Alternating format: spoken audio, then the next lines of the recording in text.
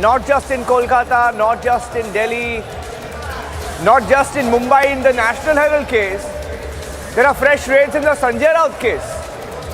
In the Sanjay Raut case as well, there are more ED raids in Mumbai.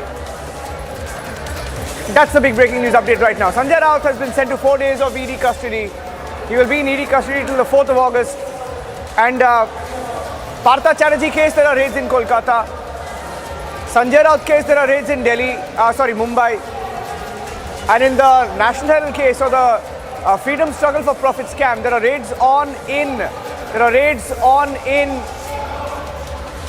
Mumbai as we speak. And that's the detail that we have as of now. More individuals are under the scanner. We are told that more individuals are under the scanner. The BJP also held a news conference earlier today in the Sanjay Raut case over the kind of statements we are hearing from political leaders. And in Mumbai, Sanjay Raut, in the 1,000 crore scam, there are more raids. And Sandeep Singh, my colleague in Mumbai, our correspondent, joining us with the details. Sandeep, where are these raids being held? What do we know about these raids? Who's being raided? And do we know the locations? See, as far as the raids are concerned, the raids are underway at two locations in Mumbai so far. And remember, his custody has been taken by Enforcement Directorate and questioning is still underway. So after the revelation and questioning session with Sanjay Raut, now the raids are underway at two locations in Mumbai. And so far there is only this much information that has been given by Enforcement Directorate. Where these raids are carried away or which companies are being raided, so far no disclosure has been made for ED. But as of now, what we have been informed is that there has been two places that have been raided by ED right now. Yeah, okay, stay with me. Sanjay Raut also raided. I mean, he's in ED custody, but in his case, there are more raids. Sanjay Raut case, the 1,000 crore Patrachol scam in Mumbai. There are raids in that case. At least two locations, we are told, are being raided by the Enforcement Directorate. ED also in Mumbai, conducting raids in the National Herald case. Multiple cities, multiple crackdowns of the Enforcement Directorate. All these cases are high-profile cases. In Mumbai, Sanjay Raut, a parliamentarian, arrested by ED, sent to ED custody. The court says his family made money. That is in the Sanjay Raut case. In Bengal, Partha Chatterjee case, a Bengal minister who's now sacked. In his case, there are more raids. And also in the case of National Herald, Sonia Gandhi, Rahul Gandhi were questioned. There are more raids in that particular case. I think we're getting in some reactions. Let's play out. Let's play that out.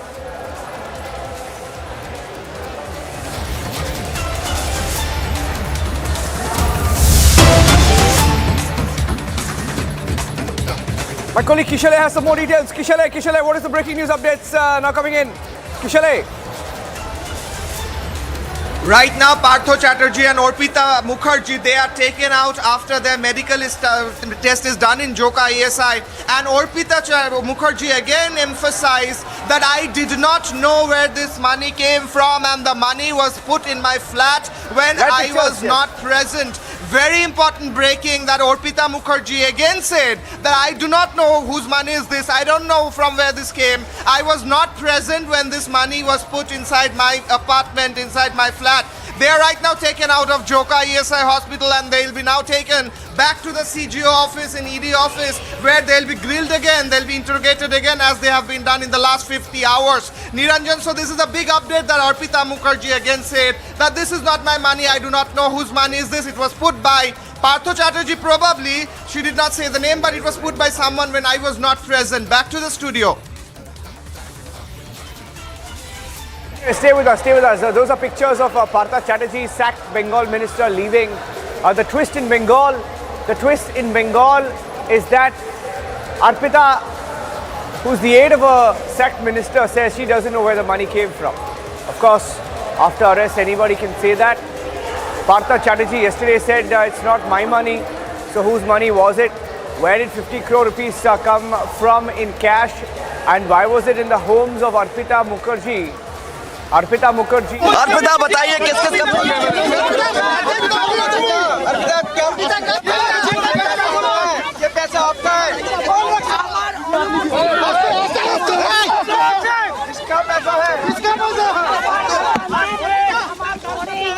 ঢোকানো হয়েছে।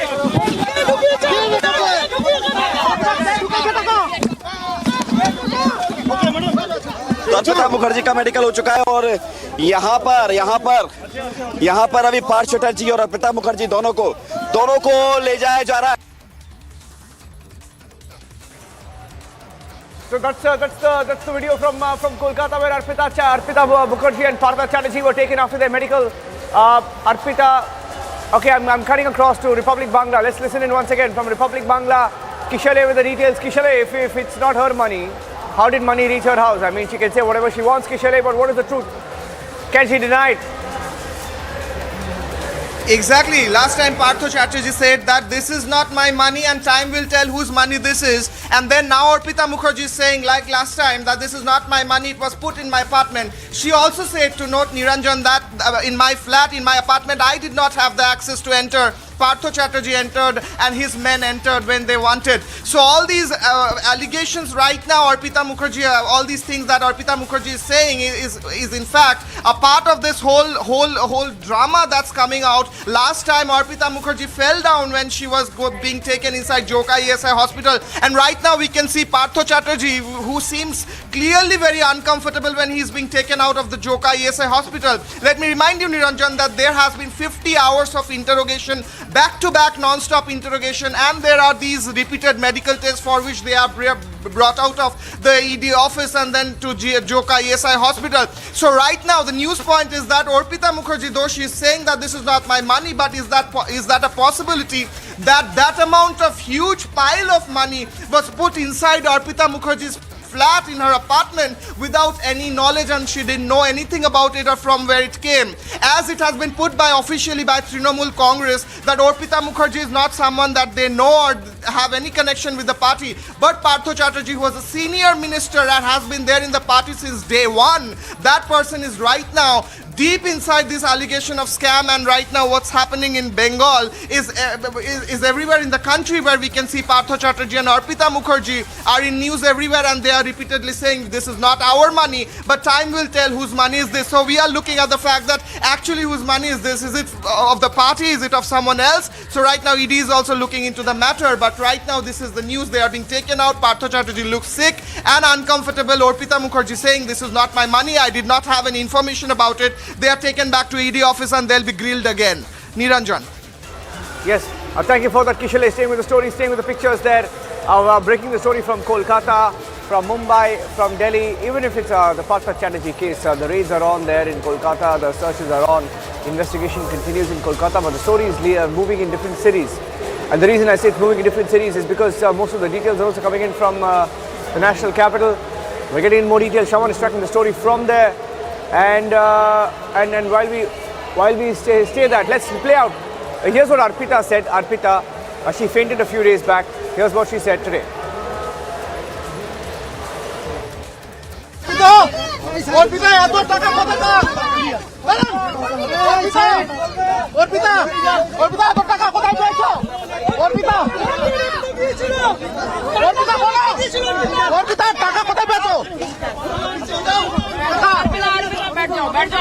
আমার অনুপস্থিতিতে আমার টাকা ঢোকানো হয়েছে।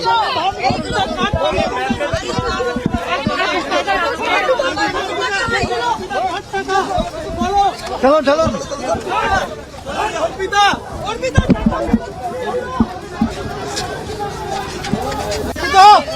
অর্পিতা এত টাকা কোথায় অর্পিতা অর্পিতা এত টাকা কোথায় পেয়েছো অর্পিতা অর্পিতা বলো অর্পিতা টাকা কোথায় পেয়েছো আমার অনুপস্থিতিতে আমার টাকা ঢোকানো হয়েছে।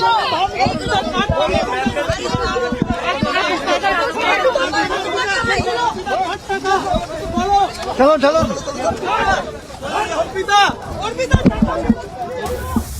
Short break here on Republic TV. When we come back, we're getting you all the details on the three big stories developing. One, of course, the Bengal cash scam. The live pictures are coming in there. Both Arpita and Partha saying the money is not ours. We don't know whose money it is. We don't know who kept the money. There's a desperate bid to try and hide from the cash. That and much more coming up. Stay tuned.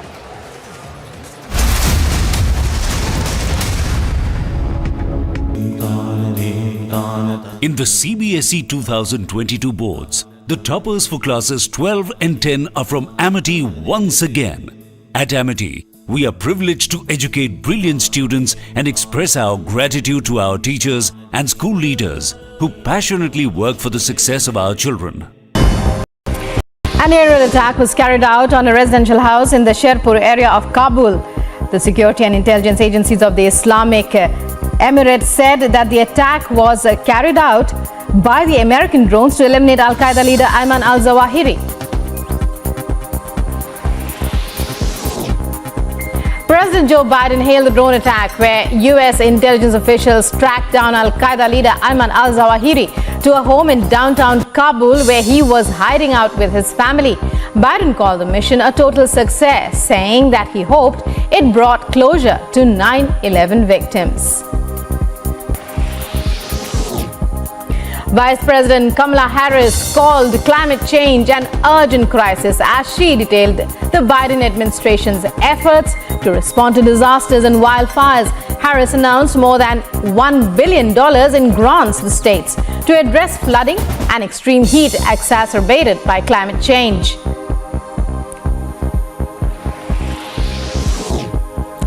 Ukraine's Deputy Minister of Foreign Affairs spoke at the United Nations meeting on the landmark Nuclear Non-Proliferation Treaty, where he urged global leaders to declare Ukraine a new nuclear weapon-free zone. Clashes between the police and Departmental Association of Cocoa Producers took place in La Paz in Bolivia.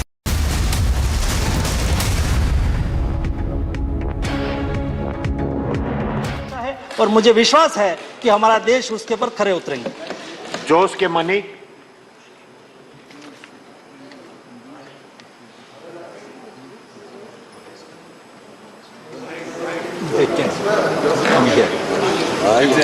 Thank you, sir. Sir, as you know, the Kerala is a extended city.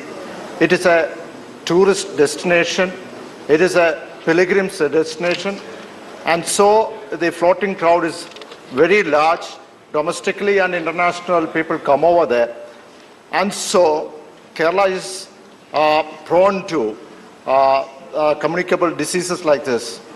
So my question to the minister is, will the central give some assistance to the government of Kerala, especially if a suspected case comes over there, we send the sample to Pune.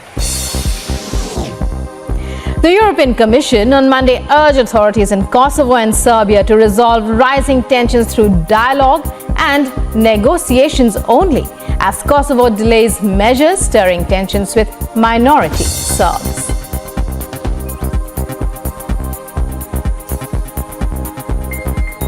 Well, the European Union and the member states, of course, we are following the events and developments, especially in North Kosovo, very closely and with concern. What is important to say on behalf of the European Union is that everyone involved in this needs to remain calm, and any uncoordinated and unilateral actions that jeopardize the stability and security on the ground and which impede the freedom of movement of all citizens there need to stop immediately. An aerial attack was carried out on a residential house in the Sherpur area of Kabul. The security and intelligence agencies of the Islamic Emirates said that the attack was carried out by the American drones to eliminate Al-Qaeda leader Ayman al-Zawahiri. President Joe Biden hailed the drone attack where U.S. intelligence officials tracked down Al-Qaeda leader Ayman al-Zawahiri to a home in downtown Kabul where he was hiding out with his family. Biden called the mission a total success, saying that he hoped it brought closure to 9/11 victims. Vice President Kamala Harris called climate change an urgent crisis as she detailed the Biden administration's efforts to respond to disasters and wildfires. Harris announced more than $1 billion in grants to states to address flooding and extreme heat exacerbated by climate change.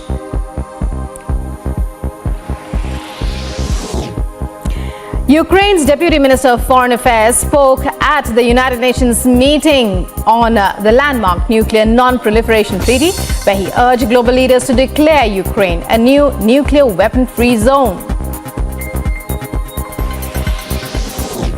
Clashes between the police and Departmental Association of Cocoa Producers took place in La Paz in Bolivia. Cocoa growers are demanding the closure of new illegal cocoa markets.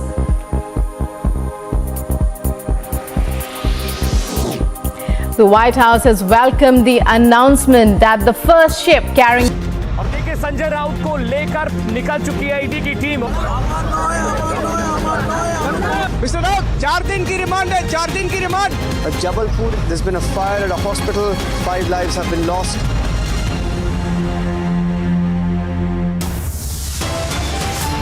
The United States successfully concluded an airstrike in Kabul, Afghanistan that killed the emir of Al-Qaeda, Ayman al-Zawahiri.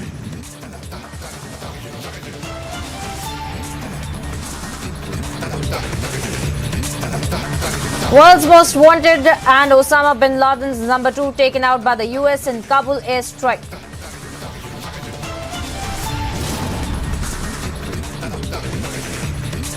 Pakistan Taliban roll out in the open. Zawahiri, housed in Pakistan-backed Haqqani-owned plot. Did ISI handmaidens protect Zawahiri?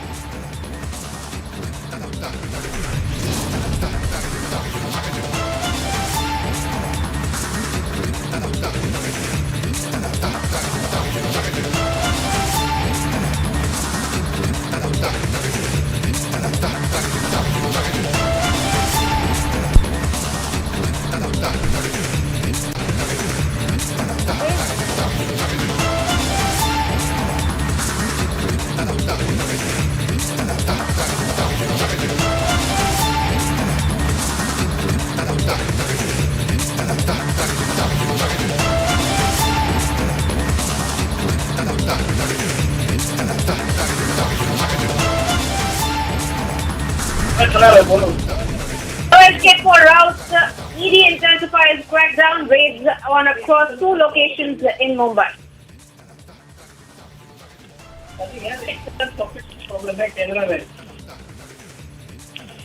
And in fact, it is no escape for routes as in ED intensifies the crackdown raids on across 2 locations in the maximum city.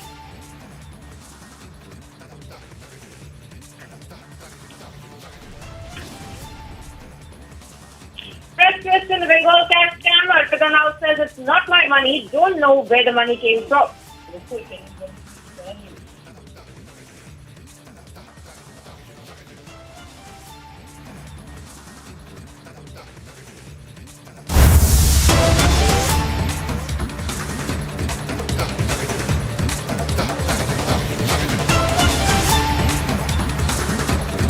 Getting in some big breaking news updates right now from the newsroom. In fact, we have some exclusive details of the raids on Sonia Gandhi, Rahul Gandhi linked companies. I'm picking up some exclusive details. Shawan Sen picking up the exclusive details right now. Shell companies in AJL or Associated Journals Limited. Shell companies in AJL scam under scanner. Suspicious transactions from these companies to Young Indian is now under scanner. Unsecured loans received by Young Indian under the scanner. ED suspects that the Rahul and Sonia Gandhi linked Young Indian received money from shell companies. Dotex company in Kolkata under the scanner. Money received from Dotex in Kolkata is under the scanner.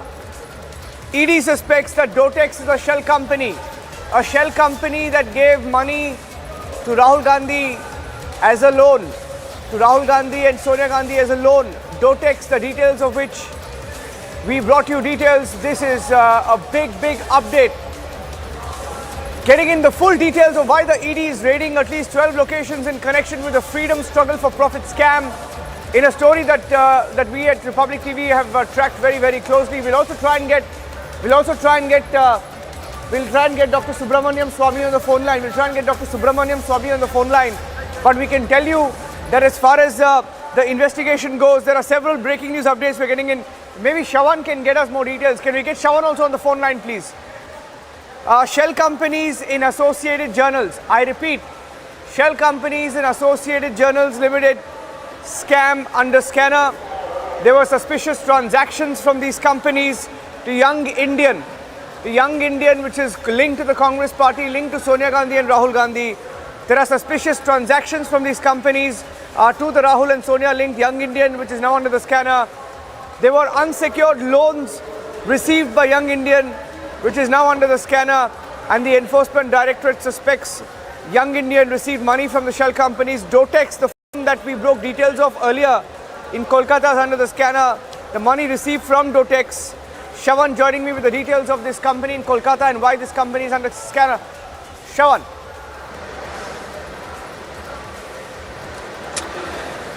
The big breaking news now coming in is that Shell companies involved in suspicious transactions are the major focus of these searches that are being carried out by the Enforcement Directorate, Pan-India searches. We have now got a confirmation that in the national capital as well as in Kolkata. A massive focus is right now in Kolkata primarily because of one such company which goes by the name of Dotex, which had basically given the money to the Young Indian company. About 1 crore is what the amount that was received by Young Indian, and that money was essentially used to take over some of the commercial assets of AJL.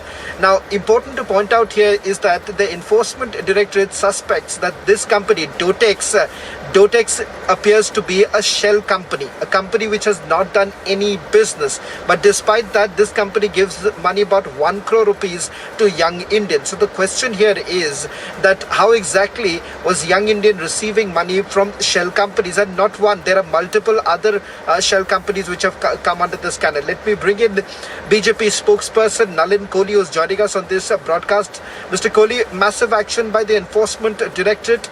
Top sources now confirming to Republic TV that shell companies are now under the scanner. The focus of this entire search, the raids that are being carried out, is primarily on suspicious transactions, money that was received by Young Indian.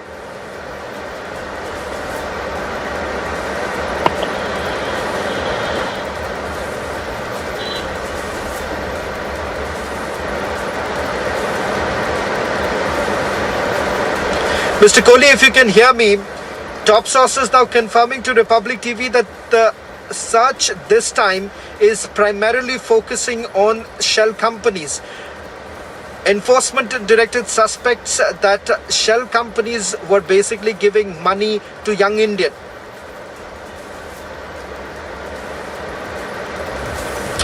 We'll try and reconnect with Nalin Kohli in a short while from now. But undoubtedly, this is going to result in a massive political spar between the Congress and the BJP also, because remember, the opposition parties have essentially been saying that all of this is with a singular aim of only targeting the opposition leaders. Remember, that's the allegation that has been leveled against the Enforcement Directorate also. But having said that, the Enforcement Directorate has essentially countered this by their actions. They say that, this investigation, which has been going on for several years put together, the only reason why they had basically called in for questioning Rahul Gandhi and Sonia Gandhi was only after senior Congress leaders were called in for questioning. Nalin Kohli has joined us back on this broadcast. Mr. Kohli, the question that I was asking you was that top sources have now confirmed, but that this time the searches are particularly focusing on shell companies. ED suspects that Young Indian has received money from shell companies, not one but multiple shell companies. Well, I can't comment about the ED and the reasons behind the investigation or what is the target, because you as a media house obviously will be able to, being a sort of state of a democracy, get those information from investigative agencies. However, what I can certainly point out is that the questions on this in India National Herald case have been on for the last 10 years, prior to the coming of the Narendra Modi government. The question about why should a political party, which is the Congress party, which under the representation of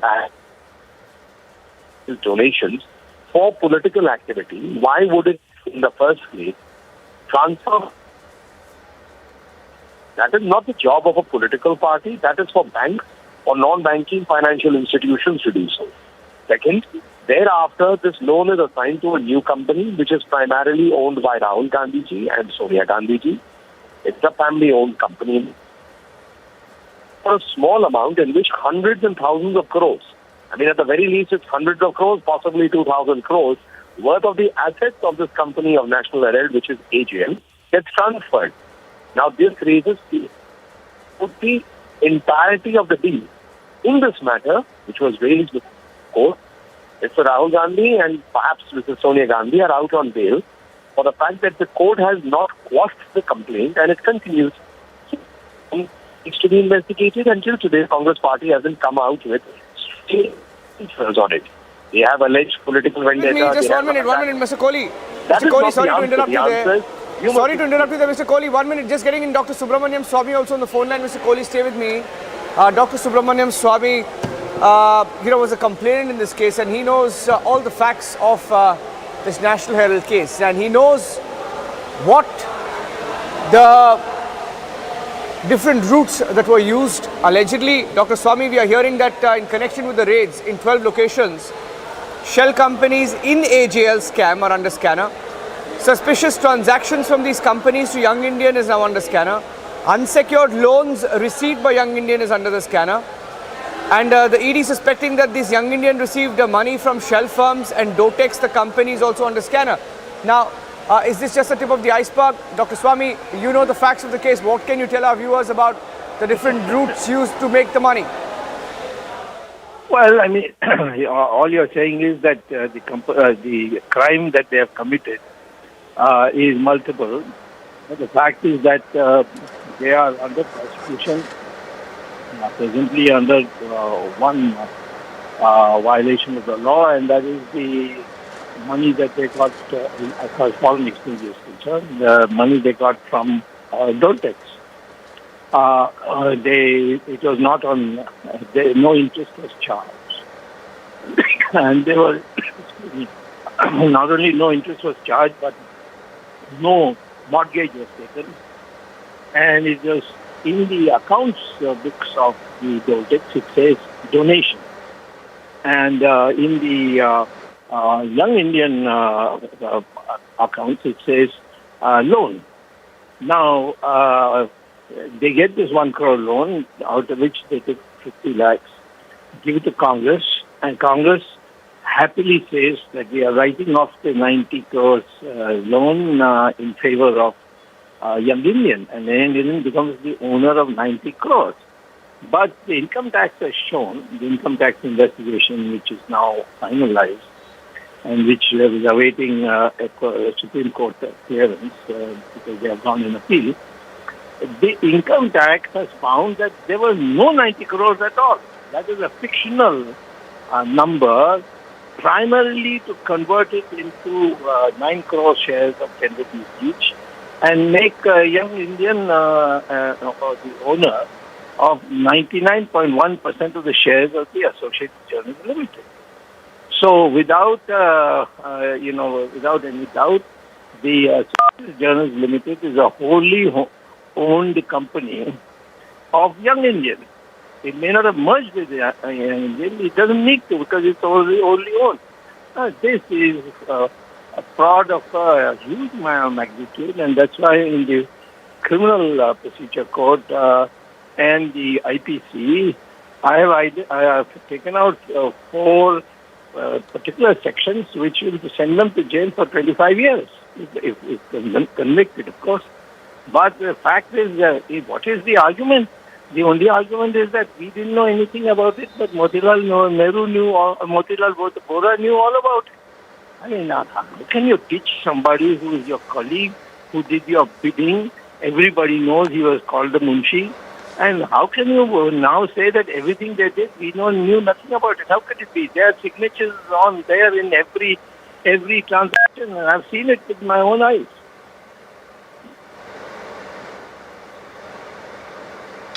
Dr. Swamy, I would like to also ask you a specific question because today the interest basically revolves around one aspect. It's about the usage of shell companies. My sources within the agency have indicated that the 1 crore that basically came in from Dotex has certainly been under the scanner, but you know it much better than anyone else. Yes. What, in your opinion, is the magnitude of the usage of shell companies? Is it more than one? Are we to look at more shell companies beyond Dotex? No, yes, they would, but not in the National Herald case. Because in the National Herald case, they should be convicted. Once they're in jail, we can have other cases also taken up in connection. Yeah, of course, there have been money laundering. They have bank accounts abroad. I've given the names of 2 of them. One was the Pictet Bank, and the other was in Geneva, its name. And they have the informal, news items in Europe say that she is perhaps the second most richest person in the world today. So, I mean, all these things are there. People know.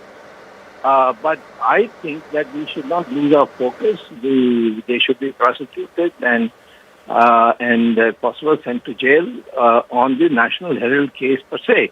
And then we can go into these other aspects.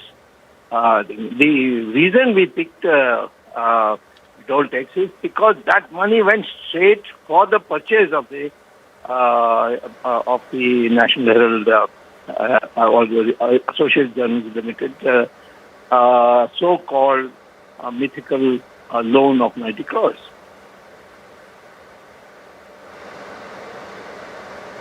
Well, thank you very much, Dr. Swamy, for putting this into perspective.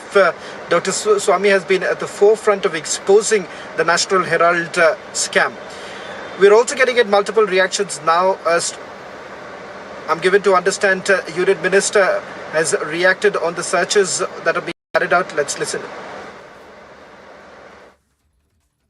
देखिए, ED ने जिस तरह से 2014 के बाद में काम किया है, आप ये मान के चलिए सरकार ने पूरी तरह से ऐसी सभी जांच एजेंसियों के साथ जो सरकार के हित में और जो हमारे भ्रष्टाचार में लिप्त लोग हैं या इस तरह के लोग हैं जिनके विरुद्ध कार्रवाई करनी है, निष्पक्ष रूप से काम कर सकें, ऐसा एक माहौल मोदी जी की सरकार ने हमारे गृह मंत्री जी के नेतृत्व में हमारे देश की सभी एजेंसियों को निष्पक्ष रूप से बिना किसी दबाव के, बिना किसी सरकारी हस्तक्षेप के काम करने का अवसर मिला। उसी का परिणाम है कि ईडी ने पिछले 8 वर्षों में 1 लाख करोड़ से ज़्यादा की ऐसी संपत्ति जो गलत तरीकों से अर्जित की गई थी, उसको उन्होंने जब्त किया है और उसको कहीं पर कुर्की भी हुई है और बहुत सारा कैश भी बरामद हुआ है। नेशनल हेराल्ड के मामले में छापा ईडी। देखिए, नेशनल हेराल्ड का मामला तो बिल्कुल खुला हुआ है। आप सभी जानते हैं कि 5 लाख रुपए से जो कंपनी खोली गई वो 2000 करोड़ की मालिक बन गई और उसमें सबसे बड़ी बात ये थी कि कांग्रेस पार्टी के उस समय कोषाध्यक्ष मोतीलाल वोरा, यंग इंडिया के डायरेक्टर मोतीलाल वोरा और नेशनल हेराल्ड और जो हमारा जो चला रहा था एसोसिएट जनरल, उसके भी वो अधिशासी अधिकारी, तो एक ही आदमी दोनों जगह पर पैसे का स्वयं लेन देन कर रहा है, उसमें कहीं पर भी कुछ ऐसा रह नहीं जाता। और ये भी जानना चाहिए कि ये मामला बहुत लंबे समय से चल रहा है। 2015 से राहुल गांधी जी, सोनिया गांधी जी दोनों आज जेल है, उसके बाद भी उन्होंने हाई कोर्ट, सुप्रीम कोर्ट सब जगह पर ऐसे प्रयास किए, कहीं से उनको कोई भी इस तरह का आदेश नहीं प्राप्त हुआ जो उनकी दुश्वारियों को कम कर पाता। निश्चित रूप से आज जो परिस्थिति बनी है उसमें आवश्यकता के अनुसार ईडी भी अपनी छापेमारी कर रही है, वो जो अवैध संपत्ति है उसको जब्त करने का भी काम करेगी। And Republic TV getting you the details of the multi-city raids that are on in the case linked to Rahul and Sonia Gandhi in the National Herald case of the Freedom Struggle for Profit scam. As we get you the full details of what the ED is looking for, we can tell you that one of the shell companies allegedly used in this case, called Dotex, is also being raided in Kolkata. Kolkata, Mumbai, Delhi, multi-city raids are on. Let's get you the other big breaking news story on Republic this morning. One of the world's most wanted terrorists, his name is Ayman al-Zawahiri, who took over after Osama bin Laden was killed in Abbottabad, Pakistan. Osama bin Laden was hunted down by America, just like how al-Zawahiri has been hunted down this morning in a similar operation.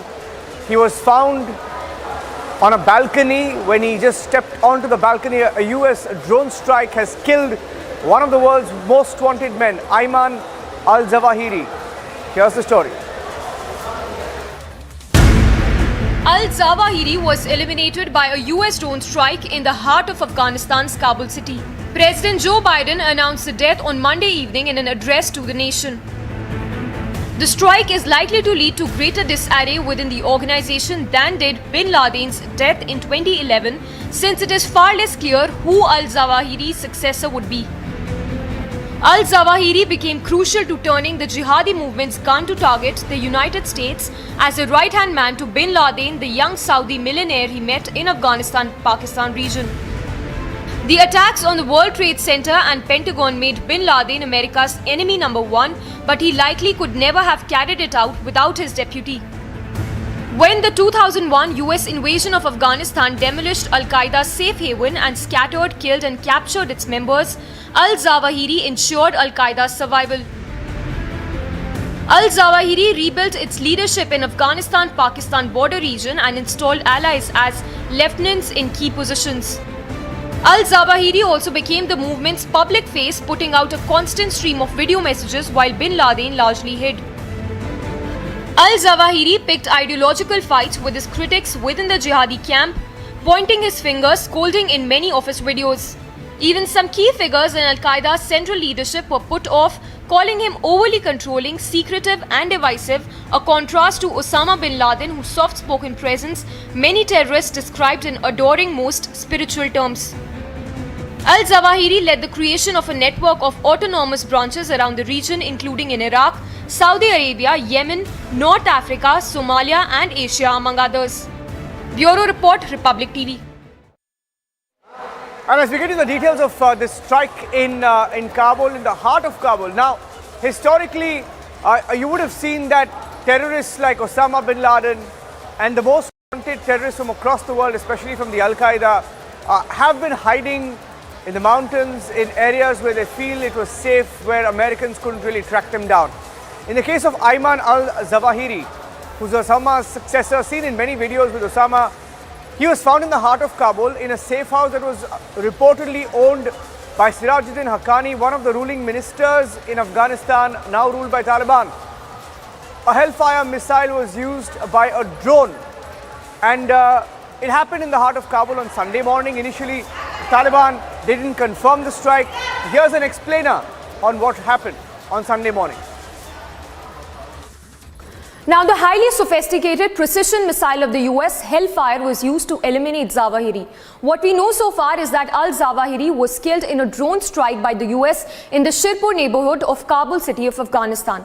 The US drone fired 2 Hellfire R9X missiles at the terrorist leader as he walked onto his balcony of his Kabul house. Now, the R9X Hellfire carries 45 kg of reinforced metal with its tip with 6 extendable blades designed to shred the target upon impact without triggering a blast.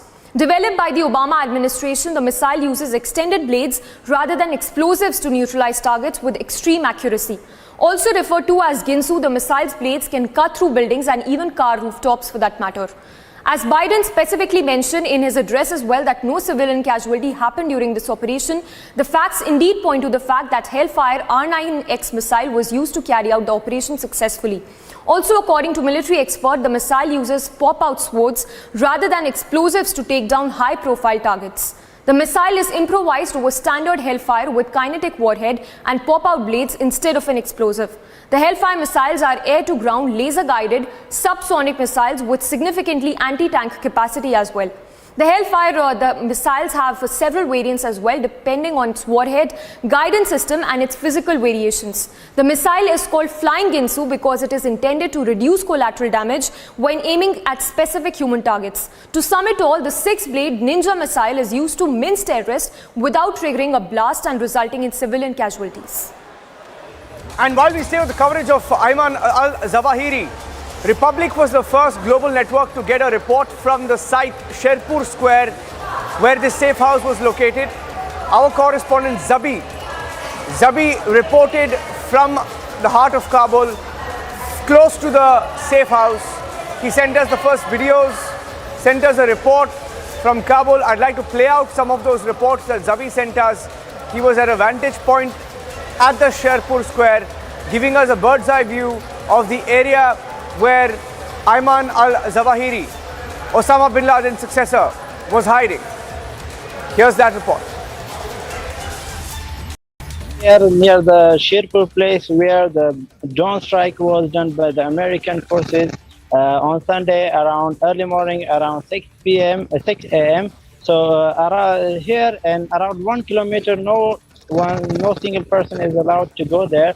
So I'm finding a place where I can show you the targeted house, and I will try. So you can see the back of the place where this is called the Sherpur place, and here is the drone strike was done. You can see at the back of that tall building that there was a drone strike done. So here in Kabul, especially around Sherpur place, there is not a normal situation, and anything is not normal. So you can see that this was the place where the previous government high official was resident. They lived there, but now this is under the control of the Taliban high officials. So after the situation or after the bomb attack right struck here, the security situation is very high. And every road and every sub-road, there is a security, there is a Taliban fighter that they are not allowing people to go there. So it was really a high official places there, they live there. So now no one is allowed to go near to see the place targeted house. So the security is very high there. So this is, as you said, this is the heart of Kabul. This is a place where a lot of ministries are located here. The presidential palace, or we can say Arg, is here near around 1 kilometer or little there from here. And also a lot of embassies, Turkish embassies, Pakistan embassies, embassy of US, and other embassies are here. So this is the place where you cannot say anything that they don't know or he was hiding here, or because this is the place where the high officials, as I indicated in my previous talk. This is the obvious support for them, because U.S. said that President Biden said that they have killed this organization's leader, and they are denying that. So if they're denying that, so it means that they support the situation. Yes, as tweeted by the Zabihullah Mujahid, the spokesperson of Taliban, tweeted morning today. They said that this is against the agreement between the Afghan government, or the Taliban government, and the American officials. They said he said that this agreement is American is violating this agreement, because they said that they will not ice struck or they will not damage the Taliban government, but they are now doing that. So he did not name any casualties here, but just they said that this is why the Americans are violating the agreement at the heart of Kabul. Yes, there were a lot of other targets too. Besides this airstrike, there was another bomb blast in Casino Place. There was another one in Dimazan. That was Zavi reporting for Republic TV from Sherpur in Kabul, where the attack took place, the location where Ayman al-Zawahiri was found by America and was killed in a drone strike. We're taking a short break right now on Republic TV. I'm handing it back to the studios. We are keeping a close track on the situation. One of the many headlines we've had back-to-back breaking news updates from India as well. Meanwhile, we're getting in more videos. Let's play out those videos and then take a break.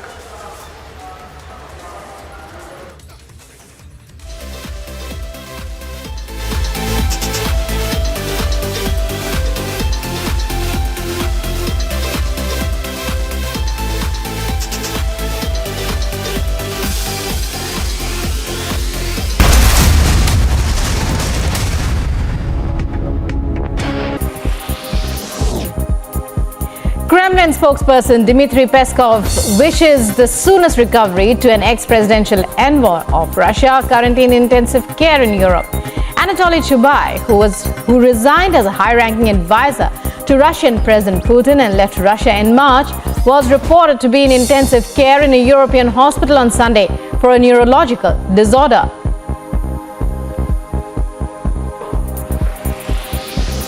Kosovo's authorities have moved to ease mounting ethnic tensions in the country by delaying a controversial order on vehicle license plates and identity cards. The tensions triggered riots by minority Serbs who put up roadblocks sounded air raid sirens and fired their guns into the air.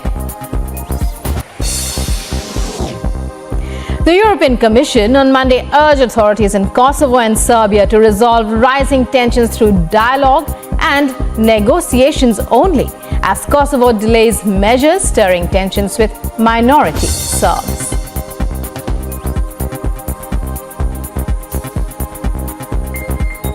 Well, the European Union and the member states, of course, we are following the events and developments, especially in North Kosovo, very closely and with concern. What is important to say on behalf of the European Union is that everyone involved in this needs to remain calm, and any uncoordinated and unilateral actions that jeopardize the stability and security on the ground and which impede the freedom of movement of all citizens there need to stop immediately. An aerial attack was carried out on a residential house in the Sherpur area of Kabul. The security and intelligence agencies of the Islamic Emirate said that the attack was carried out by the American drones to eliminate Al-Qaeda leader Ayman al-Zawahiri. President Joe Biden hailed the drone attack where U.S. intelligence officials tracked down Al-Qaeda leader Ayman al-Zawahiri to a home in downtown Kabul where he was hiding out with his family. Biden called the mission a total success, saying that he hoped it brought closure to 9/11 victims. Vice President Kamala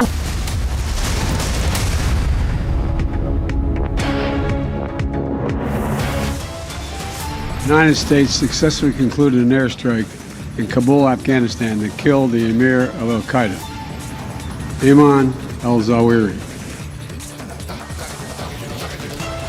Top headlines at 1:30. World's most wanted and Osama bin Laden's number 2 taken out by the US in the Kabul airstrike. Pak Taliban rollout in the open. Zawahiri housed in Pak-backed Haqqani-owned plot. Did ISI handmaidens protect Zawahiri? Days after Sonia and Rahul grilling ED news titans raids on at Herald house across the country. From Mumbai to Kolkata to national capital, ED scoop down continues. 12 premises raided. Sources suggest multi-city raids linked to Rahul and Sonia Gandhi.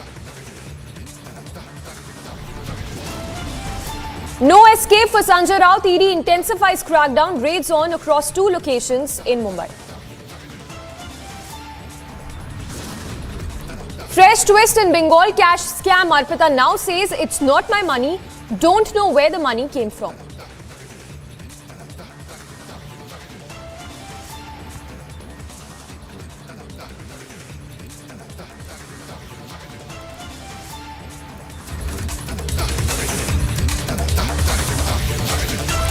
Good afternoon. Thanks for tuning in. We are live and breaking. I'm Samiksha Srivastava. Lots lined up for you in this edition of our broadcast. Straight away starting with breaking news coming in.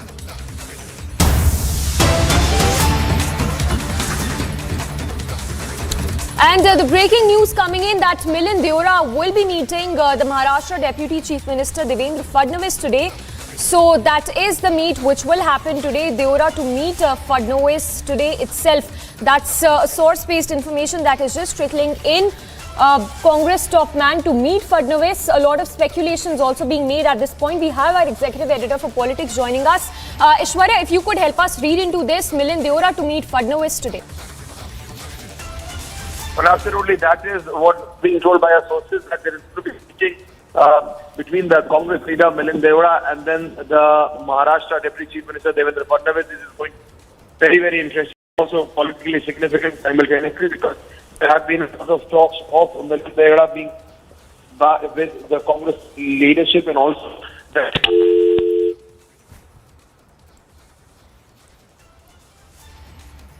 Well, we seem to have lost that connection, but that's the breaking news coming in right now. Top sources telling Republic that Milind Deora will in all likelihood be meeting Devendra Fadnavis today, who is the Maharashtra Deputy Chief Minister. So a big meet lined up there later in the day as Congress Milind Deora is all set to meet the Maharashtra Deputy Chief Minister Devendra Fadnavis today. So a lot of speculations also being made at this point. And as Aishwarya was telling us, this is a big source-based information that is just coming in of the meet that will take place between the Congress leader Milind Deora and the Maharashtra Deputy Chief Minister Devendra Fadnavis.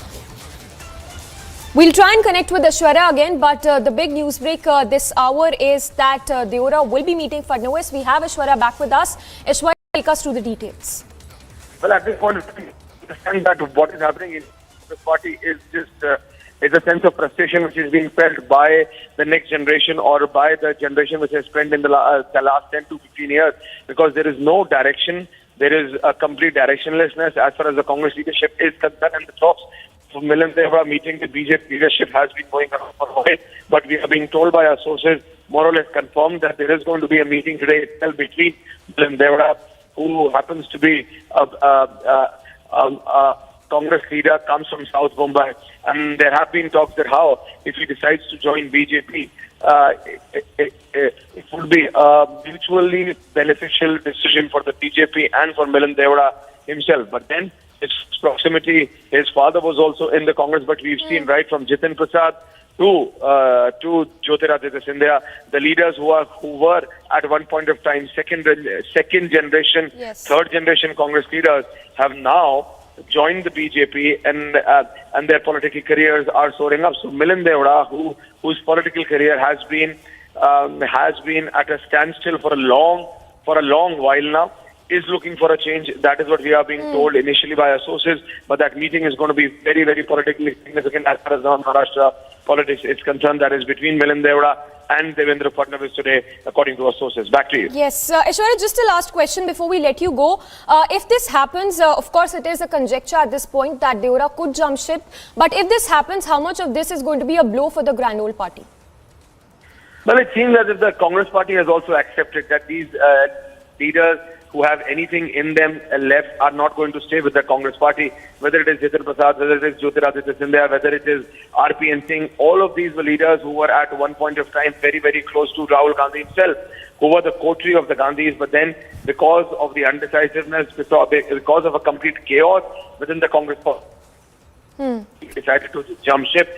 Milind Deora, once again, is not going to be the first nor the last to jump ship, but that is something which we have to watch for first.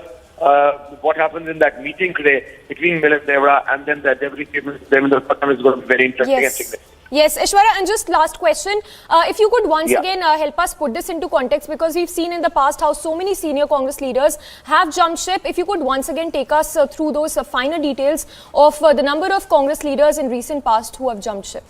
Well, absolutely. Right from Jagdambika Pal to Jitin Prasad, we have seen at least 18 top leaders, and I repeat, 18 leaders of the Congress party who either have been ministers or who have been second, third generation Congress leaders jumping ship, completely moving away from the Gandhis, completely saying that there is no decision which is taken, there is no clarity, there is a complete state of ambiguity as far as the Congress party is concerned, and that is why they have decided to jump ship. That is why they have decided to leave the Congress and then join the BJP. So this is not going to be the first or the last in that matter, but we have seen that how when it begins, it is always under an alibi of stating that they are talking about their regional politics. And today as well, we can expect that when this meeting happens between Milind Deora and then Devendra Fadnavis, it could very well be on the pretext that he's talking about issues of South Mumbai. He comes from Mumbai. He knows Devendra Fadnavis. Yes, even late senior Deora was very, very close to Devendra Fadnavis. So there is a family relation there as well. But as far as politics is concerned, we are being told that Milind Deora is now very seriously looking to jump the ship over. That's what we are being told by our sources at this point of time. All right, Aishwarya, thank you so much. So Aishwarya, they're getting us all those details. Sources telling Republic that the big meet lined up later in the day of Deora and Fadnavis, and huge speculation being made with regard to Deora jumping ship as well.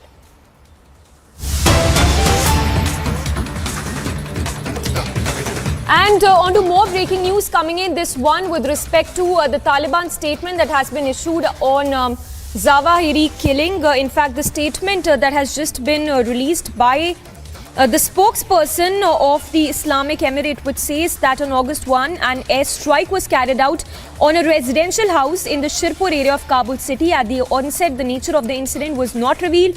The security and intelligence agencies of the Islamic Emirates investigated the incident and found in their preliminary investigation that the attack was carried out by American drones. So that's a statement that has been put out by the Islamic Emirates, going on to say that it strongly condemns this attack on any cause and calls for its clear violation of international principles and the Doha Agreement. We have a senior editor, Shravan, also joining us. Shravan, if you could help us read into this, because of course here we've been talking about how Taliban seems to have given a safe haven to Zawahiri. How do you read into this statement that has now been released by them?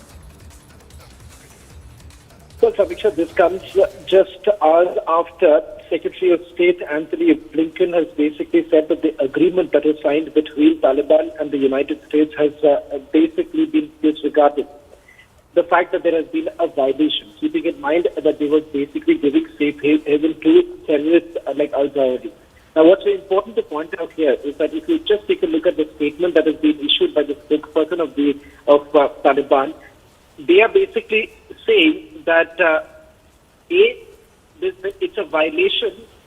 Second, there is not a single mention of the fact, not a single mention of the fact that you had someone who's considered to be close to the Haqqani faction, who was basically being housed there, and in fact for a long period of time, Samiksha. It was not that he was there only the last few days.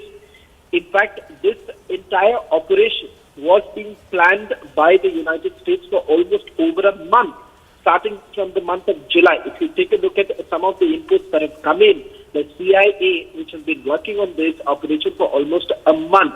Having said that, Taliban has essentially housed this terrorist, and remember, they had basically given an assurance to the United States of America that there is going to be a severe crackdown. And the fact that Afghanistan is not going to be a safe haven for terrorists. But despite that, what has essentially happened is that Al-Qaeda chief was actually housed there. Not just that, his family members were housed there. And the fact of the matter here is that there is a Pakistani role that is also emerged. Yes. Remember, Pakistan has been... All right, so Shravan, they're getting us all those details, and now Taliban also issuing a statement condemning the attack by the US forces on this particular house where Zawahiri had taken shelter. Remember, he was eliminated by the US forces. We have Shravan back with us. Shravan, from the face of it, does it look like Taliban as well as Pakistan were hand in glove in sheltering, in giving shelter to Zawahiri? Because we understand from our sources that the Haqqani network is the one who owned this house where Zawahiri had taken a shelter in. No, Samiksha, the fact is that Pakistan's role cannot be ignored. The fact of the matter is that Pakistan has been pushed, the back has been pushed to the wall. Now, only simply because of the fact that their economic conditions, they are in doldrums at this point in time. They are hoping that they would get in some loans which would help them survive. It turns out some reports essentially suggesting that the leak that basically came in about the whereabouts of the Al-Qaeda chief was actually coming in from Pakistan. It was only to perhaps escape the FATF action that is likely to be taken, because remember, they are already in the grey list. There are certain requirements of the FATF which it is expected that Pakistan will only comply, and if only they comply, perhaps some sort of a relief could be given to Pakistan. This is some sort of a exchange that has basically taken place from Pakistan in terms of the information that has been provided to United States.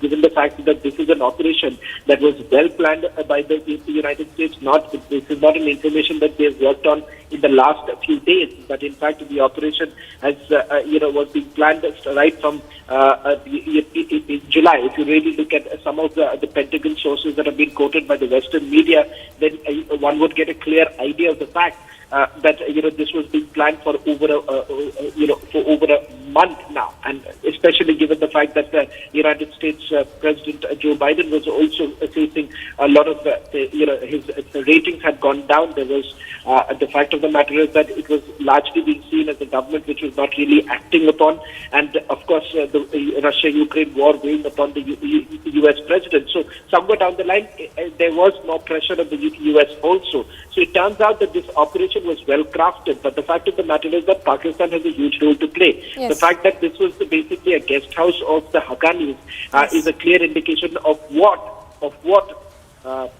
they were essentially planning to do. All right. Shravan, thank you so much. We'll keep coming back to you. So our senior editor Shravan, they're getting us all those details. And what we understand as of now is that Taliban had knowledge about the fact that Zawahiri had taken shelter in the heart of the city in Kabul. And Taliban there also condemning this attack that has been carried out by the US forces.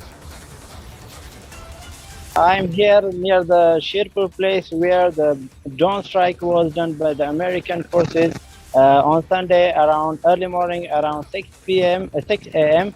So here and around 1 kilometer, no single person is allowed to go there. So I'm finding a place where I can show you the targeted house. So you can see that this was the place where the previous government high official was resident. They lived there, but now this is under the control of the Taliban high officials. So after the situation or after the bomb attack struck here, the security situation is very high. And every road and every sub-road, there is a security, there is a Taliban fighter that they are not allowing people to go there. So it was really a high official places there, they live there. So now no one is allowed to go near to see the place targeted house. So the security is very high there. I'm here near the Sherpur place where the drone strike was done by the American forces on Sunday around early morning, around 6 a.m. So here and around 1 kilometer, no single person is allowed to go there. So I'm finding a place where I can show you the targeted house.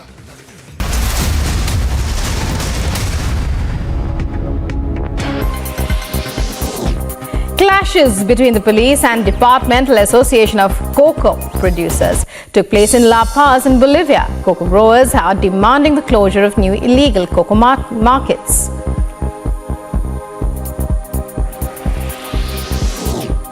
The White House has welcomed the announcement that the first ship carrying Ukrainian grain has set out from the port of Odessa. U.S. officials also announced a new tranche of $550 million security assistance to Ukraine.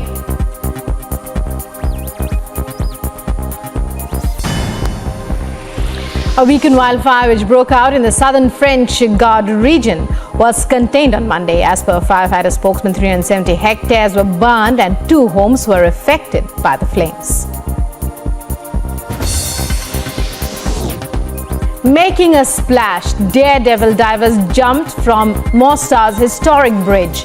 In a tradition dating back to the 17th century, visuals show athletes getting ready to jump before taking the final leap into the water. The first recorded jump was in 1664.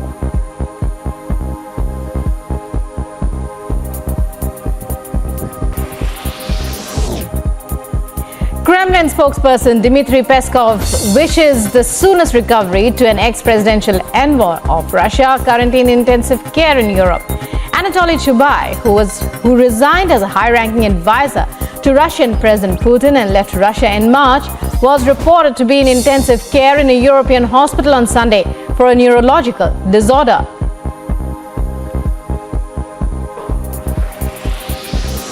Kosovo's authorities have moved to ease mounting ethnic tensions in the country by delaying a controversial order on vehicle license plates and identity cards. The tensions triggered riots by minority Serbs who put up roadblocks, sounded air raid sirens and fired their guns into the air. The European Commission on Monday urged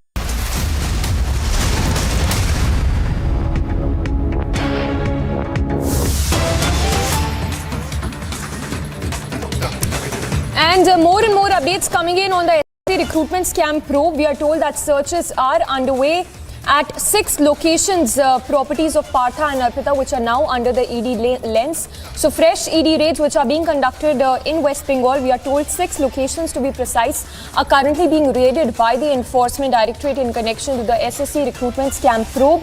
These properties belong to Arpita and Partha. The sacked Minister of Bengal, Partha Chatterjee, and his aide Arpita Mukherjee. The properties of the duo are currently being raided by the Enforcement Directorate. So fresh ED raids that are being conducted across Kolkata. We'll go across to our reporters as well to get us more information. But that's a fresh update. Remember, just a short while back, Arpita Mukherjee, after the medical checkup, was seen crying foul, saying that she has no role in the scam whatsoever, and that the money was planted at her residence by someone else. So Arpita there trying to cry foul there. And this, of course, comes in the latest. What we are learning is that fresh ED raids, which are currently underway at 6 locations across Kolkata. So we'll go across to our reporters to get us more information.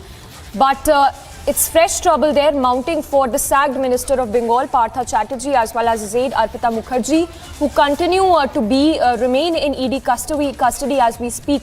So the visuals also coming in at this point where Arpita can be seen pleading and trying to say that she has done no wrong, saying that she has no role whatsoever in the SSC recruitment scam probe.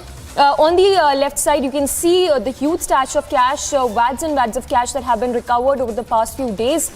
And Arpita there, Mukherjee, as well as Partha, saying that they have done no wrong.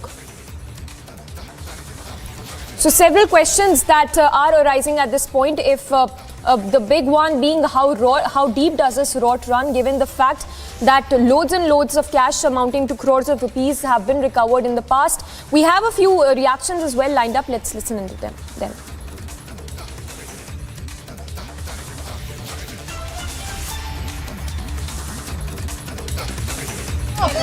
Arpita এত টাকা কোথায় pass Arpita Arpita এত টাকা কোথায় পেয়েছো অর্পিতা অর্পিতা বলো অর্পিতা টাকা কোথায় পেয়েছো আমার অনুপস্থিতিতে আমার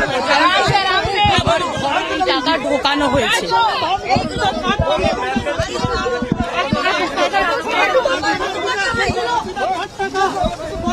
চলো চলো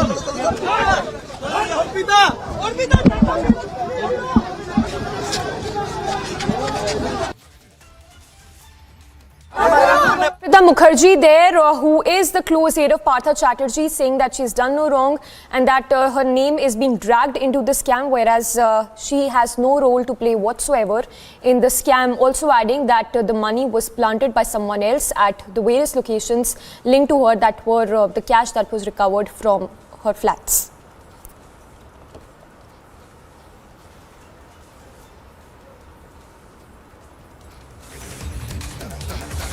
At multiple locations related to National Herald and the AGL. More trouble for Rahul and Sonia Gandhi. Keep watching Republic TV. Time for a short break. Stay tuned.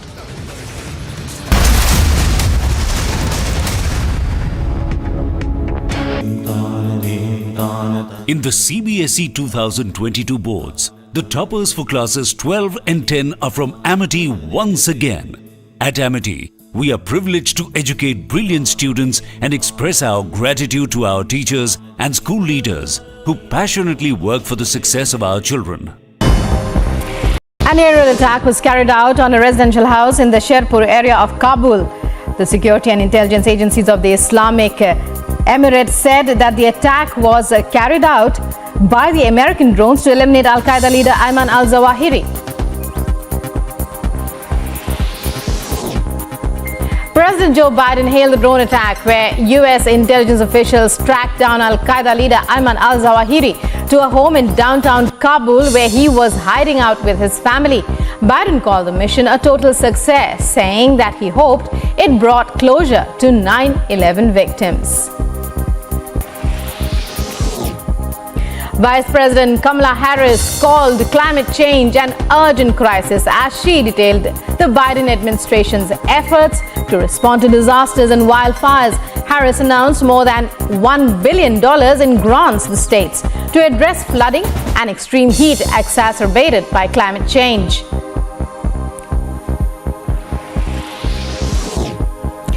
Ukraine's Deputy Minister of Foreign Affairs spoke at the United Nations meeting on the landmark Nuclear Non-Proliferation Treaty, where he urged global leaders to declare Ukraine a new nuclear weapon-free zone. Clashes between the police and Departmental Association of Cocoa Producers took place in La Paz in Bolivia.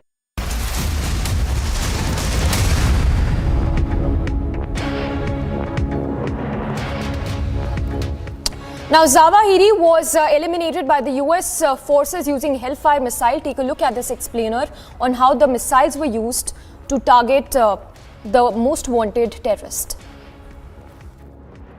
Now, the highly sophisticated precision missile of the US, Hellfire, was used to eliminate Zawahiri. What we know so far is that al-Zawahiri was killed in a drone strike by the US in the Shirpur neighborhood of Kabul city of Afghanistan. The US drone fired 2 Hellfire R9X missiles at the terrorist leader as he walked onto his balcony of his Kabul house. Now, the R9X Hellfire carries 45 kg of reinforced metal with its tip with 6 extendable blades designed to shred the target upon impact without triggering a blast. Developed by the Obama administration, the missile uses extended blades rather than explosives to neutralize targets with extreme accuracy. Also referred to as Ginsu, the missile's blades can cut through buildings and even car rooftops for that matter.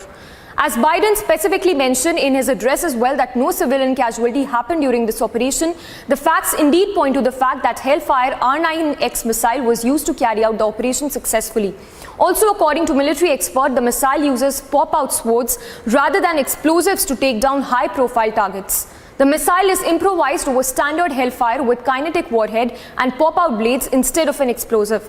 The Hellfire missiles are air-to-ground laser-guided subsonic missiles with significantly anti-tank capacity as well. The Hellfire, the missiles have several variants as well depending on its warhead, guidance system and its physical variations. The missile is called Flying Ginsu because it is intended to reduce collateral damage when aiming at specific human targets. To sum it all, the 6-blade Ninja missile is used to mince terrorists without triggering a blast and resulting in civilian casualties. I'm here near the Shirpur place where the drone strike was done by the American forces on Sunday around early morning, around 6 a.m. So here and around 1 kilometer, no single person is allowed to go there. So I'm finding a place where I can show you the targeted house.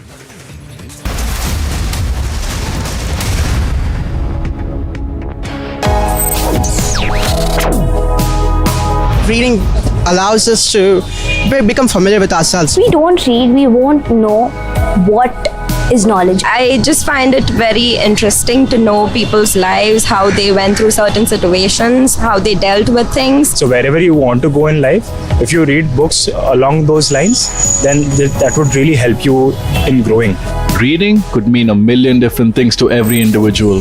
What does it mean to you? Visit readindia.info to find out more.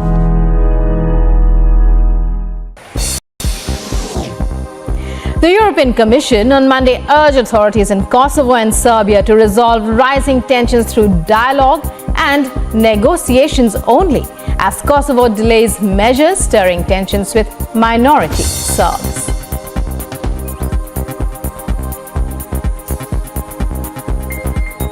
Well, the European Union and the member states, of course, we are following the events and developments, especially in North Kosovo, very closely and with concern. What is important to say on behalf of the European Union is that everyone involved in this needs to remain calm, and any uncoordinated and unilateral actions that jeopardize the stability and security on the ground and which impede the freedom of movement of all citizens there need to stop immediately. An aerial attack was carried out on a residential house in the Sherpur area of Kabul. The security and intelligence agencies of the Islamic Emirate said that the attack was carried out by the American drones to eliminate Al-Qaeda leader Ayman al-Zawahiri. President Joe Biden hailed the drone attack where U.S. intelligence officials tracked down Al-Qaeda leader Ayman al-Zawahiri to a home in downtown Kabul where he was hiding out with his family. Biden called the mission a total success, saying that he hoped it brought closure to 9/11 victims. Vice President Kamala Harris called climate change an urgent crisis as she detailed the Biden administration's efforts to respond to disasters and wildfires. Harris announced more than $1 billion in grants to states to address flooding and extreme heat exacerbated by climate change.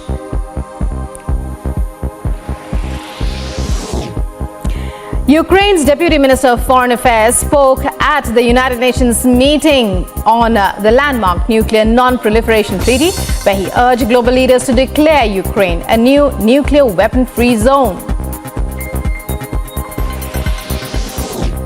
Clashes between the police and Departmental Association of Cocoa Producers took place in La Paz in Bolivia. Cocoa growers are demanding the closure of new illegal cocoa markets.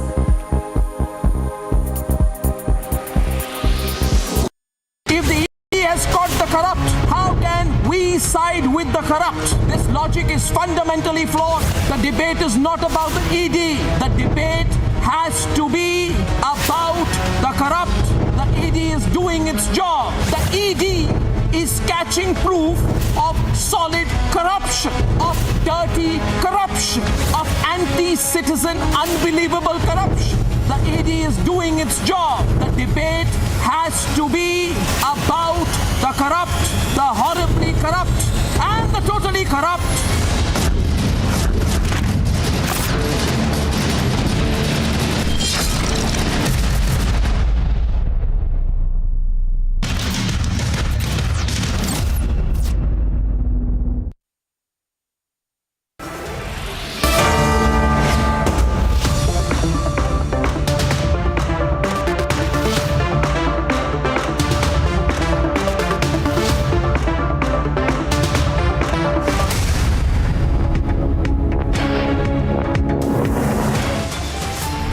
The United States successfully concluded an airstrike in Kabul, Afghanistan that killed the emir of Al-Qaeda, Ayman al-Zawahiri. Top headlines at 2 p.m. World's most wanted and Osama bin Laden's number 2 taken out by the US in the Kabul airstrike. Pak-Taliban roll out in the open. Zawahiri are housed in Pak-backed Hakimi-owned plot. Did ISI handmaidens protect Zawahiri? Anger mounts against sacked TMC minister Partha over cash scam. Footwear flung at Partha now. Days after Sonia and Rahul grilling, ED news titans raids on at Herald house across the country. From Mumbai to Kolkata to the national capital, ED down continues. 12 premises raided. Sources suggest multi-city raids linked to Rahul and Sonia Gandhi. No escape for out. ED intensifies crackdown. Raids on across 2 locations in Mumbai.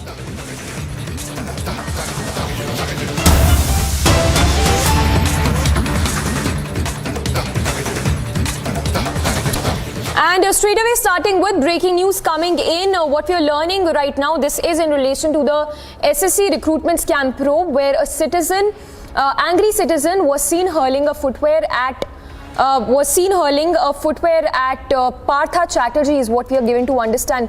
So citizen there angry at the sacked minister for the scam which amounts to over crores of rupees. An angry woman hurling a footwear at Partha Chatterjee is what we are understand. So citizens up in arms against Partha Chatterjee, who's now been sacked as a minister and as well suspended from the party as well. And Mamta, of course, taking action just the very moment, just at a time when the anger only seems to be mounting against the TMC government as a whole. In the visual, you can see the citizen there hurling a footwear at Partha Chatterjee. We have Kishle joining us live from the Bangla newsroom. Kishle, if you could take us through the scenes that we are showing to our viewers right now, the visuals in which the angry citizen can be seen hurling a footwear at Partha Chatterjee. Yes, exactly. When Partho Chatterjee and Arpita Mukherjee was taken out of ESI hospital today after their regular medical checkup, what happened was this lady, this citizen, she threw a slipper at Partho Chatterjee, which missed Partho, but though it was thrown towards him. And this lady is saying that this person who has laundered money of common people, he has laundered thousands, lakhs of rupees, he has laundered crores of rupees, and this person is now being taken in AC cars. He is traveling in AC cars and he is taken in wheelchair. Why is he why is he being given so much luxury? Why is he taken in wheelchair? Can't he walk? So it's clearly anger mounting among common citizens of West Bengal. Every day we are seeing the ED is raiding different locations and huge piles of cash is coming out, gold is coming out in ED raids. So therefore it's quite natural that the common people of West Bengal, the common people like this lady who hurled this slipper at Partho Chatterjee are becoming angry at the outcome of this whole incident. And this dramatic shots we have received from just outside ESI Joka Hospital, where Partho Chatterjee was taken for medical checkup, routine medical checkup, and when he was brought out of the hospital, this lady, this citizen threw a slipper at him, and that slipper though missed Partho Chatterjee but made its point that people are angry here in West Bengal. Back to the studio. Well, absolutely, Kishle. Anger, they're spilling onto streets. You know, the question being that what has been the source of that huge amount of cash that's been recovered, as well as the gold, the coins, the silver jewelry for that matter as well, that's been recovered from Arpita Chatterjee's locations. So, of course, as we just heard that soundbite as well of Arpita, where she's seen that the money was planted to her residence, the question arising from where did the source, what is in fact the source of all this money that was recovered, which amounts to crores of rupees? Kishle. Exactly. When she was taken inside the hospital and when she was brought out of the hospital, what the point that she wanted to make again and again, Arpita Mukherjee, she said that I did not know from where this money came from. I was not present when this money was put in my flat or in my apartments. Before this also she has said repeatedly that this is not my money, and on the other hand Partho Chatterjee also has said on Republic Camera that this is not my money and time will tell whose money is this. So the great question right now is whose money is this? The pile of money, the stack of cash that we saw on television, and those dramatic shots of gold jewelry, money on the bed, a full big bed, royal size bed full of money of 2,000 rupees notes, 21 crore, 27 crore and crores more. Whose money is this? Today there are 7 ED teams who are out for raiding different locations, and we have learned that also in different locations like Bara, Nagar or in Lansdowne in Kolkata, there are multiple ED raids at different locations, and which include one of the nail art shops which was owned by Arpita Mukherjee. So right now ED raids on, ED interrogation is on. Everyone is looking at this question, whose money was that if that was not of Partho Chatterjee and Arpita Mukherjee? Yes. However, today the anger of the citizens brewing up, and that's coming out in this form where this lady has hurled a slipper at Partho Chatterjee outside ESI hospital. Yes, Kishle. So multiple raids being carried out in Kolkata as we speak. Kishle, once again for our viewers, if you could briefly talk to us about the incriminating documents that have also been recovered, along with, of course, over 50 crore cash that has been recovered. Because in one of the searches that was conducted, we believe that a government insignia was also found in one of the envelopes that was recovered in these raids. Exactly, not only one. There was a black diary which was recovered, which was that mysterious diary in which there's a whole list of people who were not really successful in in reaching that amount of marks which was required for getting recruited, but their marks were increased so that they could be recruited. That's one. Also, there were envelopes on which government insignias and stamps were there of the Educational Department of West Bengal, and inside those envelopes also there was cash, and there were other documents like small pocket diaries in which names and numbers of agents, contact numbers of agents were there who were allotted for taking and collecting the money from different districts from the candidates who wanted to pay money to be recruited. So ED has a huge amount of evidences which are collected from the apartments of Orpita Mukherjee and Partho Chatterjee, which they have got. Also from different other locations like Manik Bhattacharya's house, who is MLA of Palashipara right now, and he was previously the chairman of West Bengal Board of Primary Education. So all these locations, all these people, and ED raids in all these locations amounting to one single point, that there was this scam, there is this scam of crores of rupees related to Educational Board of Recruitment, Educational Recruitment Board and Primary Education Board in West Bengal, and people are getting angry in West Bengal. When Partho Chatterjee was taken out today, there was a huge crowd which were saying different kinds of things, and this woman who hurled the slipper directly towards Partho Chatterjee, which though Miss Partho Chatterjee made clear points that we are not happy, people of West Bengal are not happy from what's happening and what we are seeing right now. Yes. Back to the studio. Yes, Kishli. So the bigger message here seems to be that not just specifically Partho Chatterjee, the TMC government as a whole, because the government of course has a lot to answer when it comes to this scam which amounts to crores of rupees like you were mentioning.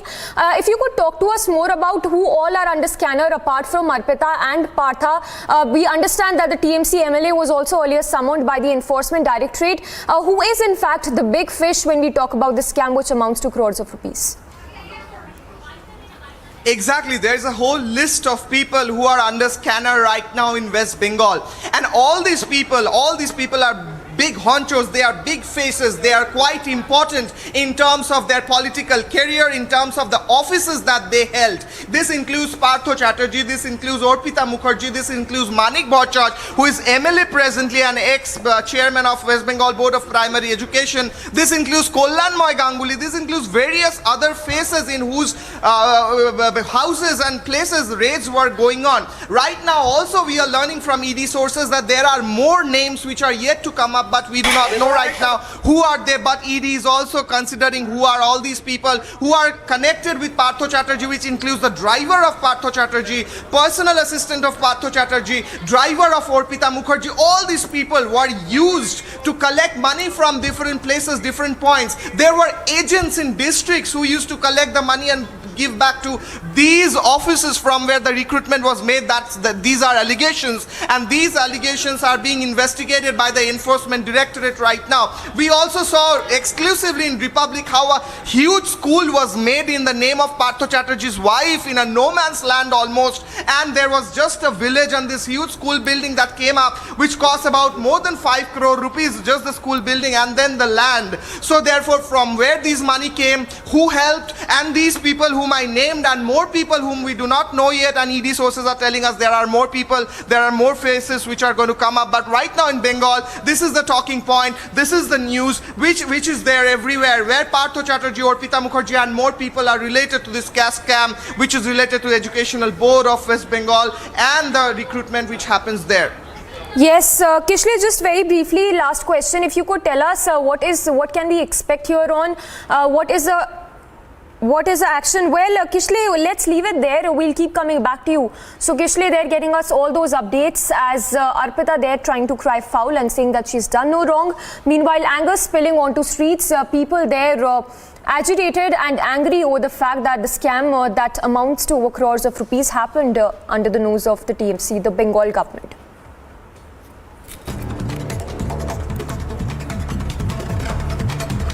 A quick roundup of all that's making news as Unified Payments Interface records 6 billion transactions in July. Prime Minister Modi called it an outstanding accomplishment. Prime Minister Modi said that it is the collective resolve of the people of the country to embrace new technologies. Prime Minister also asserted that digital payments were helpful during COVID pandemic.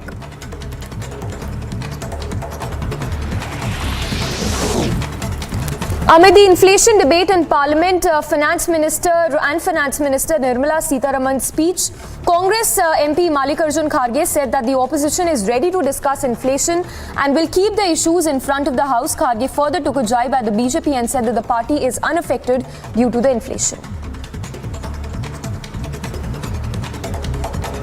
महंगाई पर चर्चा करने के लिए तो तैयार थे, आज भी तैयार है। अभी चेयरमैन साहब ने भी फ़ोन किया कि महंगाई पे चर्चा आज शुरू होना चाहिए, तो हमारे सबकी सम्मति है कि चर्चा के लिए हम तैयार हो जाएं और जो भी मुद्दे सरकार के सामने रखना है वो रखेंगे। A terror attack was reported in Ramban in J&K as the police forces cracked down on this terror attack. There have been reports of explosives hurled at the police post of Ramban. Meanwhile, search operation, we are told, is still underway to nab the suspected terrorist who reportedly belongs to the J&K Ghaznavi force. The security forces spotted yet another suspected Pakistani drone. So an infiltration bid that was foiled by the BSF Jawans. The suspected Pakistani drone was spotted in the Kanachak area in the Jammu district. Congress MP and Whip in Lok Sabha Manikam Tagore in fact gave an adjournment motion in Rajya Sabha to discuss the misuse of the ED power. In the notice, Tagore sought the House should advise the Enforcement Directorate to abandon the behavior of calling the public representatives of the opposition party, especially targeting the opposition leaders. The water level of the Jayadal River in Assam has risen because of the incessant rainfall being reported in Arunachal Pradesh. Water of an overflowing river have submerged several rivers as well in the Dhakuna Khana area. In fact, in the neighboring Arunachal Pradesh, where the water level has risen, and 6 villages, we are told, in the area are inundated because of the heavy rains.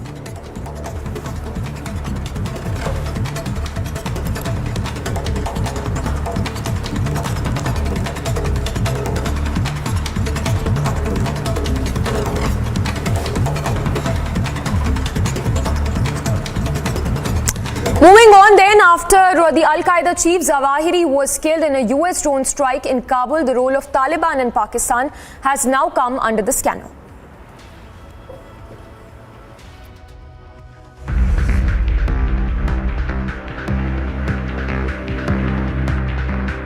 Just 13 minutes away from the Pakistan embassy in Kabul, a building allegedly owned by the Afghanistan Interior Minister Sirajuddin Haqqani was struck by the US military, killing the Osama deputy Ayman al-Zawahiri immediately. The house in which he was staying was reportedly owned by a top aide of the Afghanistan ministry. It is unlikely that the Taliban was not aware of his whereabouts. Designated as the most wanted terrorist in the world, Zawahiri, an eye surgeon, helped found the Egyptian Islamic Jihad militant group. He later overtook the leadership of Al-Qaeda following the killing by US forces of Bin Laden in May 2011. Before that, Zawahiri was often referred to as Bin Laden's right-hand man and the chief ideologue of Al-Qaeda. He is believed by some experts to have been the operational brains behind 11 September 2001 attacks. Bin Laden had talked about creating a base for a broader Islamic movement as if it were a mantra. He wanted an organization that didn't need him to survive, and al-Zawahiri had kept it going in decades since Bin Laden's death. While he lacked the charismatic leadership of Bin Laden, he profoundly shaped Al-Qaeda and its terrorist movements with his writing and arguments. These airstrikes come after US found out about Zawahiri's presence in Kabul. This has raised questions over the Taliban's promise to not allow any of its member or other terrorist groups to use the soil of Afghanistan against the US and its allies. Agency report, Republic TV. And Zawahiri, in fact, was residing in the heart of Kabul city in a house that was, in fact, backed by the Haqqani network of Pakistan. Take a look at this ground report filed by my colleague from Kabul. I'm here near the Sherpur place where the drone strike was done by the American forces on Sunday around early morning, around 6 a.m. So here and around 1 kilometer, no single person is allowed to go there. So I'm finding a place where I can show you the targeted house, and I will try. So you can see the back of the place where this is called the Sherpur place. And here is the drone strike was done. You can see at the back of that tall building that there was a drone strike done. So here in Kabul, especially around the Sherpur place, there is not a normal situation, and anything is not normal. So you can see that this was the place where the previous government high official was resident. They lived there, but now this is under the control of the Taliban high officials. So after the situation or after the bomb attack right struck here, the security situation is very high. And every road and every sub-road, there is a security, there is a Taliban fighter that they are not allowing people to go there. So it was really a high official places there. They live there. So now no one is allowed to go near to see the place targeted house. So the security is very high there. So this is, as you said, this is the heart of Kabul. This is a place where a lot of ministries are located here. The presidential palace, or we can say Arg, is here near around 1 kilometer or little there from here. And also a lot of embassies, Turkish embassies, Pakistan embassies, the embassy of US, and other embassies are here. So this is the place where you cannot say anything that they don't know or he was hiding here, or because this is the place where the high officials, as I indicated in my previous talk. This is the obvious support for them, because the US said that President Biden said that they have killed the organization's leader, and they are denying that. So if they're denying that, so it means that they support the situation. Yes, as tweeted by the Zabihullah Mujahid, the spokesperson of Taliban, tweeted morning today. They said that this is against the agreement between the Afghan government, or the Taliban government, and the American officials. They said he said that this agreement is violating. American is violating this agreement, because they said that they will not or they will not damage the Taliban government, but they are now doing that. So he did not name any casualties here, but just they said that this is why the American are violating the agreement at the heart of Kabul. Yes, there were a lot of other targets too. Besides this airstrike, there was another bomb blast in Casino place. There was another one in Dimazan. So and another one also in the Shirpur. So this was not the just target one place targeted. A lot of 3 or 2 more houses were also targeted on that same day, on the same time. And on to more international news then. Chinese President Xi Jinping and United States President Joe Biden spoke over a phone call. China showcased the DF-17 missile strike test for the first time on People's Liberation Army Day. The talk of Nancy Pelosi's visit to Taiwan on such a day is keeping Beijing on its toes. China reiterated previous warnings to the US, saying serious consequences ensue if House Speaker Nancy Pelosi insists on visiting Taiwan. Chinese Foreign Ministry spokesperson said that the visit would trample on the One China principle and gravely threaten peace and stability of the Taiwan Strait. 佩洛西众议长如果赴台，将是对中国内政的粗暴干涉，严重损害中国主权和领土完整，肆意践踏一个中国原则，严重威胁台海和平稳定，严重破坏中美关系，导致非常严重的事态。 He further warned that China would take bold and powerful actions to preserve its sovereignty and territorial integrity. 如果佩洛西众议长访问台湾，中方必将采取坚决应对和有力的反制措施，捍卫自身的主权和领土完整。至于是什么措施，如果他敢去，那就让我们拭目以待吧。 House Speaker Pelosi began her Asian tour in Singapore as rumors about a potential stop in Taiwan, which has heightened tensions between Beijing and West, has circulated. Beijing interprets official American contacts with Taiwan as encouragement to formalize the island's long-standing de facto independence, a move that American authorities claim they oppose. The timing of Pelosi's visit, which coincided with China's traditional PLA Day on August 1, couldn't have been worse, as PLA celebrated its 95th anniversary. Agency Report, Republic TV.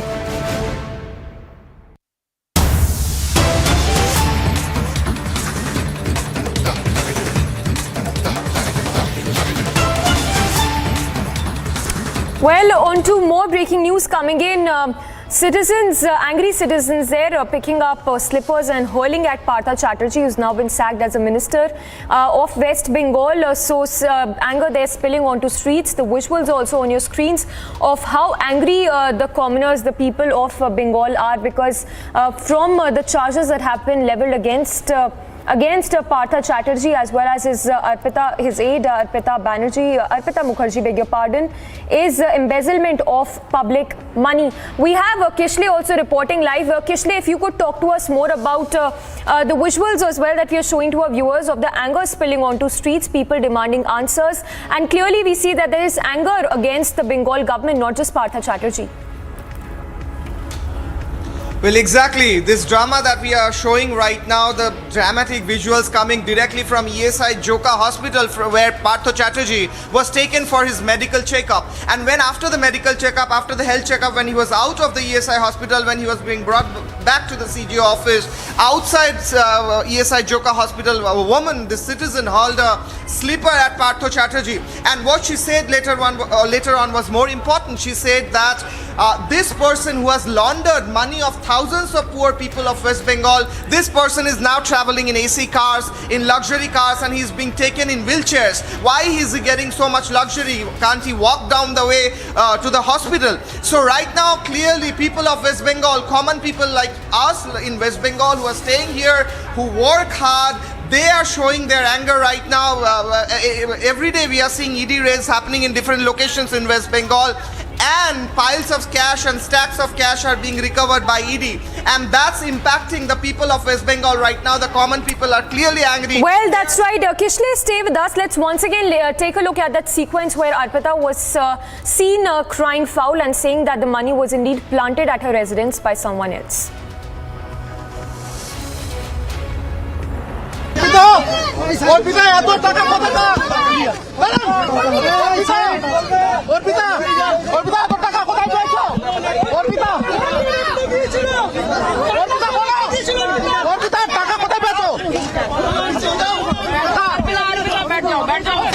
আমার অনুপস্থিতিতে আমার টাকা ঢোকানো হয়েছে।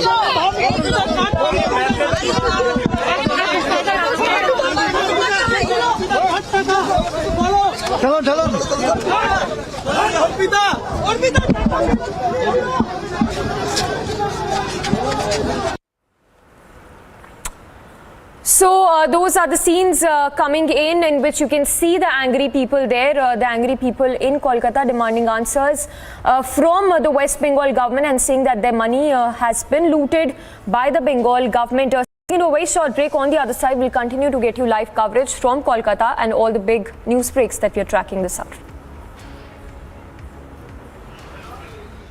So right now we are looking at these visuals from Kolkata, where ED is raiding at different locations, and Partha Chatterjee and Arpita Mukherjee are being taken out of ESI hospital back to the ED office. We will be back with more news after a short break. America के कोई भी समाचार पत्र खोलो, वहां recession की चर्चा है, स्टैगफ्लेशन की चर्चा है यूरोप में, लेकिन अपनी यहां नहीं है क्योंकि हम उस रास्ते पर नहीं गए हैं।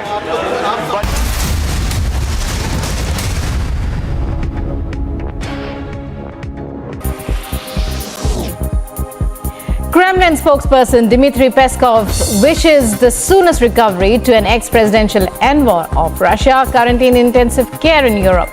Anatoly Chubai, who resigned as a high-ranking advisor to Russian President Putin and left Russia in March, was reported to be in intensive care in a European hospital on Sunday for a neurological disorder.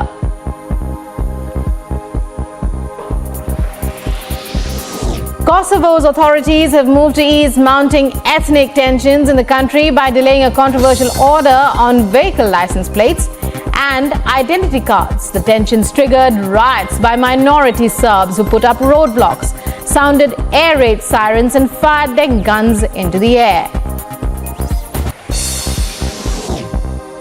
The European Commission on Monday urged authorities in Kosovo and Serbia to resolve rising tensions through dialogue and negotiations only, as Kosovo delays measures stirring tensions with minority Serbs.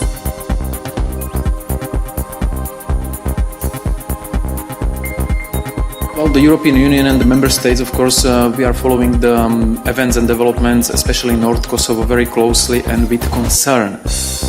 What is important to say on behalf of the European Union is that everyone involved in this needs to remain calm, and any uncoordinated and unilateral actions that jeopardize the stability and security on the ground and which impede the freedom of movement of all citizens there need to stop immediately.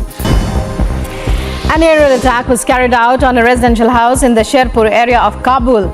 The security and intelligence agencies of the Islamic Emirates said that the attack was carried out by the American drones to eliminate Al-Qaeda leader Ayman al-Zawahiri.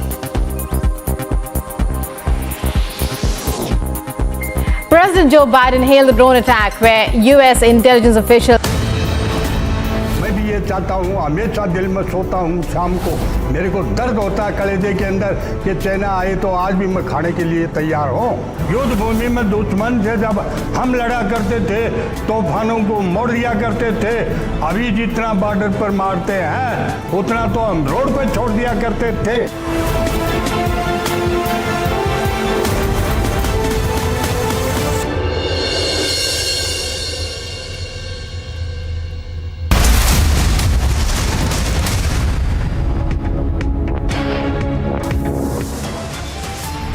The United States successfully concluded an airstrike in Kabul, Afghanistan that killed the emir of Al-Qaeda, Ayman al-Zawahiri.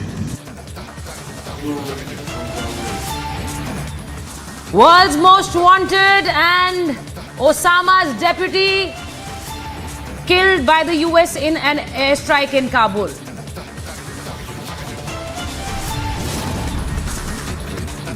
Pak Taliban rollout in the open. Zawahiri housed in Pak-backed Haqqani-owned plot. Did ISI handmaidens protect Zawahiri?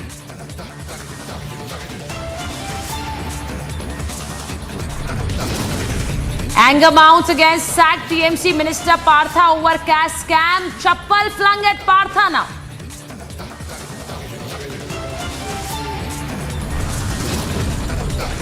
Days after Sonia and Rahul grilling, ED news titans raids on at Herald House across India.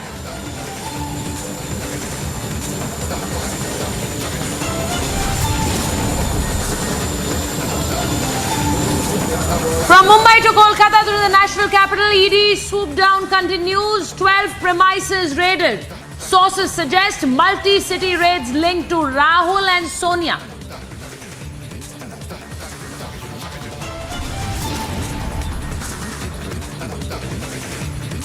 No escape for Raut. ED intensifies crackdown. Raids on across 2 locations in Mumbai.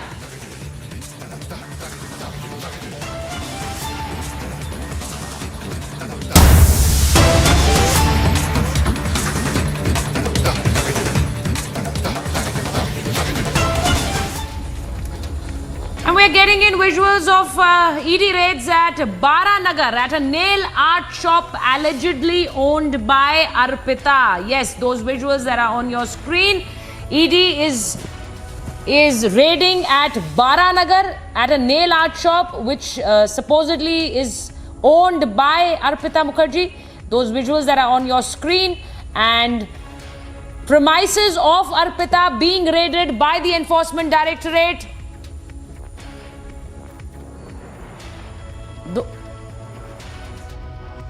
Live from the Bangla newsroom, Kishle joins us from the Bangla newsroom. Kishle, give us more details on the raids that are being conducted by ED at Baranagar, and also about these these shops that are allegedly owned by Arpita. Exactly. Since today morning, we are seeing repeated movements in the ED office in West Bengal in Kolkata here. And since morning, when firstly Partho Chatterjee and Arpita Mukherjee were taken out for their medical test at ESI Joka, where sleepers were hurled at Partho Chatterjee. On the other hand, there are these 7 ED teams which have been raiding different parts of West Bengal. 3 teams are in Kolkata, 4 teams are out of Kolkata in different districts. Right now, we are seeing that in Bara, Nagar, which is an area just adjacent to Kolkata, very near to Kolkata, almost in Kolkata, in that area, ED is raiding a nail art parlor of Arpita Mukherjee. This is allegedly owned by Arpita Mukherjee, and ED reached that spot about 1 hour back. And firstly, they broke the shutter of that shop. After the shutter was broken, they opened the glass door with the help of a key maker. And then right now, the ED team is inside that particular shop in Baranagar area. So right now, on the other hand, one ED team is in Panditiya Road, another flat which is related to Partho Chatterjee. There are more ED teams visiting different parts of Kolkata like Vaishnav Ghata and others. So there are 7 ED teams right now actively raiding 7 parts of West Bengal. This is related to Partho Chatterjee and Arpita Mukherjee cash scam. On the other hand, when Partho Chatterjee, when he was brought out of ESI Joka hospital, there were slippers hurled at him, and people were clearly very angry at whatever is going on in West Bengal right now. So big developments from West Bengal. ED is active right now. Interrogation is on inside the ED office after Partho Chatterjee and Arpita Mukherjee were brought back from ESI Joka hospital to the ED office in CGO complex in Salt Lake City in Kolkata. On the other hand, there are ED teams at different locations in West Bengal raiding, looking for more money and documents related to this great cash scam right now, which is unfolding in West Bengal. Right, and also Kishlai, where Arpita Mukherjee clearly says that this cash doesn't belong to her, Partha saying that this cash doesn't belong to him. Now the big question is, who owns this cash? And the BJP directly alleging that it belongs to Mamta. Now politics resonating even in Delhi. Well, exactly. Partho Chatterjee previously said that only time will tell whose money is this. This is not my money. Arpita Mukherjee previously said this is not my money. Today she said that I did not know when this money was brought in my flat. I was not present there. She was not present there when the money was brought in her flats. Previously, she also said that I did not have access to these apartments. Only Partho Chatterjee could enter, and when he entered, the CCTVs were switched off. All these allegations from Arpita Mukherjee, and she's saying this is not my money again and again. So whose money is this? And BJP is saying this is Mamta Banerjee's money. She had clear understanding of from where all this money came from. Partho Chatterjee was directly in touch with her about all this. This is allegation of BJP right now in West Bengal. However, this is extremely important question which ED is also investigating, that if this money is not just Partho Chatterjee's, if this money is not just Arpita Mukherjee's, then who are the other faces, who are the other political entities who were related to this scam, and whose money is this? There's a huge amount of money that was found, which we showed in Republic Network first when it was first broken, a huge pile of money on a big royal size bed, and that was recovered twice like that, and more money will be recovered as per ED sources when they are raiding right now different locations of Kolkata. So Partho Chatterjee, Arpita Mukherjee saying not our money. BJP is asking then whose money? Mamta's. That's the big question and political debate right now in West Bengal. Right, so the ED going about in a systematic way, a location a day or a location in 2 days, and clearly massive cash coming out and maybe more in the days to come. Thank you so much, Kishlai, for joining us on that story. But the ED raids continue even in the national capital, not just West Bengal. Massive development in the National Herald case. Shell companies in AGL scam are under the scanner. Suspicious transactions from these companies to Young India now under the scanner. Unsecured loans received by Young India under the scanner. ED suspects Young Indian received money from shell companies. Now there are raids going on in Delhi, and Anuj joins us for more on this story. Anuj, tell us, apparently 12 locations being raided in connection with the Herald scam. Tell us more. Well, exactly. This is ED who is in action since from the morning, what we have been told. Multiple raids, multiple location. We are talking about the national capital. We are talking about the National Herald case. First, let me give you the sense from where I'm reporting. This is the Herald house just behind me, and that's the office of the National Herald. And what we have been told that this started at around 10:30 a.m. in the morning when the ED officials reaches here. And at this point in time, the raid is going on. This is regarding the National Herald scam in which the enforcement directorate is making multiple raids. As you were pointing it out very rightly, that this is not limited to one or two places, but the raids at this point in time is going on at the multiple location, which comes in total, if you talk about, is 12. The 12 places is being raided by the enforcement directorate. This is all about the money trail. This is all about the money that has been taken by the Young India. The company which is owned, or rather the major shareholder is the duo Rahul Gandhi and Sonia Gandhi. When we are talking about Rahul Gandhi and Sonia Gandhi, we do remember enforcement directorate has questioned the duo. This was the fourth round of Rahul Gandhi when he was questioned, grilled at the enforcement directorate in the national capital, and this was none other but Sonia Gandhi herself who was questioned by the enforcement directorate. So now we need to understand what has happened. Now the dots has been connected, the questioning has been done, and the major role of the shell companies through which the money trail has been done, through which the money has been transferred to the Young Indian. So that is something what enforcement directorate is looking at this point in time, and this is something what we are understanding, what we have been told through our sources when we are talking about today's raid which is going on at the 12 location, including in the national capital as well as in Calcutta as well as in Mumbai. So this is going to be major hurdle for the Gandhis now, who are already on the bail.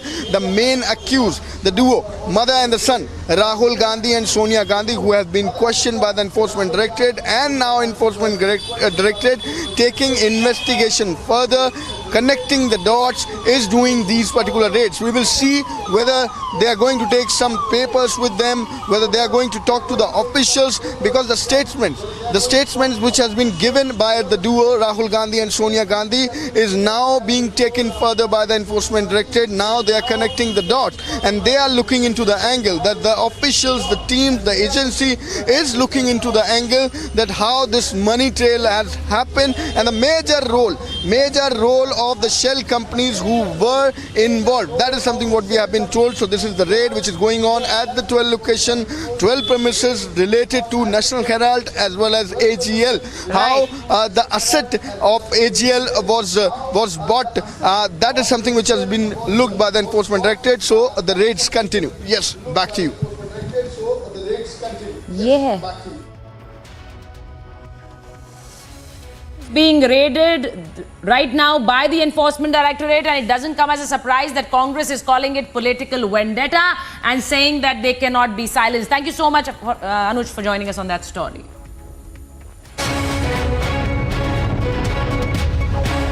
Landslide at Kerala's Kunu district.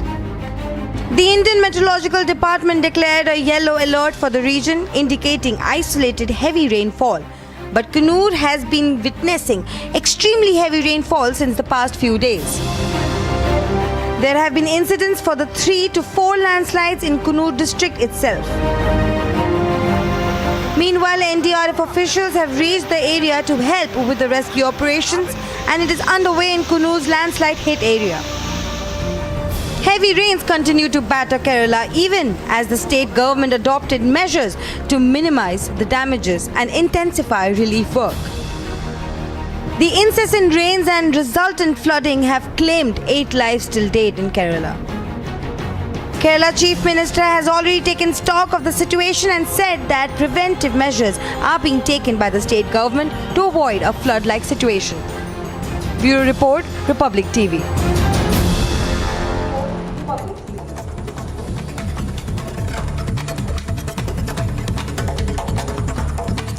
As Unified Payments Interface records 6 billion transactions in July, Prime Minister Narendra Modi called it an outstanding accomplishment. PM Modi said that it is the collective resolve of the people of India to embrace new technologies. He asserted that digital payments were helpful during the COVID-19 pandemic. Amid the inflation debate in Parliament and Finance Minister Nirmala Sitharaman's speech, Congress leader Mallikarjun Kharge said that the opposition is ready to discuss inflation and will keep the issues in front of the House. Kharge further took a jibe at BJP and said that the party is unaffected by inflation. महंगाई पर चर्चा करने के लिए तो तैयार थे, आज भी तैयार है। अभी चेयरमैन साहब ने भी फ़ोन किया कि महंगाई पे चर्चा आज शुरू होना चाहिए, तो हमारे सबकी समझ ये है कि चर्चा के लिए हम तैयार हो जाएं और जो भी मुद्दे सरकार के सामने रखना है वो रखेंगे। A terror attack broke out on the police forces in Jammu Kashmir's Ramban district. There have been reports of explosives hurled at the police post of Ramban. Meanwhile, search operation is underway to nab suspected terrorists who reportedly belong to the Jammu Kashmir Ghaznavi force. The security forces spotted yet another suspected Pakistani drone flying close to the Jammu international border in Jammu and Kashmir as incidents of Pakistani drones attempting to invade Indian territory continue to be reported from the border. The suspected Pakistani drone was spotted in the Kana Chak area in the Jammu district. Congress MP and Whip in Lok Sabha Manikam Tagore gave an adjournment motion notice in Rajya Sabha to discuss the misuse of Enforcement Directorate. In the notice, Tagore sought that the House should advise ED to abandon behaviour of calling the public representatives of the opposition party, specially targeting the opposition leaders. The water level of the Jiyadal River has risen up following incessant rains in the neighbouring Arunachal Pradesh. Water of an overflowing river have submerged several villages in the Dhakua Khana area in Assam's Lakhimpur district. According to resources, at least 6 villages in Dhakua Khana area were affected by the flooding and thousands of bighas of cropland in the area still underwater.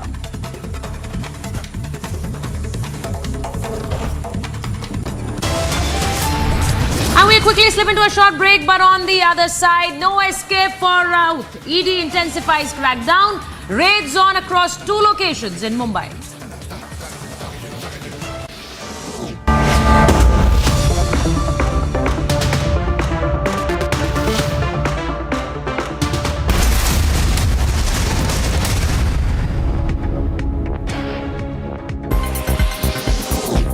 Clashes between the police and Departmental Association of Cocoa Producers took place in La Paz in Bolivia. Cocoa growers are demanding the closure of new illegal cocoa markets.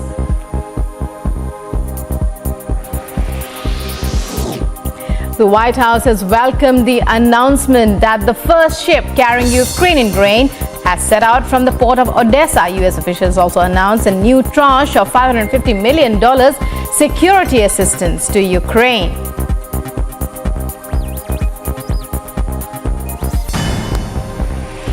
A weekend wildfire which broke out in the southern French Gard region was contained on Monday. As per firefighter spokesman, 370 hectares were burned and 2 homes were affected by the flames.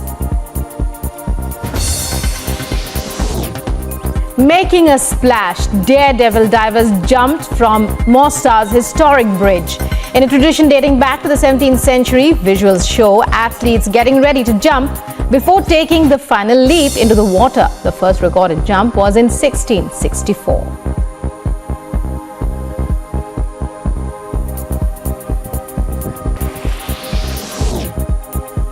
Kremlin spokesperson Dmitry Peskov wishes the soonest recovery to an ex-presidential envoy of Russia currently in intensive care in Europe.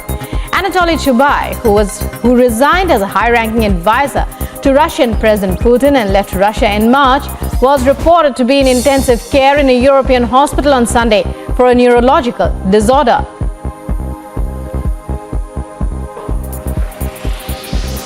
Kosovo's authorities have moved to ease mounting ethnic tensions in the country by delaying a controversial order on vehicle license plates and identity cards. The tensions triggered riots by minority Serbs who put Marcellus community located Zawahiri earlier this year. It moved to downtown Kabul after being advised that the conditions were optimal. I gave the final approval to go get him. and the mission was a success. This was the place where the drone strike was done by the American forces on Sunday around early morning, around 6 a.m. There was a drone strike in Sherpur, one of the places in Kabul, on the residence of Al-Qaeda organization, Zawahiri.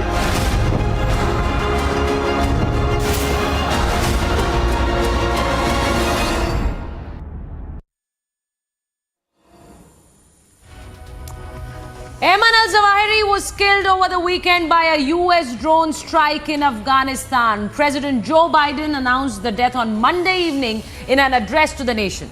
The strike is likely to lead to greater disarray within the organization that bin Laden's death in 2011, since it is far less clear who his successor would be. Here is a ground report from the site of the strike. I'm here near the Sherpur place where the drone strike was done by the American forces on Sunday around early morning, around 6 a.m. So here and around 1 kilometer, no single person is allowed to go there. So I'm finding a place where I can show you the targeted house, and I will try. So you can see the back of the place where this is called the Sherpur place. And here is the drone strike was done. You can see at the back of that tall building that there was a drone strike done. So here in Kabul, especially around the Sherpur place, there is not a normal situation, and anything is not normal. So you can see that this was the place where the previous government high official was resident. They live there, but now this is under the control of the Taliban high officials. So after the situation or after the bomb attack struck here, the security situation is very high. And every road and every sub-road, there is a security, there is a Taliban fighter that they are not allowing people to go there. So it was really a high official places there. They live there. So now no one is allowed to go near to see the place targeted house. So the security is very high there. So this is, as you said, this is the heart of Kabul. This is a place where a lot of ministries are located here. The presidential palace, or we can say Arg, is here near around 1 kilometer or little there from here. And also a lot of embassies, Turkish embassies, Pakistan embassies, the embassy of US, and other embassies are here. So this is the place where you cannot say anything that they don't know, or he was hiding here, or because this is the place where the high officials are indicated in my previous talk. This is the obvious support for them, because the US said that President Biden said that they have killed the organization's leader, and they are denying that. So if they're denying that, so it means that they support the situation. Yes, as tweeted by the Zabihullah Mujahid, the spokesperson of Taliban, tweeted morning today. They said that this is against the agreement between the Afghan government, or the Taliban government, and American officials. He said that this agreement is violating. American is violating this agreement, because they said that they will not strike or they will not damage the Taliban government, but they are now doing that. So he did not name any casualties here, but just they said that this is why the American are violating the agreement at the heart of Kabul. Yes, there were a lot of other targets too. Besides this airstrike, there was another bomb blast in Casino place. There was another one in Dimazan. So and another one also in the Sherpur. So this was not the just target one place targeted. A lot of 3 or 2 more houses were also targeted on that the same day, on the same time. Ayman al-Zawahiri was killed over the weekend by a US drone strike in Afghanistan. Zawahiri was eliminated in the heart of Kabul city and had taken shelter in a house backed by Pakistan's Haqqani network. Here is an explainer. Well, the big question that is on everybody's minds is whether Pakistan and Taliban shielded one of the world's most wanted terrorists. And that is precisely because of a slew of facts only hint that there is more than what meets the eye. Now take a look at this map and let's put this into context. With all the facts known so far, Zawahiri was given a safe haven in Kabul earlier this year. Zawahiri had taken shelter in a house owned by Pakistan-backed Haqqani network in the heart of Kabul city. Now remember, Haqqani network has deep ties with Pakistan ISI as well. Also pertinent to note here that Zawahiri moved to Kabul after Taliban took over Afghanistan. The Al-Qaeda chief, who was the mastermind of several terror attacks, was residing near Kabul's Shirpur neighborhood, located just 5 kilometers away from the Pakistan embassy, which is just 13 minutes away as well. Location of Zawahiri was also very near to the French and the Iran embassy. So does this mean that the Al-Qaeda chief, who was the key architect of the 9/11 attack, was secured that no harm could be done to him as he resided in a house owned by Pakistan-backed Haqqani network right under the nose of the Taliban leaders? So here in Kabul, especially around Shirpur, there is not a normal situation, and anything is not normal.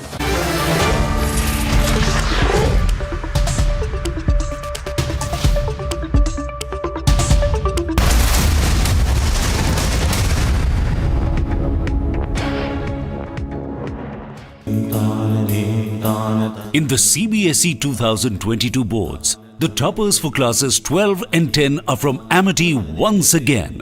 At Amity, we are privileged to educate brilliant students and express our gratitude to our teachers and school leaders who passionately work for the success of our children. An aerial attack was carried out on a residential house in the Sherpur area of Kabul. The security and intelligence agencies of the Islamic Emirates said that the attack was carried out by the American drones to eliminate Al-Qaeda leader Ayman al-Zawahiri. President Joe Biden hailed the drone attack where U.S. intelligence officials tracked down Al-Qaeda leader Ayman al-Zawahiri to a home in downtown Kabul where he was hiding out with his family. Biden called the mission a total success, saying that he hoped it brought closure to 9/11 victims. Vice President Kamala Harris called climate change an urgent crisis as she detailed the Biden administration's efforts to respond to disasters and wildfires. Harris announced more than $1 billion in grants to states to address flooding and extreme heat exacerbated by climate change.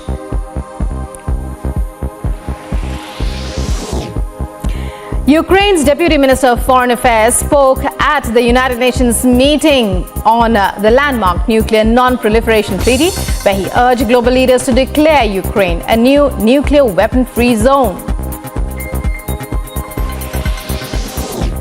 Clashes between the police and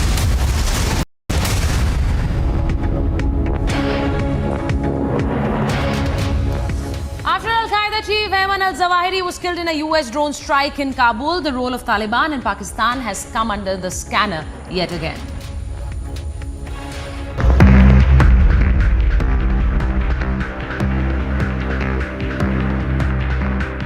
Just 13 minutes away from the Pakistan embassy in Kabul, a building allegedly owned by the Afghanistan Interior Minister Sirajuddin Haqqani was struck by the US military, killing the Osama deputy Ayman al-Zawahiri immediately.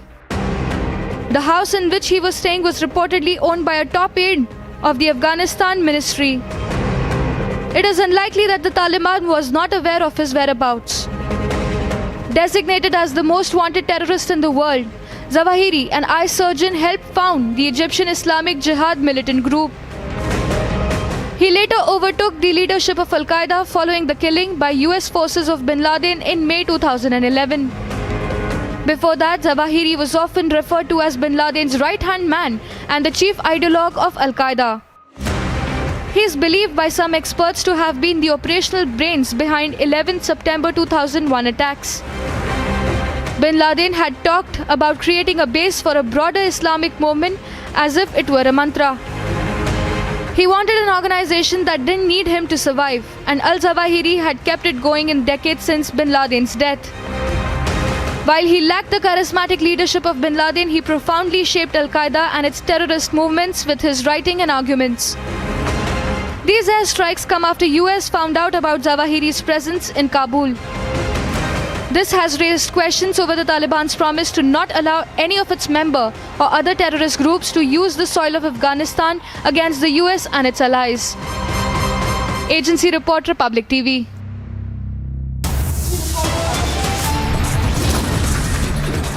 Point bola jawab do na. Sir, the bigger issue, we've discussed price rise, hard points, we've discussed GST. Now, why did it take us 38 days to have this discussion?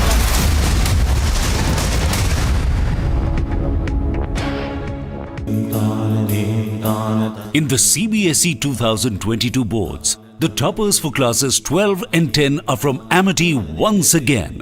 At Amity, we are privileged to educate brilliant students and express our gratitude to our teachers and school leaders who passionately work for the success of our children. The European Commission on Monday urged authorities in Kosovo and Serbia to resolve rising tensions through dialogue and negotiations only, as Kosovo delays measures stirring tensions with minority Serbs.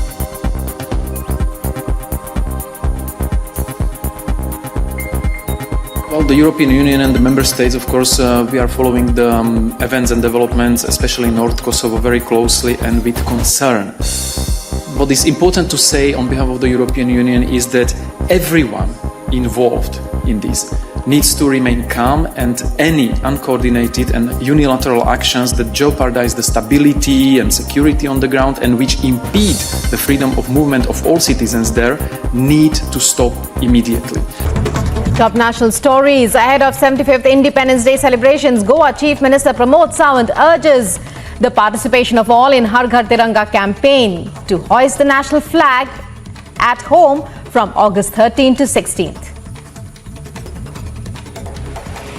Indian Police Service Officer Sanjay Arora, who succeeds Rakesh Asthana as Delhi Police Chief on Monday, chairs meeting with senior police officers, taking stock of security situation in the national capital ahead of Independence Day celebrations. The CP on the first day in office instructs officers to be more vigilant during the period. Delhi court directs jail authorities to provide proper medical treatment to Khalid Saifi along with medication and tests after Saifi, accused in larger conspiracy of anti-CAA 2020 Northeast Delhi violence, moves application to Karkarduma court.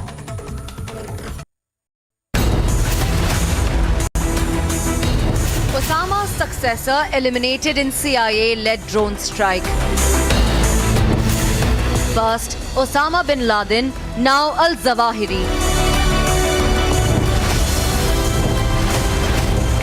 Was Al-Qaeda's top boss aided and abetted by Pak?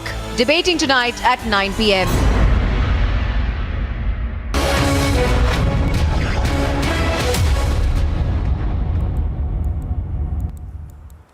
Well, thanks for tuning in. Straight away starting with a quick roundup of all that's making news. As the United States President Joe Biden confirmed the US drone strike in Afghanistan that killed Al-Qaeda leader Zawahiri, who took over as Al-Qaeda leader after Osama bin Laden's death in a US raid. He spoke about how the strike brought about closure to families of the victims of the 9/11 attack. My fellow Americans, on Saturday, at my direction, the United States successfully concluded an airstrike in Kabul, Afghanistan that killed the Emir of Al-Qaeda, Ayman al-Zawahiri. The Al-Qaeda chief Zawahiri, who even served as a successor to Osama bin Laden, was killed in Afghanistan by a US drone strike. The location of the drone attack was only 1.8 kilometers away from the US embassy and mere 5 kilometers from the Pakistan embassy. A spokesperson of the Taliban in Afghanistan acknowledged the attack in an official statement, adding that the attack carried out by the American drones was a violation of the Doha Agreement, further stating that such an action was a repetition of the failed experiences of the past 20 years that acted against the interests of the United States, Afghanistan and the region. Barack Obama, the former president of the US, hailed the Biden administration. Taking to Twitter, he said that he hoped that these airstrikes would provide a small measure of peace to the families of the victims of the 9/11 attacks. Lauding the precision of the strikes, he noted that the strikes on Zawahiri were carried out without a single civilian casualty. Speaking on the elimination of Zawahiri, the Canadian Prime Minister Justin Trudeau said that this is a step towards a safer world. Hailing the strikes, Trudeau added that Canada will continue to work with global partners to counter terrorism. Meanwhile, Vice President of the US, Kamala Harris, expressed happiness over the success of US military operation in Kabul. And taking to Twitter, Harris said that, how grateful she was for the members of Intel agency and the counter-terror fraternity as well. She reminded how POTUS and his administration have upheld the promise to maintain the ability to protect the American civilians. US Secretary of the State Antony Blinken announced and hailed the efforts of the Biden administration. He said that the US administration delivered on the commitment to act against terror threats emerging from Afghanistan, and also remarked that the world is now safe following the eliminations of the Al-Qaeda leader, following the elimination of the Al-Qaeda chief Zawahiri. Australian Prime Minister Anthony Albanese said that the thoughts of Australians were with the families of the victims of the 9/11 attack after the Al-Qaeda chief was killed in a US drone strike. He added that the terrorists will never use a safe haven for their hatred. As the President of the United States of America confirmed earlier today, the Al-Qaeda leader Ayman al-Zawahiri has been killed in a US airstrike. The operation was carried out on Saturday in Kabul, Afghanistan. No civilian casualties have been reported. Zawahiri was indicted by the United States for the part he played in the August 1998 bombings of the US embassies in Kenya and Tanzania. Attacks which left 224 people dead and over 4,500 wounded. Now, after Al-Qaeda chief Zawahiri was killed in a US drone strike, the role of Taliban in Pakistan has also come under the scanner, as the eliminated terrorist was believed to have moved to downtown Kabul earlier this year to reunite with the members of his immediate family. As a house in which Zawahiri was staying was reportedly owned by a top aide to Afghanistan Interior Minister, it is said that Pakistan-backed Haqqani network's role is also under scanner, as they provided a safe haven to the terrorist who's now been killed in the US airstrike.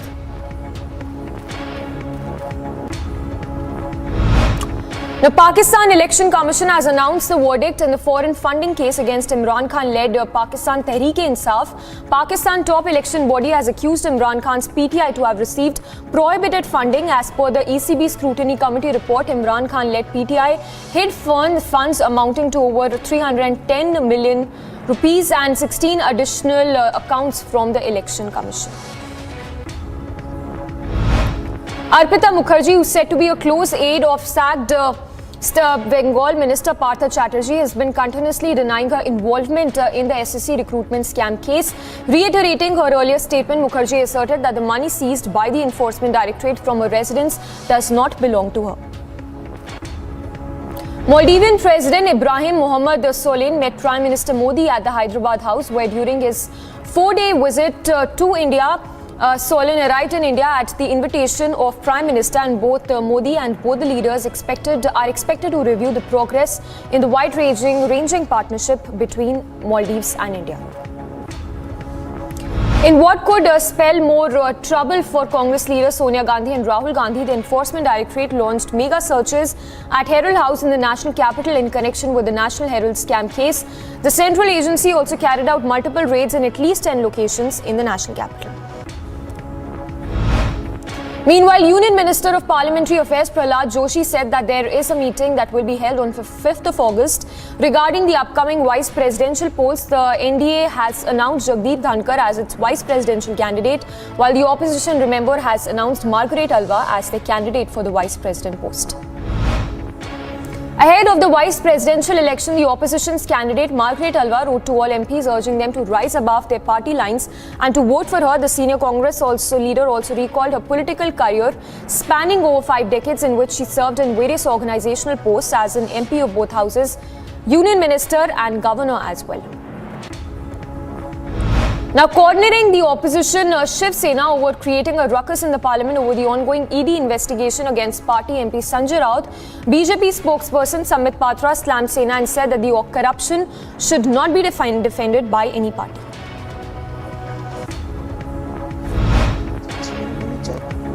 2018 में जो case MHADA ने किया था, क्या ये बंद कर देना चाहिए क्योंकि संजय राउत बहुत बड़े नेता है?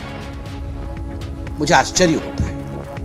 आजकल टीवी है, आजकल सोशल मीडिया है, कुछ छुपता नहीं। नोटों की गड्डियां निकल रही है, गड्डियां देखकर आंख चकाचौंध हो जाता है कि ये है क्या।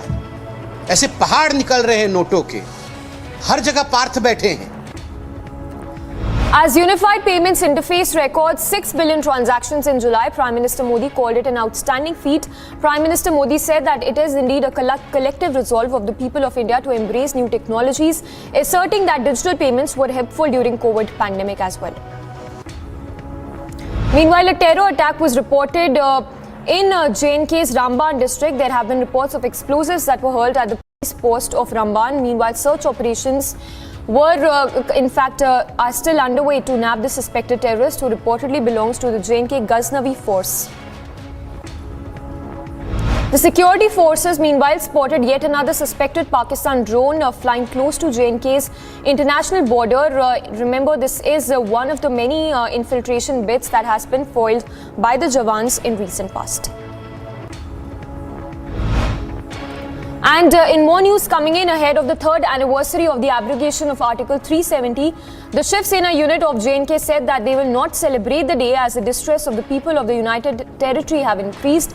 The J&K party president Manish Sahni alleged that the locals are still waiting for the restoration of their state status.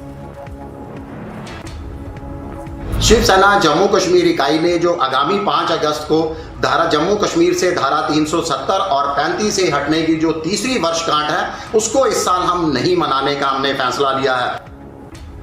Meanwhile, Goa Chief Minister Pramod Sawant, the head of the 75th Independence Day, urged people to keep up their display picture on the social media as the national flag starting today, that is 2nd of August, also appealing to people to take part in the Har Ghar Tiranga campaign and to hoist the national flag at their residence starting August 13 till August 16. The Prime Minister and Union Minister, meanwhile, Amit Shah, have changed their profile picture of their Twitter handles and posted the tricolour as part of the Har Ghar Tiranga campaign to celebrate the 75th year of India's independence.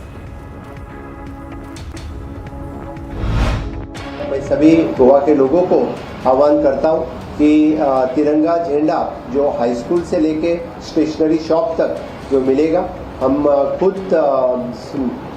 झंडा खरीद के अपने घर पर तिरंगा लहराएंगे। और सभी को इसीलिए जो इंडियन फ्लैग्स के कोड में जो चेंजेस किए उसे मायना रखते हुए 13 अगस्त से 15 अगस्त तक हर घर पर तिरंगा गोवा में लगेगा। सभी लोगों को आह्वान करता हूं तो सभी लोग हर घर तिरंगा लगाएं। Odisha Chief Minister, meanwhile, Naveen Patnaik attended the orientation program for over 6,500 newly recruited teachers in the state and said that more than 14,000 recruitments have been made in the last 3 years. Patnaik further added that around 4,000 schools have also been transformed in the state so far, detailing the transformation of schools in the state of Odisha. According to police officials, 3 people were held for duping people in Gurugram by sending people online links and also assuring home delivery of liquor. The accused have been identified as Akib, Taslim Khan and Sabir. They've also been said that they were also involved in sextortion.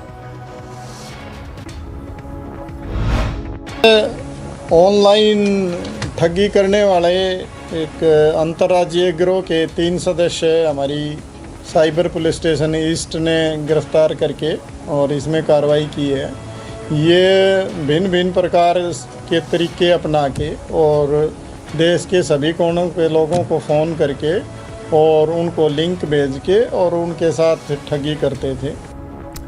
The Moga police meanwhile got a 10-day remand of gangster Lawrence Bishnoi, who is also known as a mastermind behind the killing of singer politician Sidhu Moosewala in December 21 attempt to murder case. The Moga police claim that Bishnoi took a contract to kill Jatinder Kumar alias Neela, who is the brother of Moga deputy mayor Ashoka Dhamija.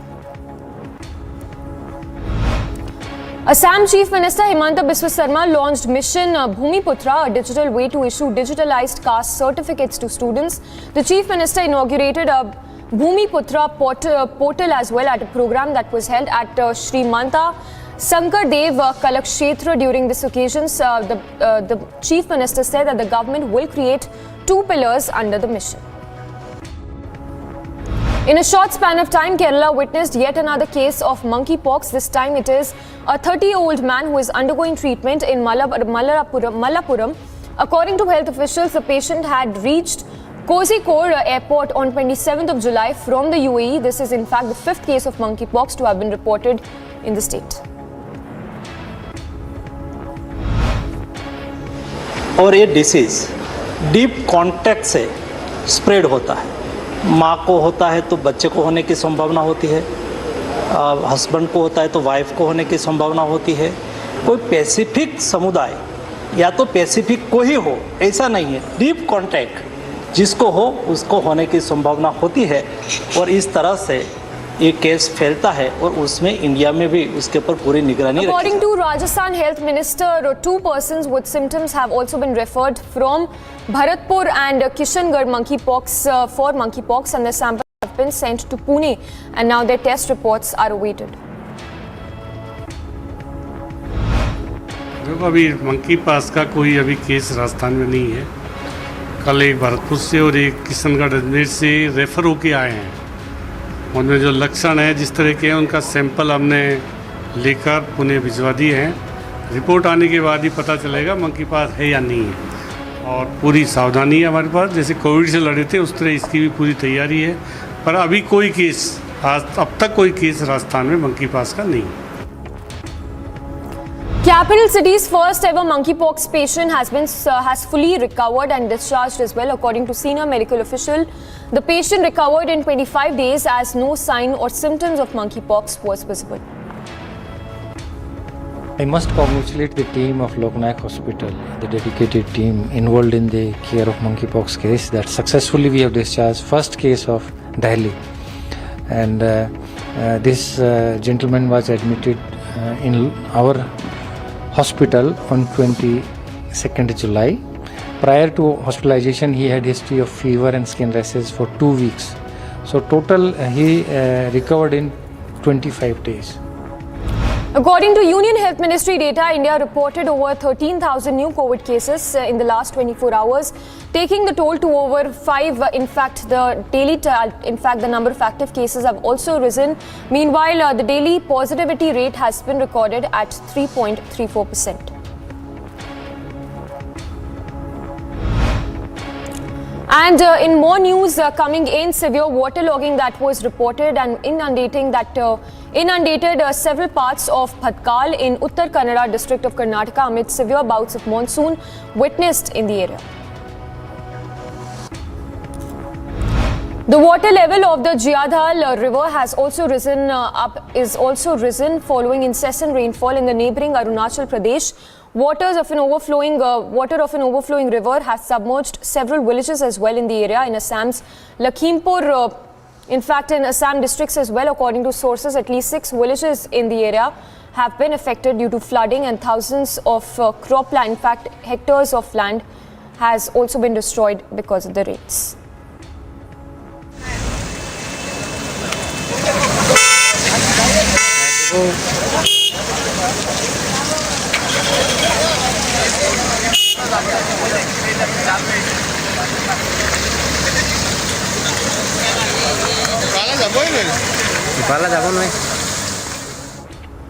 Now, according to the IMD, there will be a reduction in rainfall activity in Himachal Pradesh in the next 48 hours. The director of the IMD, Shimla, further stated that the state has received widespread rainfall during the last 24 hours, especially places in Kangra and Mandi. He further added that it has been a good year for monsoon too. देखिए पिछले 24 घंटे में तो wide spread rainfall हुई है और heavy rainfall में district मंडी है, कांगड़ा, हमीरपुर, इन एरियाज़ में हैवी रेनफॉल हुआ है, करीब 8 सेंटीमीटर 9 सेंटीमीटर के आसपास, और बाकी प्रदेश में हर जगह लगभग बारिश हुई है। Meanwhile, Kerala Chief Minister Pinarayi Vijayan has asserted that red alert for rain has also been issued in 7 districts and an orange alert has also been sounded in 2 districts along with very heavy rainfall alert that has also been issued in other parts of southern districts. He further added that a joint emergency cell of the NDRF and state forces have been created and deployed in Kozhikode, Thrissur and Wayanad districts as well. National Highway 10 connecting Siliguri to Gangtok and Kalimpong blocked at Birikdara due to landslide. Work is underway to restore proper facilities and traffic for all. Meanwhile, 2 bodies were found inside a burnt out, a car that was in the path of Northern California forest raging near the Oregon border. According to sources, fire crews are battling the flames for the 4th day, taking advantage of the rainfall sweeping the area. We've seen a lot of fire growth very rapidly, and so we just want to make certain that our citizens are abiding by the evacuation orders and warnings. If you're in a warning zone, you need to make certain that you're ready to go should we call it an order. Vice President Kamala Harris called climate change an urgent crisis as she detailed Biden administration efforts to respond to disasters and wildfires. Harris also announced more than $1 billion aid in grants to the states to address flooding and extreme heat exacerbated by climate change conditions. As the climate crisis gets worse, extreme weather will pose a rapidly growing danger to a rapidly growing number of communities. So, to protect the people of our nation, let us understand that we can match that desire with action and that we must act now. The White House welcomed the announcement that the first ship carrying Ukrainian grain set out from the port of Odessa. U.S. officials also announced a new tranche of $550 million security assistance to Ukraine. We're tracking the first ship successfully left the port of Odessa in Ukraine under this recent deal between the United Nations, Turkey, Ukraine, and Russia. We obviously welcome this important step, and we hope to see more ships depart in the coming days to travel onward to world markets with agricultural products such as grain, wheat, sunflower, oil, and corn. The ship left today had something like 26,000 tons of corn. Russia has, of course, weaponized food and has effectively blockaded Ukraine's ports since the beginning of this crisis. And we urge Russia to meet its commitments under this new arrangement, including by facilitating unimpeded exports of agricultural products from Black Sea ports in order to ease the food insecurity around the world. 1 person was killed and at least 6 men were shot late at an apartment complex in northeastern part of Washington, D.C. The shooting was reported outside the Azizi Bates apartment complex in Washington, D.C. According to police officials, they said that 5 people have been injured during the shooting and were immediately taken to the hospital for further treatment. Right now, there have been a total of 6 individuals who were shot. 1 individual is deceased. Of those individuals that were shot, they have all been taken to area hospitals. They are all adult males. At this time, we do not have a lookout that we're ready to give to the public for a vehicle or a person, but we are investigating this matter. Now, Ukraine has asked world leaders to declare the country a new nuclear weapon-free zone. Ukraine Deputy Minister of Foreign Affairs spoke in New York at the United Nations meet on nuclear non-proliferation treaty as well. In accordance with the treaty, nuclear-armed countries agreed to engage in negotiations aimed to eventually getting rid of their arsenals, while those without nuclear weapons pledged to refrain from acquiring them. 159th day of full-scale war unleashed by NPT nuclear power against the NPT non-nuclear state. The Ukrainian critical infrastructure facility, public and residential areas, even school and hospitals are under missiles and bombs attack every day. Australia's central bank has increased its benchmark interest rate to a 6-year high of 1.85% for the fourth consecutive month. The Reserve Bank of Australia's decision marked the third straight half-point increase in the cash rate. Remember, the cash rate is now at its highest point since May 2016 in Australia. Speaker, it's another difficult day for Australian homeowners with a mortgage. The Independent Reserve Bank has just announced its decision to increase interest rates by another 0.5%, bringing the cash rate to 1.85%. Now, Australians knew that this was coming, but it won't make it any easier for them to handle. And from the world of sports, Tanya Sajdev battled long and hard to rake in the precious point as India registered a sensational win against Hungary in the fourth round match of women's section at the 44th Chess Olympiad in Mamallapuram. Vijay Kumar Yadav won a bronze medal in judo men's 60 kg final at the Commonwealth Games. With this win, Yadav gave India its 8th medal in Birmingham 2022. Achinta also slayed world number 15 Aruna Quadri as India rode past Nigeria to make another final at the Commonwealth Games. It was Sharath who won the crucial second singles match against Quadri to provide a big advantage to India. Was quite clinical, but I think 0-2 down for them. The other player, Omotayo, was quite, he was just going for his shots, playing all out because he knew that, he had nothing to lose. And Sachin could keep the pressure on and build it up. And in the end, a 3-0 win against Nigeria is a big statement, I would say. Meanwhile, Australia won 3 more gold medals in the swimming pool and set a new world record on the third day of competition at the Commonwealth Games. Emma won the women's 50-meter freestyle final and Kaylee McKeown led the way in women's 100-meter backstroke with a Commonwealth Games record. Indian team captain Harmanpreet Kaur claimed that keeping a positive frame of mind helped her team to bounce back from their first game loss and beat Pakistan by 8 wickets in their women's T20 match at the Commonwealth Games. Indian captain Kaur also said that the win will give the team great confidence for the next match against Barbados. I think ऐसे India को जिताना और 50 मारना I think वही बहुत बड़ी बात है कोई भी अपोजिशन हो आई थिंक इंटरनेशनल मैच बहुत इंपॉर्टेंट होता है कि हम जीते और ये मैच क्योंकि हम लोग फर्स्ट मैच हारे थे तो हमारे लिए क्वालिफिकेशन के लिए बहुत इंपॉर्टेंट था पाकिस्तान और ऑल्सो बारबाडोस को मैच जीतना तो वही प्लान था ऐसा कुछ नहीं था कि ये अपोजिशन के सामने ऐसे खेलना है और वो सब चीज़ें सो हैप्पी दैट मैं टीम के लिए कुछ कंट्रीब्यूट कर पाए Indian men's table tennis team continued their winning trail as they marched into the final by defeating Nigeria by 3-0 in the semi-final at the ongoing Commonwealth Games in Birmingham. It was another dominant performance from the Indian peddlers as they did not allow Nigeria to take a win in any match. Indian men's hockey team played out a thrilling draw against England in Commonwealth Games after the opposition made a stunning comeback in the final quarter of the match.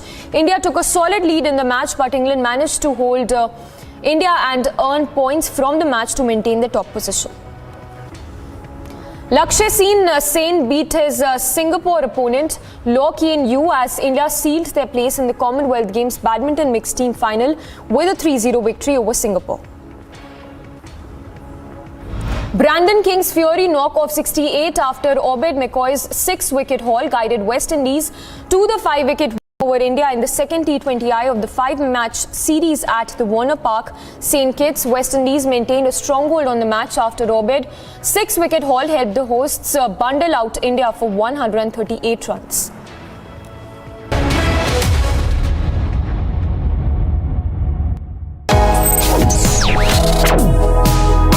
Reading allows us to become familiar with ourselves. We don't read, we won't know what is knowledge. I just find it very interesting to know people's lives, how they went through certain situations, how they dealt with things. So wherever you want to go in life, if you read books along those lines, then that would really help you in growing. Reading could mean a million different things to every individual. What does it mean to you? Visit readindia.info to find out more. Top national stories ahead of 75th Independence Day celebrations. Goa Chief Minister Pramod Sawant urges the participation of all in Har Ghar Tiranga campaign to hoist the national flag at home from August 13th to 16th. Indian Police Service Officer Sanjay Arora, who succeeds Rakesh Asthana as Delhi Police Chief on Monday, chairs meeting with senior police officers, taking stock of security situation in the national capital ahead of Independence Day celebrations. The CP on the first day in office instructs officers to be more vigilant during the period. Delhi court directs jail authorities to provide proper medical treatment to Khalid Saifi along with medication and tests after Saifi, accused in larger conspiracy of anti-CAA 2020 Northeast Delhi violence, moves application to Karkarduma court. You're watching Live and Breaking on Republic. And in other news, as the United States President Joe Biden makes comments confirming the US drone strike in Afghanistan that killed Al-Qaeda leader Ayman al-Zawahiri, who took over as Al-Qaeda leader after Osama bin Laden's death in a US raid. He spoke about how the strike could act as one more measure of closure to families of the victims of the September 11th attacks. My fellow Americans, on Saturday, at my direction, the United States successfully concluded an airstrike in Kabul, Afghanistan that killed the emir of Al-Qaeda, Ayman al-Zawahiri. Spokesperson of the Taliban government in Afghanistan acknowledges the attack in official statement, adds the attack carried out by American drones was a violation of the Doha Agreement.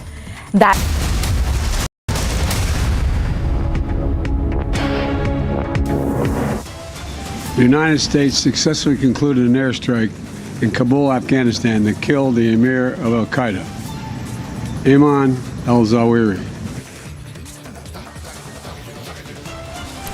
World's most wanted and Osama bin Laden's number 2 eliminated by the US forces in Kabul airstrike.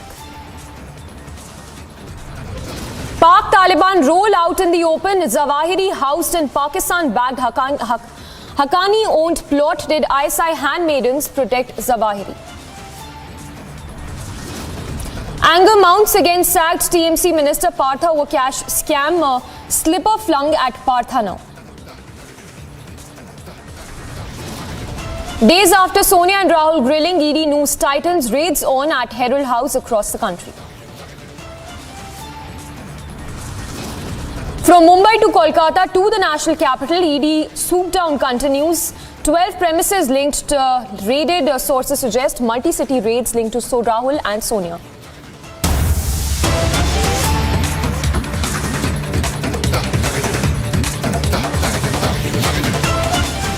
And more breaking news coming in, this one from the national capital, where third case of monkeypox has been detected in the national capital. So third case, confirmed case of monkeypox coming to light from the national capital.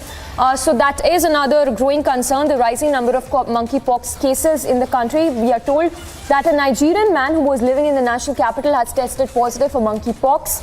So this is in fact the third case coming to light from the national capital. Remember, there's been one death that has also been reported linked to monkeypox. And a third case that is now coming to light from the national capital, where a Nigerian living in the national capital has tested positive for monkeypox. We have Harsha getting us all those details. Harsha, if you could give us the details of the patient who's tested positive for monkeypox. Exactly, Samiksha. We are getting to know that the third patient of monkeypox has been admitted in Delhi Serendipity Hospital and he is being treated there, kept in a separate ward. We are getting to know that this is the third monkeypox case in Delhi. Before this, two earlier were admitted, one from Africa and another one as well from national capital as well. The Delhi's first patient was from national capital. He was been discharged yesterday only. He was treated 15 days for monkeypox and discharged on Monday when he completely recovered. Talking about the symptoms and everything, yes, it is the contagious disease as being told by LNJP doctors. But one thing is also very clear that this is not incurable. The patients that were earlier admitted, they got cured and they have left, but there are 2 patients who are still admitted in LNJP. One, the case from the Nigeria which has got recently, his contact history and at the airport, if he has contacted with anyone, those things have been getting to know, and the details have been shared by ministries with civilization ministry as well. Right now he is being treated, kept in a separate ward, but we are getting to know that the symptoms, he has got fever and he has got blisters in his hands in many cases. Yes. So Harsha, they're getting us all those details of the patient who's tested positive for monkeypox. We have a reaction bite as well. Mansukh Mandavia reacting on the rising number of monkeypox cases in the country. Let's listen in. 8 case और ये disease deep contact से spread होता है। माँ को होता है तो बच्चे को होने की संभावना होती है, हस्बैंड को होता है तो वाइफ को होने की संभावना होती है। कोई स्पेसिफिक समुदाय या तो स्पेसिफिक को ही हो ऐसा नहीं है, डीप कांटेक्ट जिसको हो उसको होने की संभावना होती है और इस तरह से ये केस फैलता है और उसमें इंडिया में भी उसके ऊपर पूरी निगरानी रखी जा रही है। बहुत अच्छी हमेशा तरह हम वैक्सीन की सब तैयारी कर रहे हैं और मिनिस्टर साहब को ब्रीफ किया। सर मंकी पॉक्स पे कब तक आ जाएगी वैक्सीन? अभी देखिए हम बेबी स्टेप्स ले रहे, देखेंगे जो मंकी पॉक्स की वैक्सीन ज़रूरत है कि नहीं हमारे देश में, बट हम रिसर्च पूरी तरह से कर रहे हैं, बहुत सारे वैक्सीन कंपनीज भी रिसर्च कर रहे हैं, देखेंगे।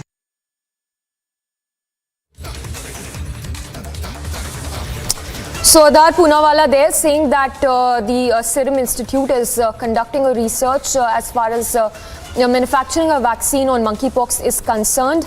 In the latest, what we are learning is that another case of monkeypox has come to light from the national capital, taking the number of monkeypox cases in the national capital to 3 now. Now this is a Nigerian man who's been living in the national capital, has tested positive for monkeypox is what we are given to understand. And Union Health Minister also speaking in the Parliament, saying that necessary measures are being taken by the centre with regard to curb the rising number of cases, monkeypox cases in the country.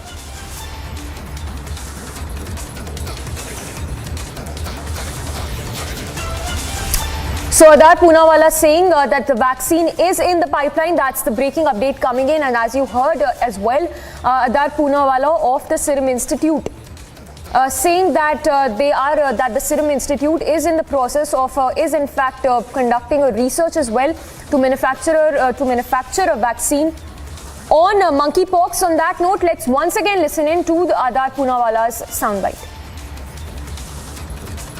हमेशा तरह हम vaccine की सब तैयारी कर रहे हैं और मिनिस्टर साहब को ब्रीफ किया। सर मंकी पॉक्स पे कब तक आ जाएगी वैक्सीन? अभी देखिए हम बेबी स्टेप्स ले रहे, देखेंगे जो मंकी पॉक्स की वैक्सीन ज़रूरत है कि नहीं हमारे देश में, बट हम रिसर्च पूरी तरह से कर रहे हैं, बहुत सारे वैक्सीन कंपनीज भी रिसर्च कर रहे हैं, देखेंगे।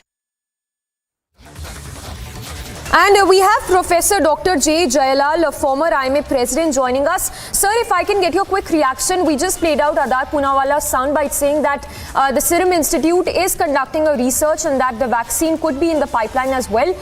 If you could help us understand if there is a growing need for a vaccine, given the number of rising cases in the country. Yeah, definitely, because it is a vaccine preventable disease, and now the trend which is happening in the Western countries is showing that there is definitely a possibility of spread of this infection beyond our control. Already we have 7 and 1 case has already died. Few more suspected cases are being there noted from the different parts of the country. It is always good to get prepared to face that eventuality. So it is a welcome step that the Serum Institute is putting in all their efforts to find out the adequate vaccine for this. And if we are having the vaccine in our hand, in case it is going beyond the control and is spreading fast, definitely we can go on the war footing and do the vaccination, which will help us to prevent this disease.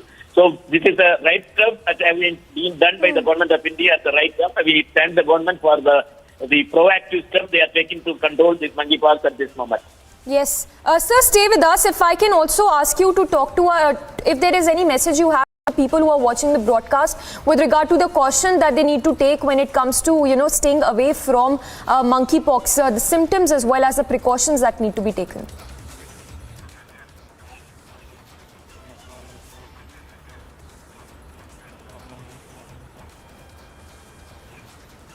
Yes, that is definitely because this is at this present that we see that the symptoms are very less. But we have noted that few cases are in a serious condition. We have the death of a case. So we cannot take it as a lightly, because this virus is anytime they can go for the mutation, and we know the difference what we had in the Delta wave and the first corona episode. There was a huge mutation. It is going very lethal. So at this moment, definitely that we need to, if it is going beyond the control and if it is going very symptomatically, and definitely we need to get prepared with the vaccination. And in that case, at this moment, it may not be necessary, but we cannot say eventually we may need a vaccine. So it is always a good step that we are looking into that, and the steps to get the vaccine at the earliest time. All right, Mr. Jailal, thank you so much for speaking to us. So that was a former IMA president giving his response to the rising number of monkeypox cases. And just to apprise our viewers, the symptoms of monkeypox include lesions, body fluids, respiratory droplets and contaminated materials. So that is what we need to be careful about. In fact, what we also understand is that monkeypox symptoms last for 2 to 4 weeks and has 4 different phases. So monkeypox, they're quite similar to smallpox, but the symptoms last for 2 to 4 weeks is what we understand. Harsha continues to be with us. Harsha, if you could take us through the finer details of the patient who's tested positive for monkeypox in the national capital. Exactly, we are getting to know that he has returned to Delhi last night only, and when he came in contact with several people while he was in Africa, and while coming he went through several screenings at the airport. When the first initial 2 reports came negative, but the 3rd report initially came positive, after which he was directly brought by the airport authorities to LNJP hospital. And let me, Samiksha, tell you also that LNJP is a dedicated hospital where a separate ward for monkeypox patients have been made, where they are being treated. And there's a 3rd cases, because initially it was given that 2 suspected and 1 confirmed case was there, but right now it is getting to know that there are 2 confirmed cases of monkeypox in LNJP. 1 is suspected. The first one was discharged after 25 days yesterday night only, but this is the case which have come straight from Nigeria, and the symptoms are fever and blisters on skin. He is being right now treated, and further several issues what he's telling the doctors are being seen by the group of doctors who are treating him, but doctors are clearly stating that right now he is not that serious, but one thing is for sure, that this monkeypox is curable, but it is contagious. If someone comes in direct contact with the patient, he also gets the monkeypox. Harsha, stay with us. Just hold your thoughts there. Yes, I'll just come back to you. Let's once again listen into that soundbite of Adat Poonawalla, where he said that a vaccine for monkeypox could very well be in the pipeline, and that the Serum Institute is already conducting a research on it. बहुत अच्छी हमेशा तरह हम vaccine की सब तैयारी कर रहे हैं और मिनिस्टर साहब को ब्रीफ किया. सर मंकी पॉक्स पे कब तक आ जाएगी वैक्सीन? अभी देखिए हम बेबी स्टेप्स ले रहे, देखेंगे जो मंकी पॉक्स की वैक्सीन ज़रूरत है कि नहीं हमारे देश में, बट हम रिसर्च पूरी तरह से कर रहे हैं. बहुत सारे वैक्सीन कंपनीज भी रिसर्च कर रहे हैं, देखेंगे. So the number of monkeypox cases in the national capital rising to 3 now. Adat Poonawalla making a very strong, big statement that the vaccine could very well be in the pipeline for monkeypox. We also spoke to Prasad Lal Meena, the Rajasthan Health Minister, on the rising number of monkeypox cases in the country. Listen into what she had to say.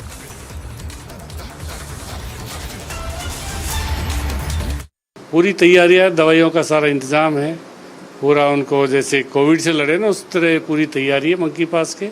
और लगता है monkey पास case Rajasthan में अभी नहीं है. अगर ये जांच आने के बाद ही खुलासा होगा मंकी पास है या नहीं. पूरी तैयारी है, दवाइयों का सारा इंतजाम है, पूरा उनको जैसे कोविड से लड़े ना उस तरह पूरी तैयारी है मंकी पास के. और लगता है मंकी पास केस राजस्थान में अभी नहीं है. अगर ये जांच आने के बाद ही खुलासा होगा मंकी पास है या नहीं.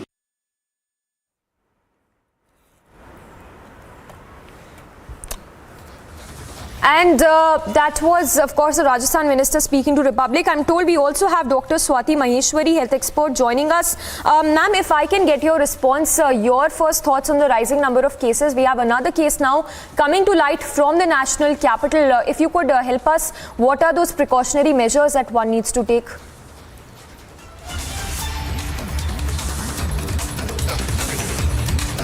All right, we seem to have lost that connection, but the big story this hour coming in on the 3rd case, in fact, another case that has come to light from the national capital.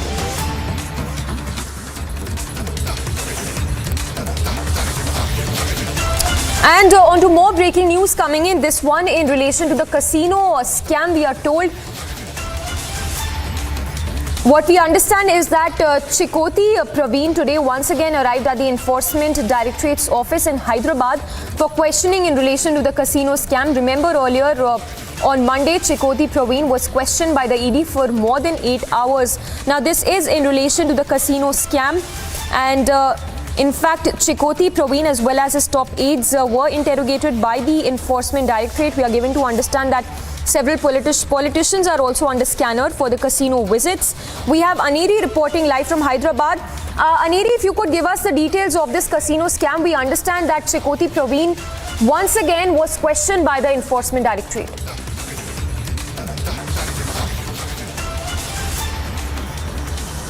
Diksha, we have been seeing that now today is the second day of Chikoti Praveen arriving at the Enforcement Directorate office in Hyderabad. Well, yesterday on Monday also we had seen Chikoti Praveen was questioned by the Enforcement Directorate officials for around 8 hours, and now once again for the second consecutive day we see he has arrived at the Enforcement Directorate office in regard with the questioning. And also let me tell you that earlier last week when there were raids which were conducted at his residence, there were total of 8 locations where the Enforcement Directorate officials had conducted raids in regard with the casino scam. Well, it is being said that Chikoti Praveen used to conduct these casinos in Bangladesh, Indonesia and other countries, and so now this came under the notice of Enforcement Directorate, and so now the officials are looking into it, and also further investigation has been taken up. Today is the second day of questioning for Chikoti Praveen at the Enforcement Directorate office.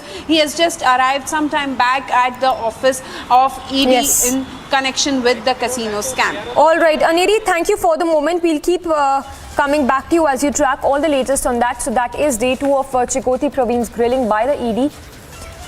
We'll be tracking all the latest on that, but moving on for now. Now, the other big story that we've been tracking since morning, President Joe Biden announced that the United States has killed the leader of Al-Qaeda, Zawahiri, in an airstrike that was conducted in the heart of Kabul city. Take a look at this report.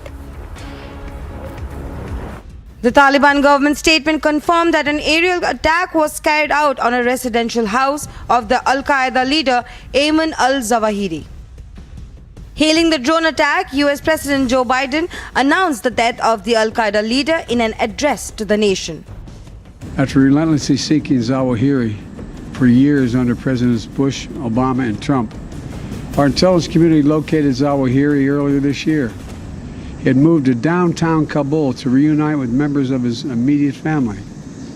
After carefully considering the clear and convincing evidence of his location, I authorized a precision strike that would remove him from the battlefield once and for all. This mission was carefully planned, rigorously minimized the risk of harm to other civilians. And 1 week ago, after being advised that the conditions were optimal, I gave the final approval to go get him. And the mission was a success. Al-Zawahiri rose to prominence in the jihadi movement to target the United States. Now we have eliminated the Emir of Al-Qaeda. He will never again allow Afghanistan to become a terrorist safe haven, because he is gone, and we're going to make sure that nothing else happens. You know, it can't be a launching pad against the United States. We're going to see to it that won't happen. This operation is a clear demonstration that we will, we can, and we'll always make good on the solemn pledge. As the right-hand man to Bin Laden, the Al-Qaeda terror network carried out the deadliest attack ever on American soil, the September 11, 2001 suicide hijackings. The president approved the operation last week, and it was carried out on Sunday. The Islamic Emirate of Afghanistan strongly condemned this attack and called it a clear violation of international principles and the Doha Agreement. Agency report, Republic TV.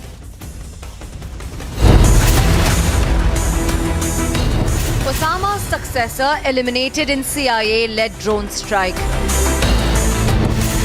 First, Osama bin Laden, now al-Zawahiri. Was Al-Qaeda's top boss aided and abetted by Pak? Debating tonight at 9 p.m. In the CBSE 2022 boards, the toppers for classes 12 and 10 are from Amity once again. At Amity, we are privileged to educate brilliant students and express our gratitude to our teachers and school leaders who passionately work for the success of our children. The European Commission on Monday urged authorities in Kosovo and Serbia to resolve rising tensions through dialogue and negotiations only, as Kosovo delays measures stirring tensions with minority Serbs.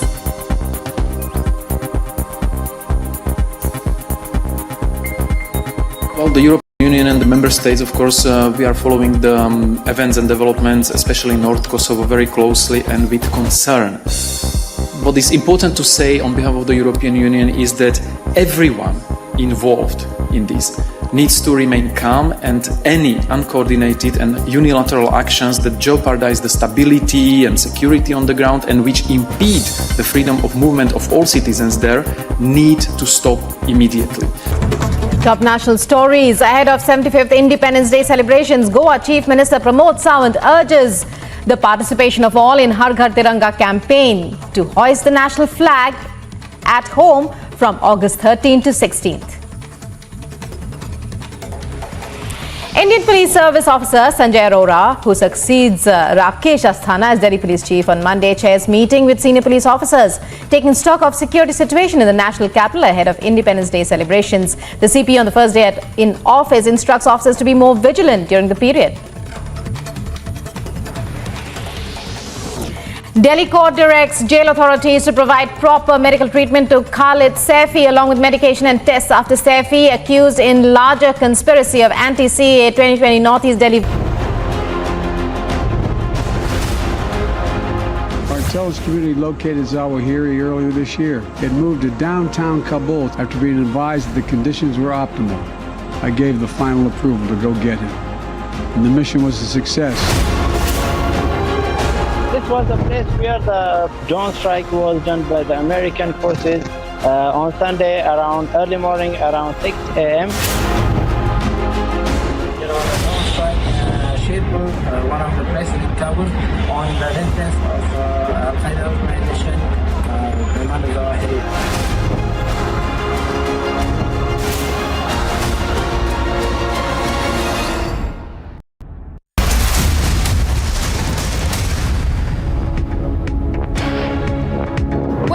Question that is on everybody's minds is whether Pakistan and Taliban shielded one of the world's most wanted terrorists. And that is precisely because of a slew of facts only hint that there is more than what meets the eye. Now take a look at this map and let's put this into context. With all the facts known so far, Zawahiri was given a safe haven in Kabul earlier this year. Zawahiri had taken shelter in a house owned by Pakistan-backed Haqqani network in the heart of Kabul city. Now remember, Haqqani network has deep ties with Pakistan ISI as well. Also pertinent to note here that Zawahiri moved to Kabul after Taliban took over Afghanistan. The Al-Qaeda chief, who was the mastermind of several terror attacks, was residing near Kabul's Sherpur neighborhood, located just 5 kilometers away from the Pakistan embassy, which is just 13 minutes away as well. Location of Zawahiri was also very near to the French and the Iran embassy.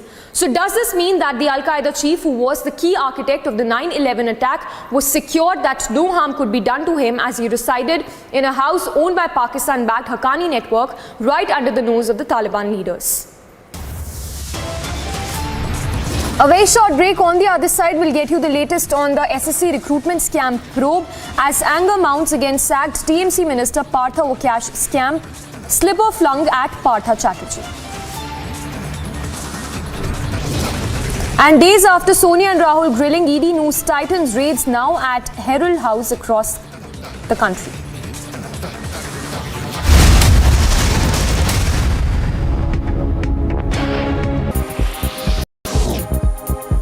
Kremlin spokesperson Dmitry Peskov wishes the soonest recovery to an ex-presidential envoy of Russia currently in intensive care in Europe. Anatoly Chubai, who resigned as a high-ranking advisor to Russian President Putin and left Russia in March, was reported to be in intensive care in a European hospital on Sunday for a neurological disorder.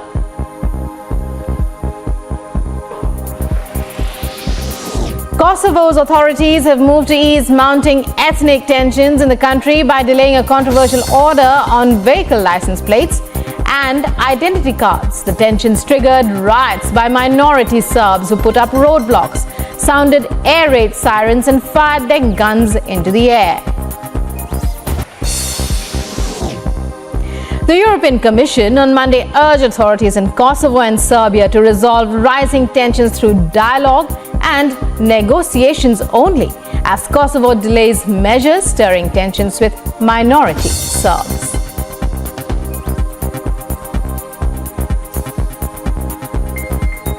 Well, the European Union and the member states, of course, we are following the events and developments, especially in North Kosovo, very closely and with concern. What is important to say on behalf of the European Union is that everyone involved in this needs to remain calm, and any uncoordinated and unilateral actions that jeopardize the stability and security on the ground and we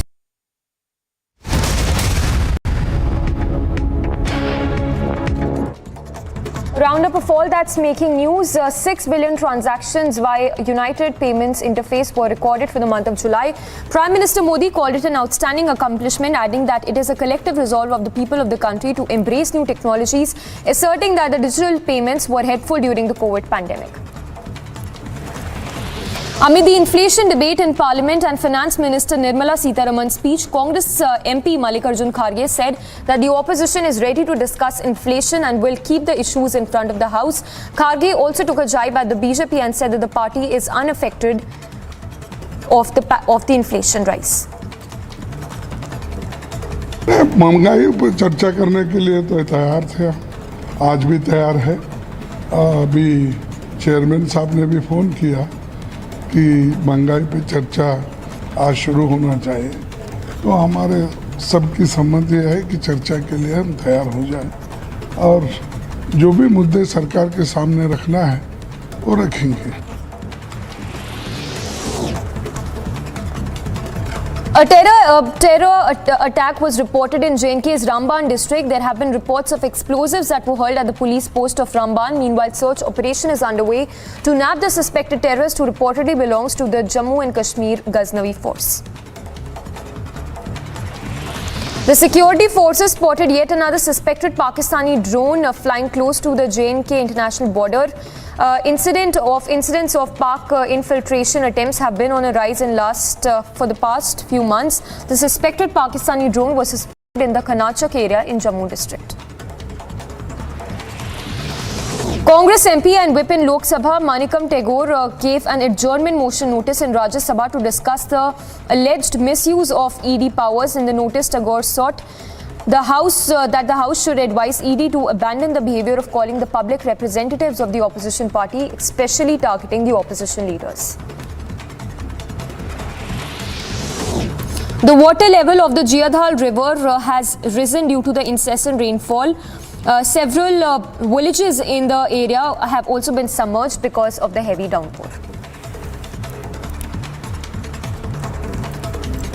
और Indian flag को वहाँ पे देखा Italy में, तो कैसा लगा तुम्हें? जब मैं वहाँ पहुँची मैंने देखा इंडिया का फ्लैग, वाह, ये तो मैं इतनी खुश हो गई कि नहीं, अब तो कुछ करके दिखाना है। इंडिया का फ्लैग ऊपर होना चाहिए, बस इतना मैं चाहती थी और वो मैंने कर दिखाया। अगर आप इंडिया रिप्रेजेंट कर रहे हो ना, हार नहीं माननी है, क्योंकि गोल्ड तो लेकर ही आना है आपको। बचपन से सर एक ड्रीम है मेरा, अब एक तो अपनी गेम को प्रोफेशनली यूज़ करना है, प्रोफेशनली आगे बढ़ाना है और वर्ल्ड ओलंपिक्स में गोल्ड लाना है इंडिया के लिए, अपनी स्टेट के लिए।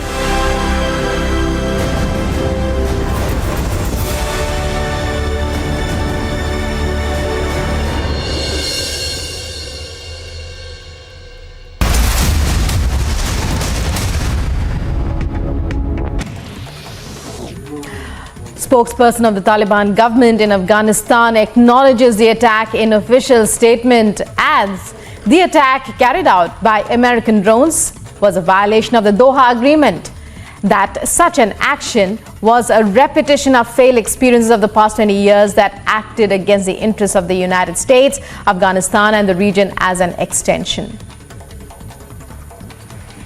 Barack Obama, former president of the US, hails the Biden administration. Taking to Twitter, says he hoped these airstrikes would provide a small measure of peace to the families of victims of 9/11. Lauding the precision of the strikes, notes strikes on Zawahiri were carried out without a single civilian casualty.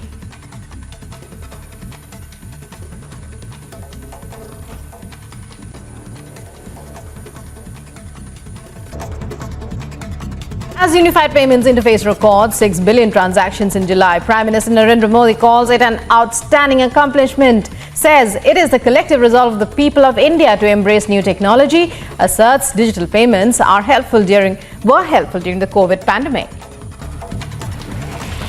Amid the inflation debate in Parliament, Finance Minister Nirmala Sitharaman's speech, Congress leader Mallikarjun Kharge says opposition ready to discuss inflation and will keep issues in front of the House. Kharge further takes a jibe at the BJP, says party is unaffected due to inflation.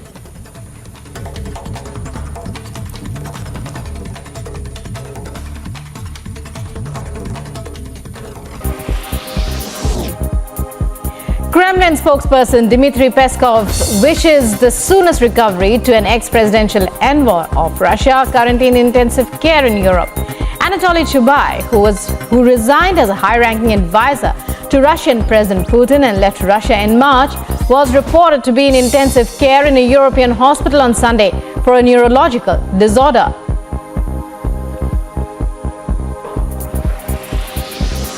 Kosovo's authorities have moved to ease mounting ethnic tensions in the country by delaying a controversial order on vehicle license plates and identity cards.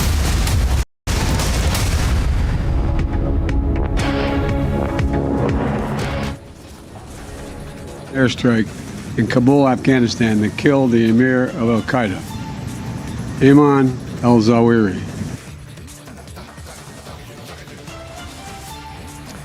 World's most wanted and Osama's bin Laden's number 2 taken out by the US in the Kabul airstrike.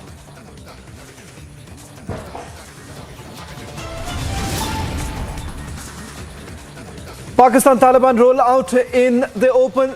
Zawahiri housed in Pakistan-backed Haqqani-owned plot. Did ISI handmaidens protect Zawahiri? Anger mounts against sacked Trinamool Congress Minister Partho over cash scam. Chappal flung at Partha now.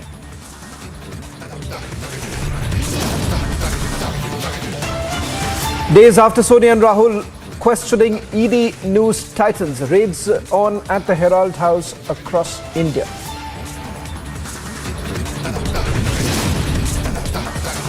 From Mumbai to Kolkata to national capital, ED snoop down continues. 12 premises raided. Sources suggest multi-city raids linked to Rahul and Sonia.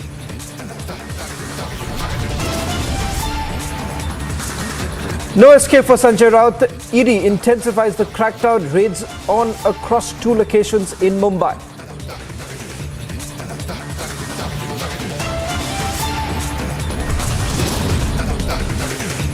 Another Nigerian man living in Delhi tests positive for monkeypox. This is the 3rd monkeypox case in Delhi and 8th in India.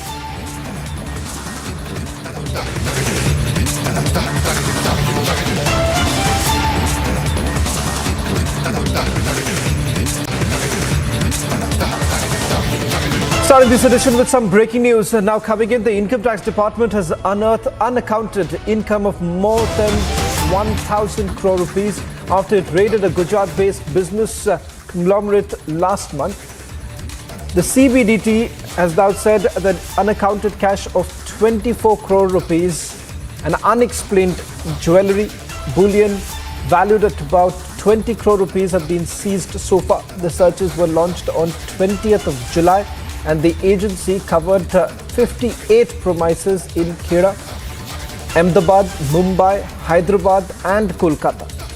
In fact, the Income Tax Department hasn't revealed the name of the business conglomerate, but they say that it's a prominent business conglomerate engaged in diversified fields of textiles, chemicals, packaging, real estate and education. The CBDT in its official release has essentially said that they are not identifying the group, but indicated that this is a major business conglomerate which is based out of Gujarat and is engaged in diversified fields of textiles, chemicals, packaging, real estate and education. More details now coming in. In fact, we'll try and go across to my colleague Priyanka in a short while from now to get in more details.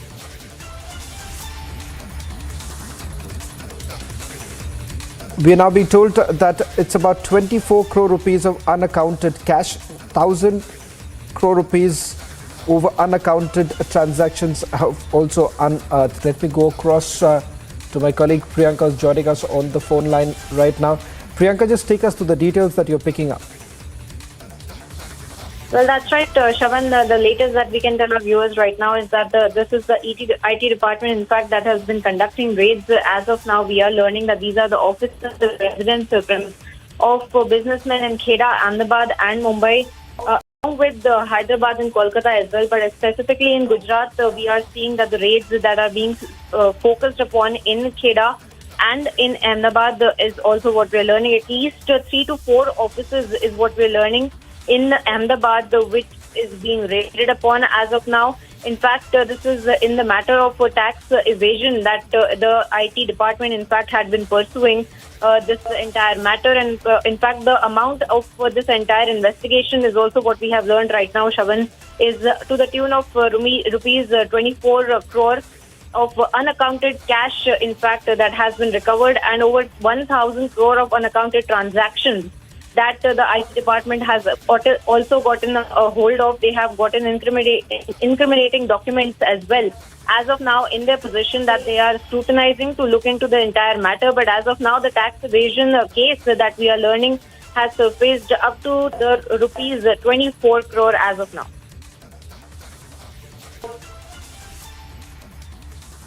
Well, thank you very much, Priyanka, for getting us the latest details.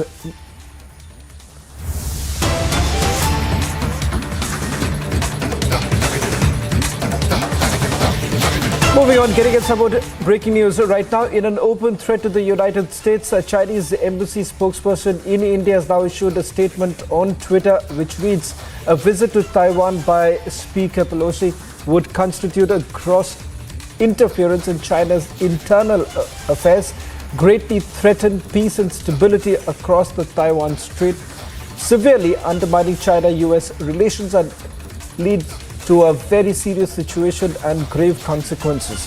The public opinion cannot be defied. Those who play with fire will perish by it. If the US side insists on making their visit and challenges China's red line, it will be met with resolute countermeasures. The US must bear all consequences arising thereof."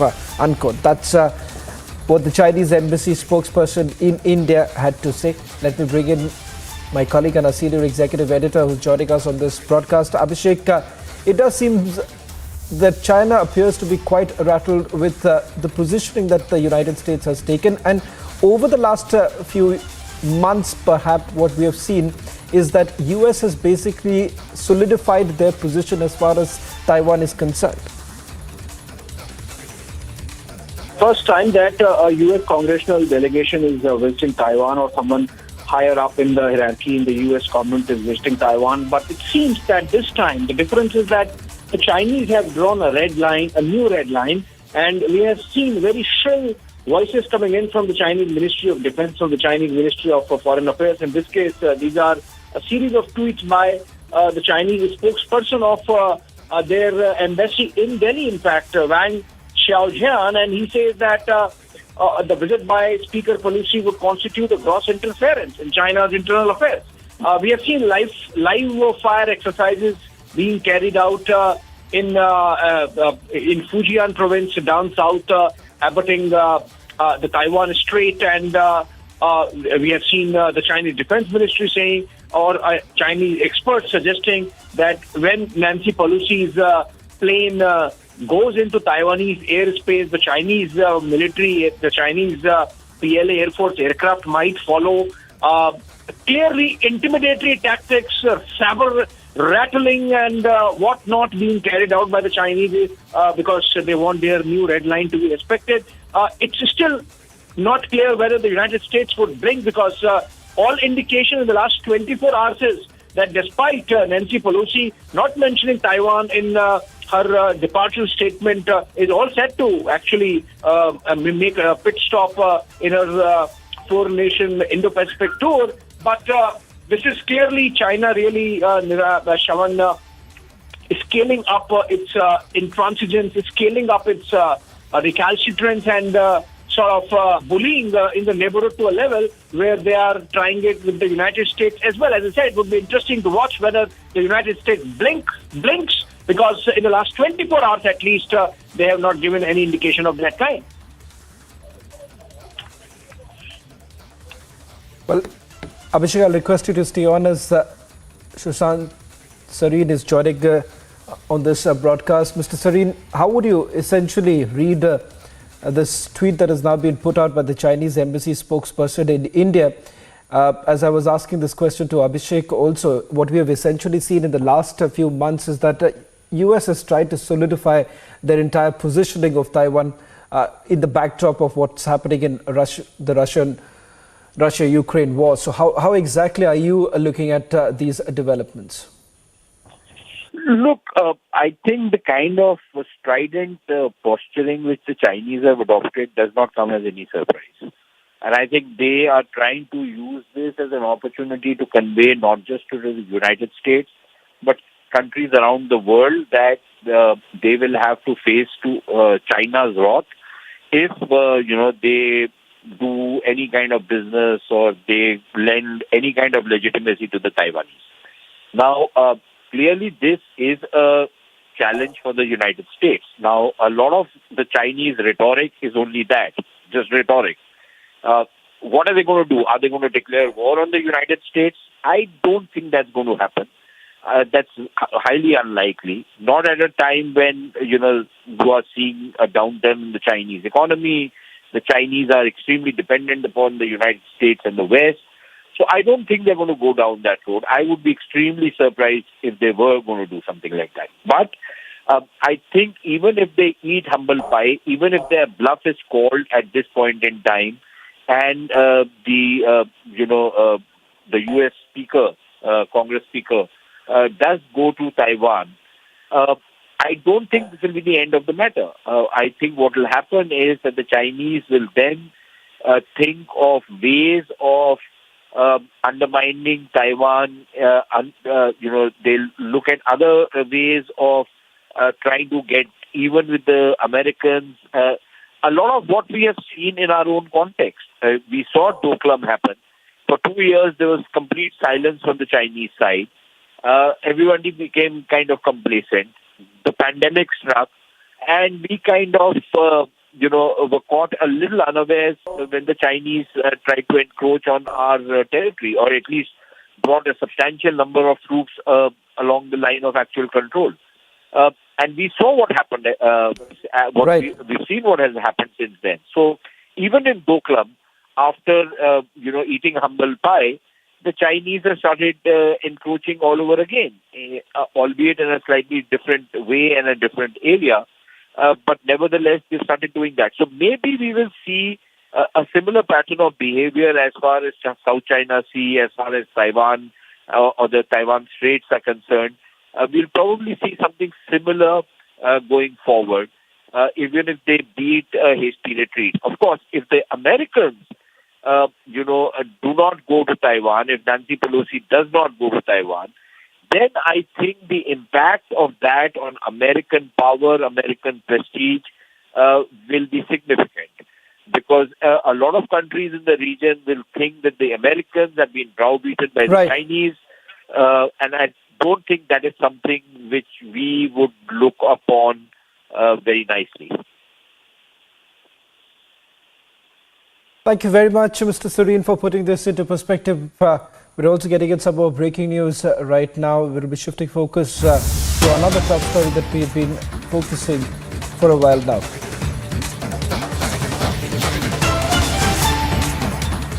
These are the latest visuals now coming in from the national capital, where the Congress workers are protesting outside the Herald House, where the Enforcement Directorate is carrying out the searches. We are given to understand that searches were basically carried out at the 4th floor of the Herald House in the national capital. Part of the multi-city searches that are being carried out by the Enforcement Directorate. Apart from the national capital, we are now given to understand that they are also carrying out searches in Kolkata. In fact, the focus primarily being on certain suspicious transactions. Let me go across to my colleague Anuj, who's getting us the latest visuals from outside National Herald right now. Anuj, once again, the Congress party essentially resorting to the kind of drama that they have done when Sonia Gandhi and Rahul Gandhi were also being questioned. The fact of the matter is that the Enforcement Directorate is basically carrying out their work based on the investigation that's been carried out over the last few weeks. Well, Shavan, we will continue with the visuals. I'm reporting from right outside the Herald House, and we do know that since from the morning, this is the raid of Enforcement Directorate which is going on. This is not limited to one place from where I am reporting, but at the multiple location. Total 12 places in total. 12 location where this particular raid in the National Herald case is going on. These are the live images. The drama that we have seen earlier, where Rahul Gandhi and Sonia Gandhi were called by the Enforcement Directorate, when we have seen the Congress Karyakartas on the roads, when they were blocking the roads in the Lithian Delhi, now again back and could be clearly seen from the ITO of the national capital. There the Congress Karyakartas are now protesting. They are having placards, National Herald to bahana hai. These kind of things has been written on the placard. Maksad Modi Sarkar ki vifaltaon ko chupana hai. So these are the things which are written, and they are slogating against the Modi government. And again, the line taken is very much same, that Enforcement Directorate is working as a puppet of the Modi government. These are the live images from the National Herald House, from where I am reporting since from the morning, as we were telling it to our viewers. The Enforcement Directorate is connecting the dots and is going further with the investigation. The live images coming in of the Congress Karyakartas, Congress workers who are protesting against the Enforcement Directorate, who are protesting against the Modi government. This is the line which has been always taken by the Congress party. We have seen the same kind of visuals when Rahul Gandhi was called in by the Enforcement Directorate in the same case for the questioning, and later this was none other but Sonia Gandhi, who was also questioned, who was also called in for 2 days at the Enforcement Directorate in the national capital. That was the Enforcement Directorate office, where we have seen the same. The Akbar Road was blocked, the Lithians Delhi was blocked, and now the live images could be clearly seen in the live images. Now they are going to be detained. The police are detaining, and some of the people are trying to get in there into the National Herald House, and there we are getting the images. These are the live images from the Herald House, where now they have gone in. They have gone to the entry point. And there they are protesting against the Modi government, against the Enforcement Directorate. So this is high voltage drama back again at the roads of the national capital. I'm reporting from the National Herald House. This is called, the building is Herald House. And there, if I talk about this particular corporate building, let me tell you, this is the first floor and the second floor where the passport office is. So the normal people, the laymen who are going for their passport things to complete their formalities, could be clearly seen in hurdle, because this has been blocked. The entry has been blocked. The Karyakartas are still there, and they are again back. They are again doing the same thing. I'll try and talk to some of the people. What do they want? अंग्रेजों के समय में जो RSS वाले मुखबिर करते थे, passport office common लोगों ये नोटिफिकेशन है और ये पूरा ईडी का दुरुपयोग है. The line taken, the visuals could be clearly seen there. The ladies, the women from the Congress Karyakartas, the police is there who are trying to control the situation. The police is trying to control the situation. There on your screen, high voltage drama again. Now they are sitting on dharna. sitting on dharna at the Herald House entry gate. They're sitting on dharna with the placard. A high voltage drama again. High voltage drama of the Congress Karyakartas when Enforcement Directorate is doing the investigation. When Enforcement Directorate is doing the investigation, when Enforcement Directorate is raiding the properties which belongs to National Herald and the AGL, the 12 locations in from the morning is being raided by the Enforcement Directorate. This exactly is the Herald House at the ITO of the National Capital, and there the Congress Karyakarta at this point in time with the placards in their hand has blocked the entry of the Herald House. So we are giving you the visuals. I'll ask my video journalist to give you a 360 view. That is the entry on my left. I'll ask my video journalist Naradeshwar to give you the sense on my left also. This is the road.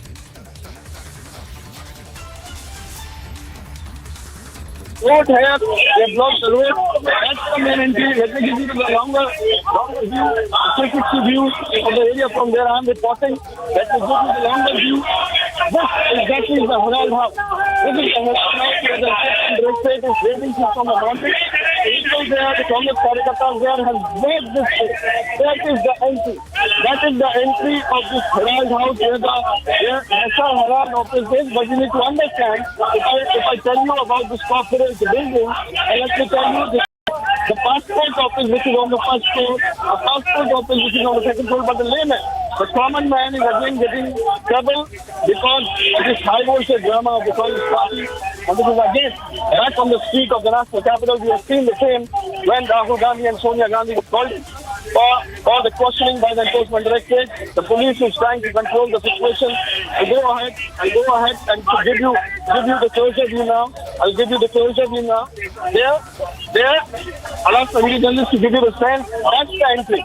This exactly is the main entry where the Karyakartas are sitting now. There, the process of detailing has started. Police is going to detain the Karyakartas. So there, these are the live images coming in from the National Herald House. There, I'll ask the video journalist to give you the sense now. The police is trying to control the situation. This is the entry. This is the entry of Herald House. You can clearly see in front the grass has been locked. The main entry, I'll ask the video journalist to give you the sense from there also. The main entry has been locked. There, the grass has been locked. I'll go downstairs so that we can give you the closer view. There, you can see now this is the drama of the Congress party against the BJP. We have seen the same. This is the repetition which we have seen earlier when Rahul Gandhi and Sonia Gandhi was called in by the Enforcement Directorate in the National Herald case, where on one part, Enforcement Directorate is doing the investigation, going ahead with the investigation after questioning Rahul Gandhi and Sonia Gandhi. Now the Karyakartas again back on the street, and protested. Earlier, there was no permission which was given to any Karyakarta. We have seen the populace leader through the Karyakarta of the Congress party protesting there and there when Rahul Gandhi was called. There. We are giving you the visuals. There you can see the live images. The live images how the police is trying to control the situation. The police is trying to control the situation. But the Karyakartas, Congress workers, there is trying to block the entry. It's trying to block the entry. And there you can see the police is trying to control the situation. They are moving these Karyakartas from the entry gate. The high voltage drama in the national capital and the ITO at the Herald House where the Enforcement Directorate is conducting the raid. There I can see one of the Karyakartas who has again gone ahead. There I can see one lady, one Congress Karyakarta who has gone ahead with the placard. These are the images from the entry gate. That's the Karyakarta of Congress Party is here. The gate has been locked. But you can clearly see some of the Karyakartas are still there. I'll ask my video journalist to give it a sense from here also. This exactly is the view. This is the entry where I am standing at the same time. That's the entry of Herald House, and you can clearly see in the visual what is happening on the ground.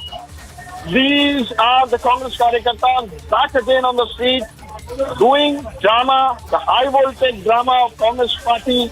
Back again could be clearly seen. Rahul Gandhi was called in by the enforcement directorate. This was Sonia Gandhi who was called for the questioning by the enforcement directorate. And now this is again when the Congress Karyakartas is protesting. Yes, Shavan.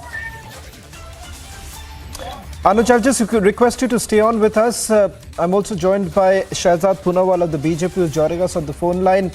Shahzad, earlier in the day, top sources within the agency had confirmed to Republic TV that this time the searches were basically around shell companies. The allegation being that the shell company was actually providing money to young Indians. And there could be more number of shell companies. Today, what you see right now outside the Herald House, where the Congress workers are now protesting, what do you make of it? This is not a satyagraha ka shakti pradarshan. It is a bhrashtachar ka bhakti pradarshan. This is an attempt to intimidate the agencies. This is an attempt to try and stifle the probe. These are people who have not got any relief from any court of law. The trial court took cognizance, filed criminal cases against Sonia Gandhi, Rahul Gandhi. They did not get relief from High Court. They did not get relief from Supreme Court. They challenged the income tax reassessment order and got no relief from High Court and Supreme Court. And today they are doing, in the name of Satyagraha, Hatyagraha. This is an attempt to pressurize the agencies. Do they believe Sonia Gandhi and Rahul Gandhi are kings and queens who can't be accountable to the law? Are they saying that they are part and parcel of vendetta politics? Why haven't they got any relief from any court of law? This is a clear-cut attempt to actually try and stifle the agencies from doing their work. And this is because they know that the 2,000 crore rupees that have been stolen by the first family of corruption, they don't want to be held accountable for. The other allegation that has been leveled against the Bharatiya Janata Party is that ED and the other agencies are essentially being used as tools. Today we are seeing at least three places, at least three different cases where the searches are being carried out. One, you're looking at Sanjay Raut, the other happens to be Partha Chatterjee, and the third is Sonia Gandhi. And the common link here being that all of them are your opponents. You see, there are the four pillars of corruption. First is the INC, INE corruption, then is TNC, too much corruption, then is Uddhav ki Bhrashtachari Sena of Sanjay Raut who looted the Marathi Manus, and then there is Aap Ka Paap, who is the Hawala transaction mastermind Satyendra Jain. Against all four, there are court orders, there are court findings, and then they still come out and play victimhood card because they believe ED does not mean enforcement directorate, it means entitlement to do dacoity, entitlement to diners for dacoity and for loot. This kind of entitlement of dacoity and loot can't be given. Just because they belong to one parivar does not mean they have a right to loot, but they keep crying. They say, Bhrashtachar is my adhikar, Bhrashtachar is my Shishtachar, and if you do any action, I will cry Atyachar. This does not work. If they have any kind of proof that they are innocent, they should put it in front of a court of law. But why intimidate the agencies? This shows that something is wrong, something, daal mein kuch kala hai, chor ki mooch mein tinka hai, chor ki daadi mein tinka hai. Well, thank you very much, Shahzad, for putting this into perspective. We've also had other union ministers reacting on these multi-city raids that have been carried out. Union Minister Rajiv Chandrasekhar also spoke a short while back. Listen in. नहीं, मुझे उस पर टिप्पणी करना मैं उचित नहीं समझता हूँ, लेकिन ये तो मैं ज़रूर एंटिसिपेट करता हूँ कि एक और कांग्रेस भीड़ इकट्ठा करेंगे और ईडी को इंटिमिडेट करने की एक और वहाँ पे उनका कोशिश होगा। उनका एक स्टैंडर्ड ऑपरेटिंग प्रोसीजर रहा है कि जब भी उनको लॉ एनफोर्समेंट एजेंसी से कोई प्रश्न आते हैं, वो लॉ एनफोर्समेंट एजेंसीज और उनके ऑफिसर को इंटिमिडेट करने की कोशिश करते हैं। ये उनका एक स्ट्रैटेजी रहा है। ममता बनर्जी भी वो स्ट्रैटेजी पर काफ़ी इन्वेस्टेड हैं। लेकिन आज के दिन में उस नए भारत में जो लोग करप्शन करते हैं उनको एक न एक दिन long arm of the law जो इंग्लिश में कहते हैं, उसके कॉन्सिक्वेंसेस को डील करना ही पड़ेगा।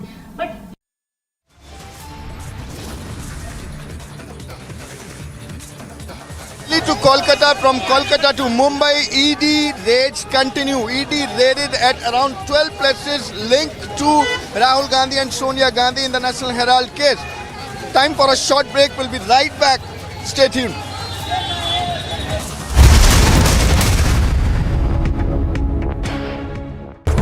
Top national stories ahead of 75th Independence Day celebrations. Goa Chief Minister Pramod Sawant urges the participation of all in Har Ghar Tiranga campaign to hoist the national flag at home from August 13th to 16th.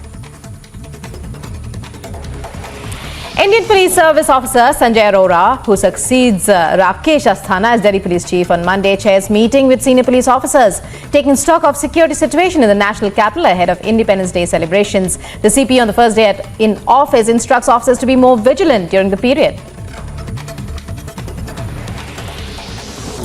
Delhi court directs jail authorities to provide proper medical treatment to Khalid Saifi along with medication and tests after Saifi, accused in larger conspiracy of anti-CAA 2020 Northeast Delhi violence, moves application to Karkarduma court. You're watching Live and Breaking on Republic. And in other news, as the United States President Joe Biden makes comments confirming the US drone strike in Afghanistan that killed Al-Qaeda leader Ayman al-Zawahiri, who took over as Al-Qaeda leader after Osama bin Laden's death in a US raid. He spoke about how the strike could act as one more measure of closure to families of the victims of the September 11th attacks. My fellow Americans, on Saturday, at my direction, the United States successfully concluded an airstrike in Kabul, Afghanistan that killed the emir of Al-Qaeda, Ayman al-Zawahiri. Spokesperson of the Taliban government in Afghanistan acknowledges the attack in official statement, adds the attack carried out by American drones was a violation of the Doha Agreement. That Osama's successor eliminated in CIA-led drone strike. First, Osama bin Laden, now al-Zawahiri. Was Al-Qaeda's top boss aided and abetted by Pak? Debating tonight at 9 p.m.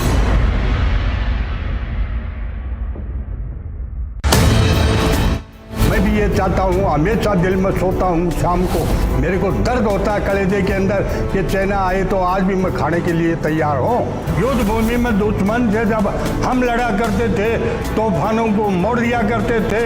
अभी जितना border पर मारते हैं, उतना तो हम road पे छोड़ दिया करते थे।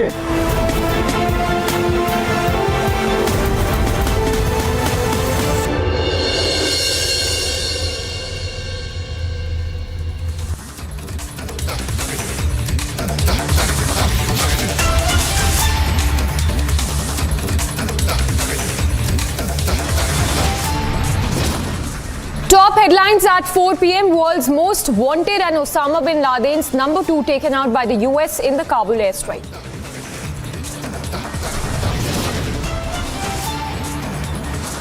Pakistan Taliban roll out in the open. Zawahiri housed in Pak-backed Haqqani-owned plot. Did ISI handmaidens protect Zawahiri?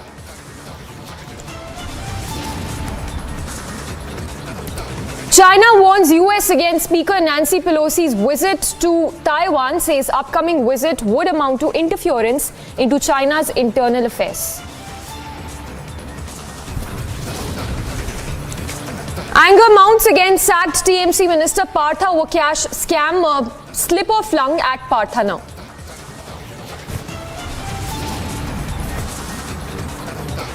Days after Sonia and Rahul grilling, ED News tightens raids on at Herald House across the country.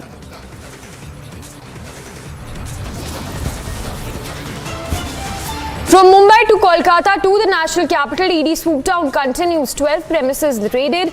Sources suggest multi-city raids linked to Rahul and Sonia Gandhi.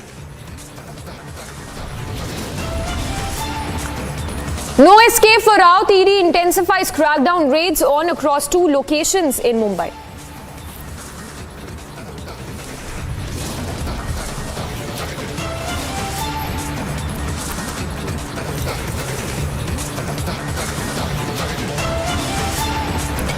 Another Nigerian man living in Delhi tests positive for monkeypox. This is the 3rd monkeypox case in India and 8th in the country.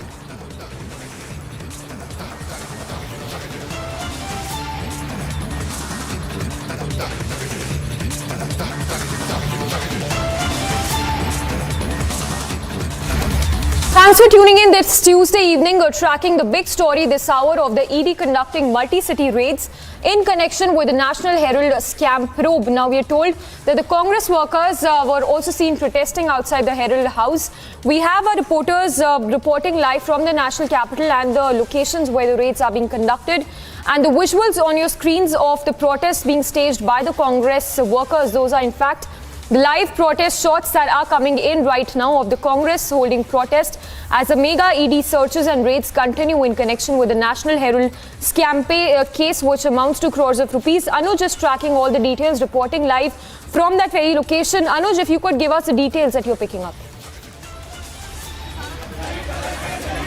Well, exactly. I'm reporting from the Herald House since from the morning. The Enforcement Directorate raid is going on at this particular office regarding to the National Herald case.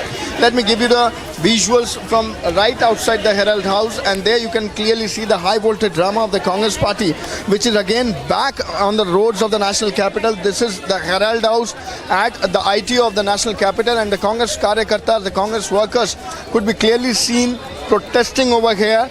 And as we do know, we have seen the same kind of visuals when Rahul Gandhi and Sonia Gandhi was called in for the questioning by the Enforcement Directorate, and there, this is the reputation of the same. Again, the Congress Karyakartas could be clearly seen, the workers of the Congress party could be clearly seen protesting against the Modi government and the Enforcement Directorate. So these are the live images coming in from the Herald House.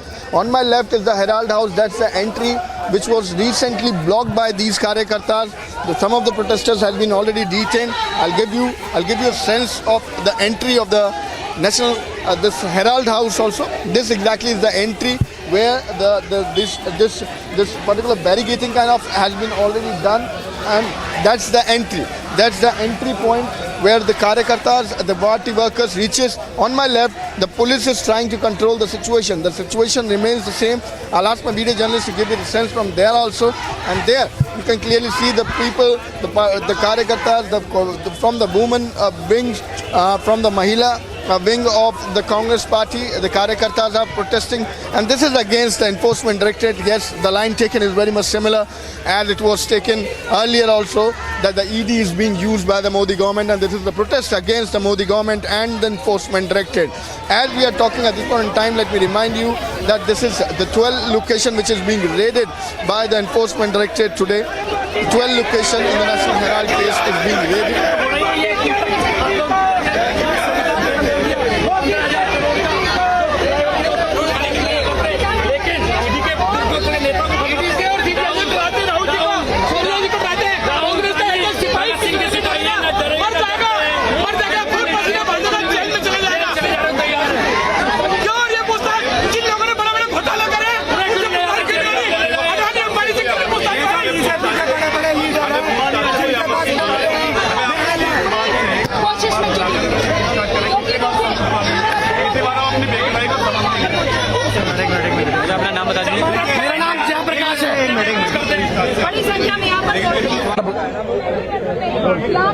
मेरा नाम जयप्रकाश है।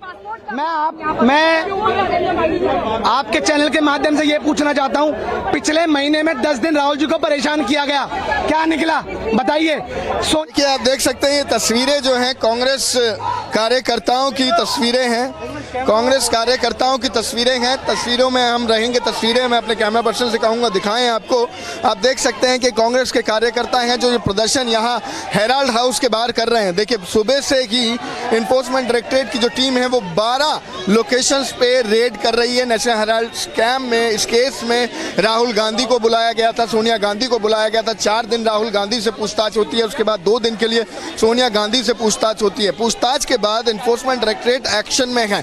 Action में आगे dots को connect करते हुए, आगे बढ़ते हुए, आज किस तरीके से शेल कंपनी यूज हुई थी उन सभी चीज़ों को देखते हुए जो इन्फोर्समेंट डायरेक्टरेट 12 लोकेशन पे आज सुबह से देखिए रेड करी है। लेकिन तस्वीरें आपको बता देता हूँ, ये तस्वीरें हैं हेराल्ड हाउस के बाहर की, आईटीओ पे, दिल्ली के अंदर आईटीओ पे ये हेराल्ड हाउस है, जहाँ पे अभी कांग्रेस कार्यकर्ताओं का ये जो प्रदर्शन है ये जारी है। देखिए, आपको बता दें कि हेराल्ड हाउस के अंदर ऐसा नहीं है कि सिर्फ नेशनल हेराल्ड का दफ्तर हो, उसके अंदर कॉर्पोरेट बिल्डिंग है और भी ऑफिसेज हैं। इधर तस्वीरें दिखाऊंगा आपको, एक बार तस्वीरों पे भी हम बने रहेंगे क्योंकि डिटेन करने का जो प्रोसेस है वो पुलिस द्वारा करा जा रहा है, क्योंकि कार्यकर्ता यहाँ मानने को बीजेपी क्या माफीखोर है, ये उनका दुरुपयोग कर रही है, दुरुपयोग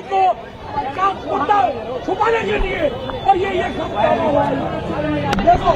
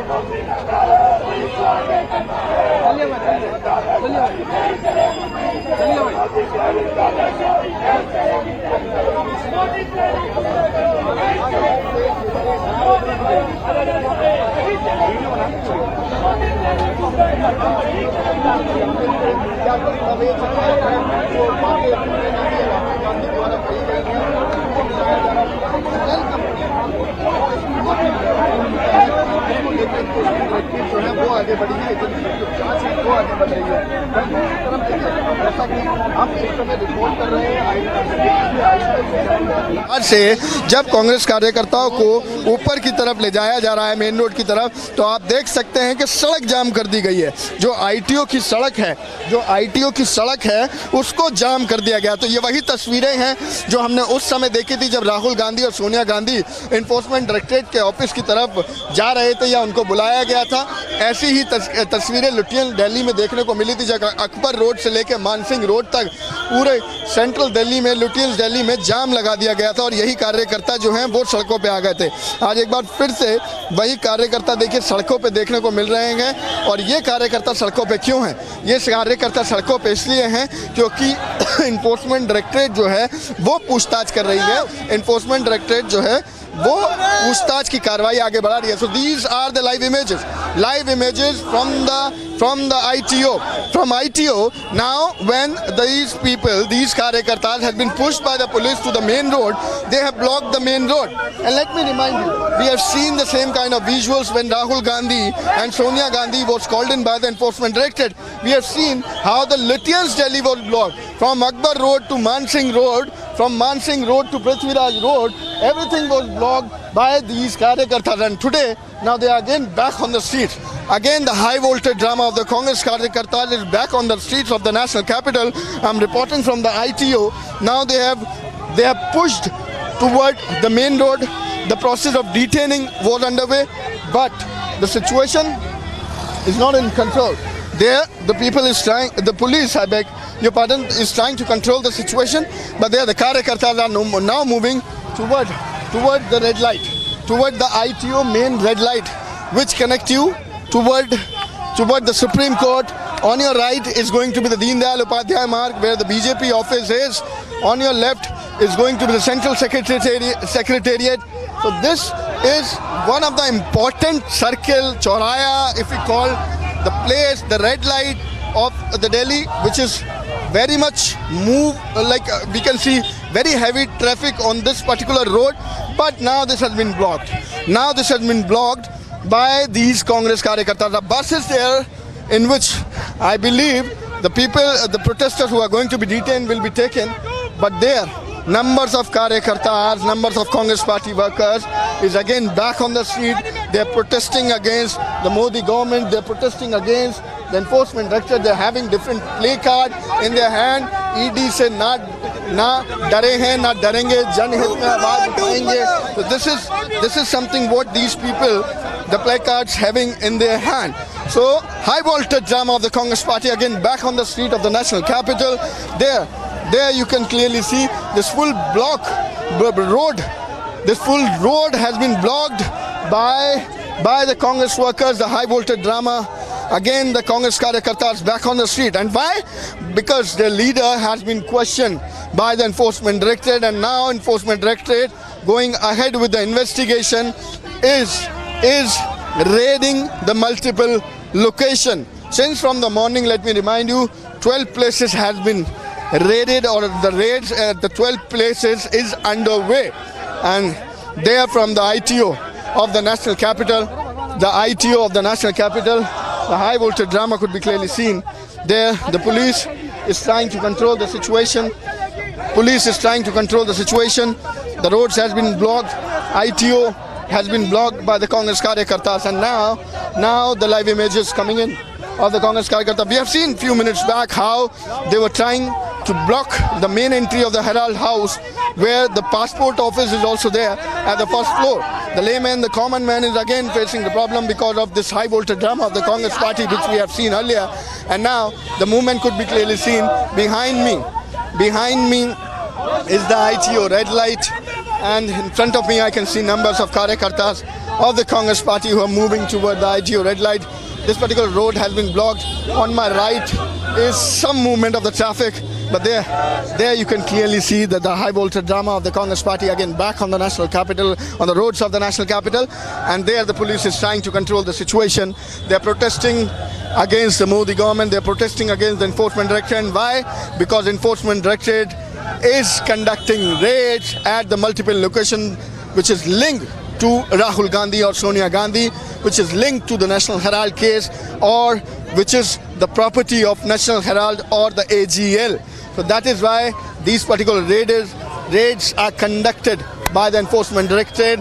And as we do know that earlier this was Rahul Gandhi and Sonia Gandhi herself who was questioned by the Enforcement Directorate, after which the dots has been connected and things has been taken further by the Enforcement Directorate. This is a part of the investigation, what we have been told.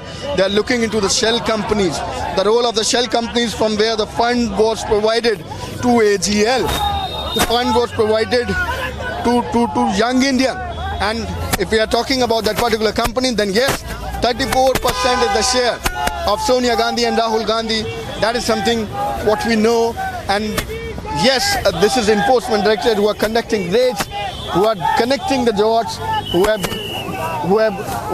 gone through the investigation, questioned Rahul Gandhi and Sonia Gandhi, and now taking the investigation further. But this is the high voltage drama of the Congress party, which could be clearly seen on the roads of the national capital. From ITO, I'm reporting. On my right is the Herald House. Earlier, these Karyakartas, these workers of the Congress party was protesting at the Herald House, and they were pushed from there. Some of them has been detained. They were pushed from there, and after that they rushes toward the main road. And that's the ITO road from where I am reporting. And we are just near to the ITO red light at this point in time. And there you can clearly see the slogging which has been done by the Congress Karyakarta. Police is clearly giving them the warning. Police giving them the warning that you are not allowed. You are not allowed to do any kind of protest over here. You are not allowed to do any kind of satyagraha over here. This is no permission for any kind of protest. But on the roads, this is the Congress Karyakartas who are protesting. On the roads, again back on the roads of the national capital, this is none other but the Congress Karyakartas who are protesting here again, protesting here again at the ITO red light. Now the traffic is being stuck. That's the red light. Let me give you the visual. We'll get aside, we'll take a corner to give you the more sense, to give more clarity from the ITO, to give more visuals from the ITO. See, that's on my right is the Herald office, and from there these Karyakartas of the Congress party have started their protest. Earlier they were at the gate, at the main gate of the Herald House. They were trying to enter. They were forced, they were stopped, they were pushed from there toward the main road. Some of them has been already detained. Now moving ahead toward the main red light. And if we take right, let me tell you, if we take right from here, from this particular red light, if we take right from there, then this is going to be the Deen Dayal Upadhyaya Marg, where the Bharatiya Janata Party headquarters is. So if they are planning to move toward the BJP, if they are planning to move toward the Bharatiya Janata Party headquarters, we will have to see that, we will have to monitor that. But the live images, I'll ask my video journalist to give you the sense of the Karyakartas. If Naradeshwar can give you the visual from behind me, where these Karyakartas have now reached at the ITO circle. This is the ITO circle from where I am reporting, and now the Karyakartas have reached here. The Congress workers have reached here. Police is there trying to control the situation. If they take right, then this is the route toward the Bharatiya Janata Party office, the head office. And prior to that, this is the DPCC, that's Delhi Pradesh Congress Committee office also. So let's see, wait and watch what exactly is going to be the way where these Karyakartas are going to be. But on my right, I'll ask my video journalist to again give you the sense from there, because the Karyakartas have reached there and crossing the ITO red light. And now we are seeing this is a small police station over here, a police booth where these Karyakartas have been taken at the ITO itself. But the Karyakartas are still there. The Karyakartas are still here, some of them doing heated argument with the Delhi police personnel. I can see the Delhi police is trying to control the situation as there is no permission for any kind of protest. But you can see the situation. You can see the situation at the ITO. You can see the situation at the ITO of the national capital, what these Congress Karyakartas are doing. What is happening at the ITO now they are sitting at the circle and the main road, on the main road of the ITO. Police trying to control the situation. Traffic is moving from the ITO red light, but now these protesters have blocked the main ITO road, and there the police is trying to control the situation, but these Karyakartas continues. Congress Karyakarta again back on the street of the national capital with the high voltage drama of theirs, and they're having placards on their hand. We'll give you a 360 view. I'll give you a 360 view. This exactly is the ITO circle, and if we'll move it, on my left is the National Herald office. This is the ITO circle from where I'm reporting, and look at the way where these Karyakartas have blocked the road. Where these Karyakartas have blocked the road, the Congress Karyakartas have blocked the road, and they're protesting against, yes, the Enforcement Directorate and the Modi government, sloganeering against ED. Live images from the ITO of the national capital, where the traffic is moving because there was no alert for any kind of protest, or rather no call for any kind of protest or any permission for any kind of protest. But these Karyakartas reaches here, they're protesting against the Enforcement Directorate. Police is trying to control the situation. Even some of the Mahila Congress worker could also be seen, which has been detained by the Delhi police personnel. And there you can clearly see from ITO, now the police has moved these Karyakartas. At least they're moving toward the left now. There is a small police booth. Naradeshwar will give you the visual. Some of the Karyakartas doing heated argument with the police personnel, but the police is not left with any other option but to detain them. They're not ready to cooperate. Police is asking them that there is no permission for any kind of protest. They're protesting against the Enforcement Directorate and the Modi government. This is regarding, let me remind you, when the Enforcement Directorate is conducting raid at the 12 locations since from the very morning in the National Herald case, and the property related to Rahul Gandhi and Sonia Gandhi in the National Herald case, and the AGL is being raided by the Enforcement Directorate. Look at the dramatic visual. These are the dramatic visual from the ITO, where this kind of behavior with the police personnel could be clearly seen. The protesters not ready to listen. Police not left with any other option but to detain.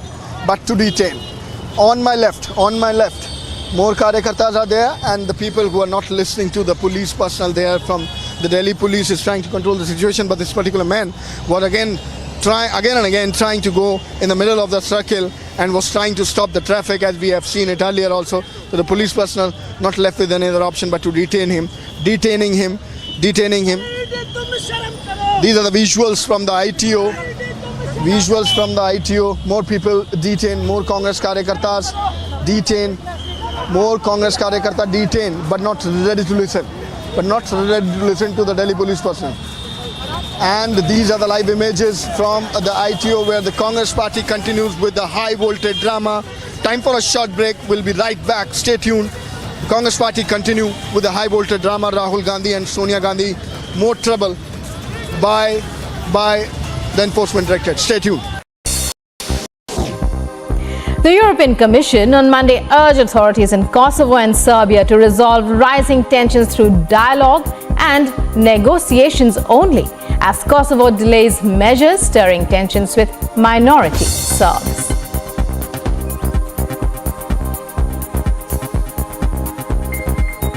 Well, the European Union and the member states, of course, we are following the events and developments, especially in North Kosovo, very closely and with concern. What is important to say on behalf of the European Union is that everyone involved in this needs to remain calm, and any uncoordinated and unilateral actions that jeopardize the stability and security on the ground and which impede the freedom of movement of all citizens there need to stop immediately. Top national stories ahead of 75th Independence Day celebrations. Goa Chief Minister Pramod Sawant urges the participation of all in Har Ghar Tiranga campaign to hoist the national flag at home from August 13 to 16th. Indian Police Service Officer Sanjay Arora, who succeeds Rakesh Asthana as Delhi Police Chief on Monday, chairs meeting with senior police officers, taking stock of security situation in the national capital ahead of Independence Day celebrations. The CP on the first day in office instructs officers to be more vigilant during the period. Delhi court directs jail authorities to provide proper medical treatment to Khalid Saifi along with medication and tests after Saifi, accused in larger conspiracy of anti-CAA 2020 Northeast Delhi violence, moves application to Karkarduma court. You're watching Live and Breaking on Republic. And in other news, as the United States President Joe Biden. High voltage drama of the Congress party continue on the street of the national capital. I'm reporting from the ITO of the national capital, and this was the Congress Karyakartas who was protesting at the Herald house, and from there they reaches to the ITO. Many of the Congress Karyakartas have been already detained. The traffic is normal now, but as we do know, as we have given the visuals, some of the Karyakartas are still here, but they have been detained. Many of them have been detained. Some of the Karyakartas could be clearly seen. They are having the placards in their hand, but they were no permission for the protest. But the Congress continue with the high voltage drama. ED continue to raid at the multiple locations. 12 places raided by the Enforcement Directorate related to National Herald. Stay tuned. We'll be right back after a short break. Stay tuned. Kremlin spokesperson Dmitry Peskov wishes the soonest recovery to an ex-presidential envoy of Russia currently in intensive care in Europe. Anatoly Chubai, who resigned as a high-ranking advisor to Russian President Putin and left Russia in March, was reported to be in intensive care in a European hospital on Sunday for a neurological disorder.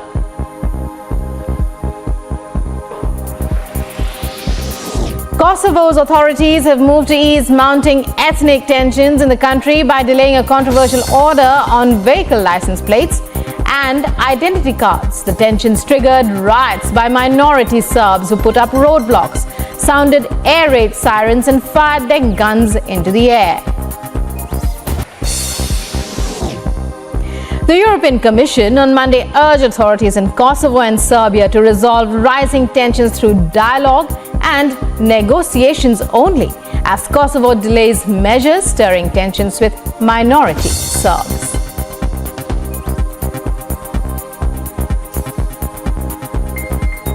Well, the European Union and the member states, of course, we are following the events and developments, especially in North Kosovo, very closely and with concern. What is important to say on behalf of the European Union is that everyone involved in this needs to remain calm, and any uncoordinated and unilateral actions that jeopardize the stability and security on the ground and which impede the freedom of movement of all citizens there need to stop immediately. Top national stories ahead of 75th Independence Day celebrations. Goa Chief Minister Pramod Sawant urges the participation of all in Har Ghar Tiranga campaign to hoist the national flag at home from August 13 to 16. The high voltage drama of the Congress party continues. Some of the Congress Karyakartas are still here at the ITO and they are protesting over here. Many of the Karyakartas have been already detained, but the police is continuously trying to control the situation. We have seen how they were protesting right outside the Herald house. This is regarding the Enforcement Directorate conducting raids since from the very morning at the 12 location. This was the raid at the multiple location related to the National Herald case and the investigation in which the Enforcement Directorate is going ahead with the things. We do know that Rahul Gandhi and Sonia Gandhi was questioned by the Enforcement Directorate, and after that, now this is the next step of the Enforcement Directorate in which now the Enforcement Directorate again back in action, multiple raids at the 12 location. Enforcement Directorate conducting raids at the 12 location related to National Herald and the AGL. Back to you.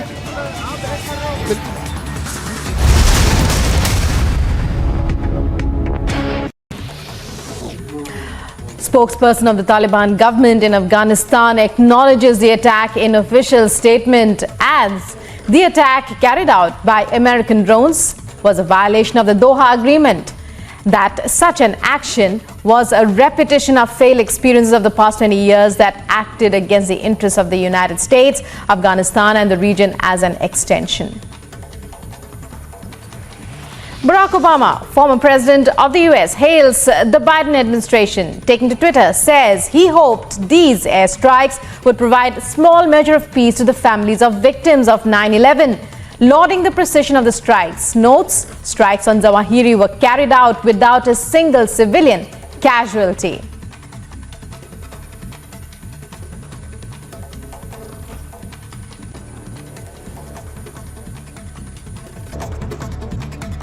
As Unified Payments Interface records 6 billion transactions in July, Prime Minister Narendra Modi calls it an outstanding accomplishment, says it is the collective resolve of the people of India to embrace new technology, asserts digital payments were helpful during the COVID pandemic.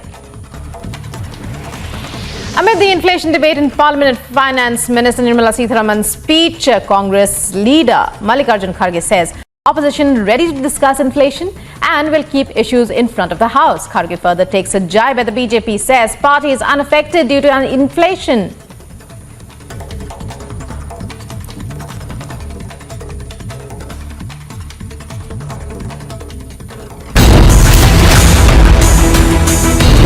Osama's successor eliminated in CIA-led drone strike. First, Osama bin Laden, now al-Zawahiri. Was Al-Qaeda's top boss aided and abetted by Pak? Debating tonight at 9 p.m. Top national stories ahead of 75th. The only thing which is still in his mind is Naam, Namak and Nishan. Naam of his battalion. Yes. Namak, of course, is eating off the banner and the Nishan of the banner is carrying.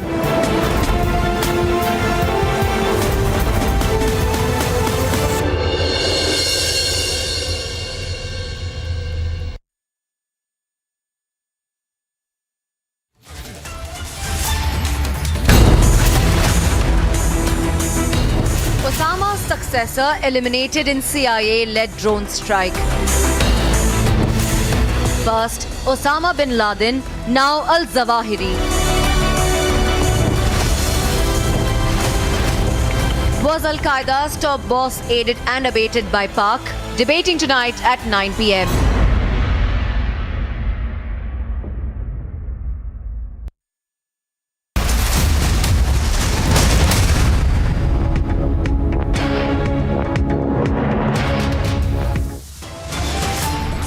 Top headlines at 5 p.m. World's most wanted and Osama bin Laden's number 2 taken out by the US in the Kabul airstrike. Pakistan Taliban roll out in the open. Zawahiri housed in Pakistan-backed Haqqani-owned plot. Did ISI handmaidens protect Zawahiri? China warns US against Speaker Nancy Pelosi's visit to Taiwan, says upcoming visit would amount to interference into China's internal affairs. Anger mounts against sacked TMC Minister Partha over cash scam. Slipper now flung at Partha Chatterjee.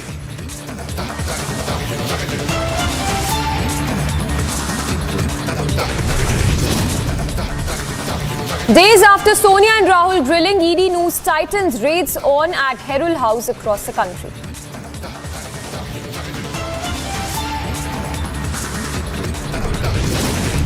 From Mumbai to Kolkata to the national capital, ED swoop down continues. 12 premises raided, sources suggest multi-city raids linked to Rahul and Sonia Gandhi.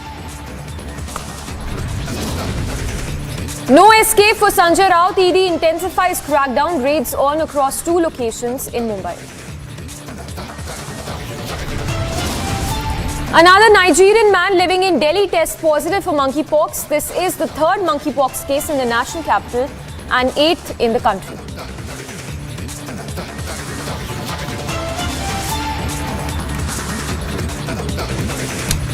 Good evening, viewers. Thanks for staying tuned to Republic. Getting in breaking news right now. Let's get started. The news coming in with regard to the elimination of the Al-Qaeda chief. We are now getting to know that the US intelligence, in fact, located the Al-Qaeda chief earlier this year in Afghanistan after he moved from Pakistan to Taliban-supported safe haven in a posh locality located in downtown Kabul is what we are given to understand. Now, this is the information that is coming in that the US intel officers received information pertaining to Zawahiri's location earlier this year, and that he had moved from Pakistan to Kabul earlier this year. What we are given to understand. In fact, more news that is coming in that there was a bounty on his head as well, which amounted to over $25 million. And that is the latest coming in. We are told that he remained a visible international symbol of the terror group 11 years after the US killed Bin Laden during a raid in Pakistan's Abbottabad in 2011. We have Niranjan, our executive editor, joining us to give more details. Niranjan, if you could give us more details on the intel agencies of the US who received inputs regarding Zawahiri's location earlier this year. Well, there are different U.S. intelligence, inputs and reports during the rounds that U.S. intelligence located Al-Qaeda's Ayman al-Zawahiri earlier this year in Afghanistan after he moved from Pakistan to a Taliban-supported safe house in a posh locality in downtown Kabul. This is what the U.S. media is reporting. The 71-year-old terrorist carries a $25 million bounty on his head. He was Osama's deputy, and we are hearing that he was in Pakistan for the longest time and moved from Pakistan to Afghanistan, and he was tracked all along by the U.S. intelligence officials. And U.S. intelligence officials had determined that Zawahiri had moved from Pakistan to the safe house earlier this year. According to our own security inputs, we are hearing that move happened in February. That was when Zawahiri moved from Pakistan to Afghanistan. His wife and children had relocated there first, is what we are hearing. According to these reports also shared by the U.S. media now, U.S. intelligence officials had monitored them throughout. They learned that Zawahiri had joined his family. And he's long believed to have been living in Pakistan.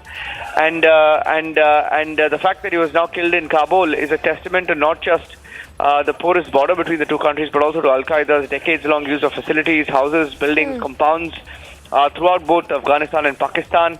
And unlike Abbottabad,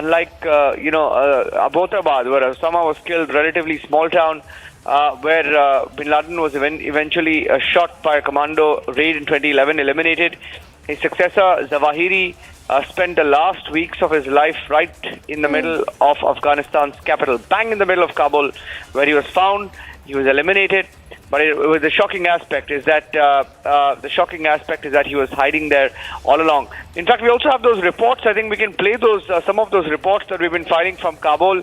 The first Indian media house, in fact, I'd say the first global media network to reach the spot where the raids took place, where the drone strike took place, where he was killed, Zawahiri. It's a Republic super exclusive. You were there as we tracked the story. Samiksha, I'm handing it back to you. Yes, well, thank you for that, Niranjan. So let's play out that exclusive report filed from the very location where the attack was carried out by the US forces.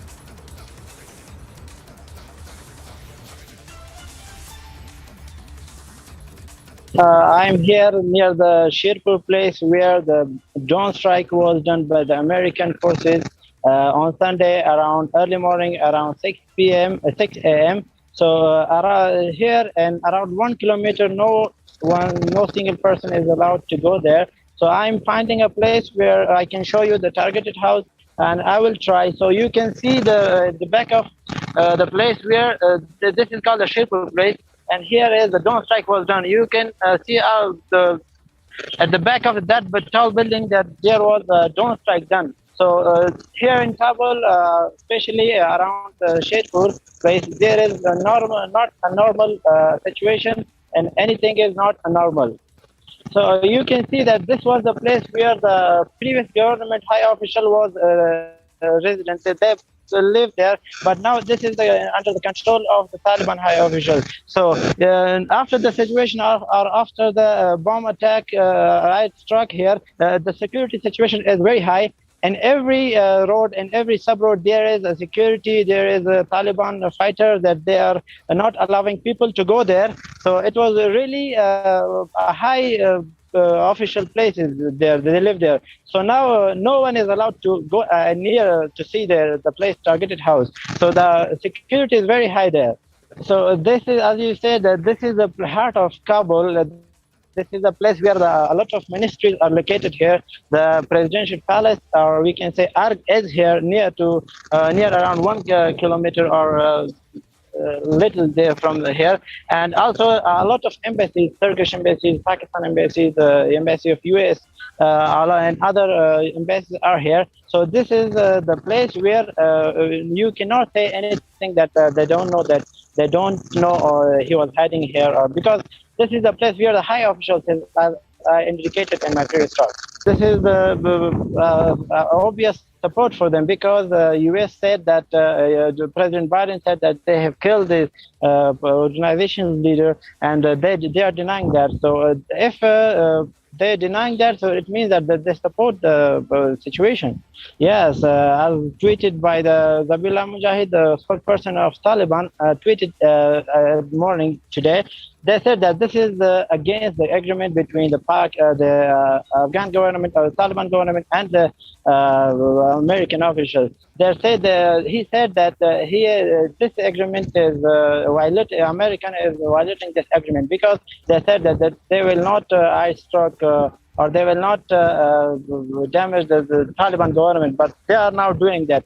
So he did not name any casualties here, but just they said that this is why the Americans are violating the agreement at the heart of Kabul. Yes, there were a lot of other targets too. Besides this airstrike, there was another bomb blast in Casino place. There was another one in Dimazang. So and another one also in the Sherpur. So this was not the just target one place targeted. A lot of 3 or 2 more houses were also targeted on that the same day on the same time. We have PTI leader Abdul Yaqub also joining us on the phone line. Sir, I have a very specific question to ask you. One, the attack happened very close to the Pak embassy, which is in fact just 5 kilometers, so as to speak, from where the attack was carried out. And two, the fact that Zawahiri was residing in the area, which in the house that was indeed backed by Pakistan's Haqqani network. What do you have to say?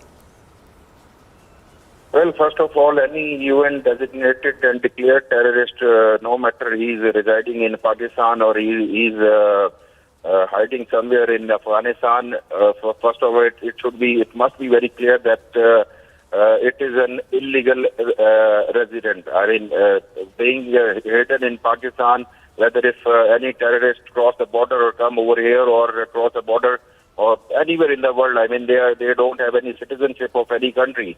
So this should be clear that it doesn't matter that whether he caught in Pakistan or whether he caught in Afghanistan.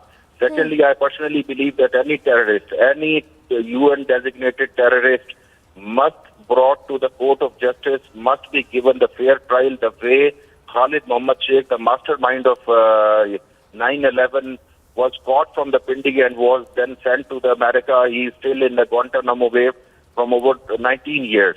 So personally, there must be a fair trial. I mean, this such act of aggression could be assassination, as by Noam Chomsky said that this is considered as an assassination. I mean, when you do not catch a terrorist, do not arrest him and kill them by the drone attacks, which can be counterproductive, and it is always a counterproductive. But sir, why would you call it an assassination given the fact that Zawahiri played a key role? In fact, he's been the mastermind in several terror attacks, including 26/11. How would you call it an assassination when the fact has been on the papers that he has played a key role in carrying out many terror attacks? See, first of all, this is my personal opinion. I mean, in my personal opinion, I take it as an assassination. I mean, if when they have a capability to arrest someone, I mean, if he is hiding in Afghanistan, U.S. can or any, I mean, they have a capability to arrest them and brought them in a court of justice in the same manner the way they have given to the Khalid Muhammad Sheikh. I mean, he is alleged mastermind of 9/11. So this is a discrimination between the two terrorists. I mean, you catch someone, you arrest someone, and then you kill another terrorist. So this sort of this act can be, or in the past, it is always a counterproductive. So in order to avoid such kind of counterproductive acts by the terrorists, they must be brought to the court of justice and given a fair trial. So just a follow-up question, if I can ask you if you think that there should have been a proper procedure to nab the terrorist, do you think it would have been an easy chase for the US forces there? US has a capability to catch them. I mean, if they believe that they are incapable, then this is their fault. All right, thank you for speaking to us. So that was PTI spokesperson Abdul Yaqub giving his response after Zawahiri was eliminated by the US forces by a drone strike using Hellfire missiles.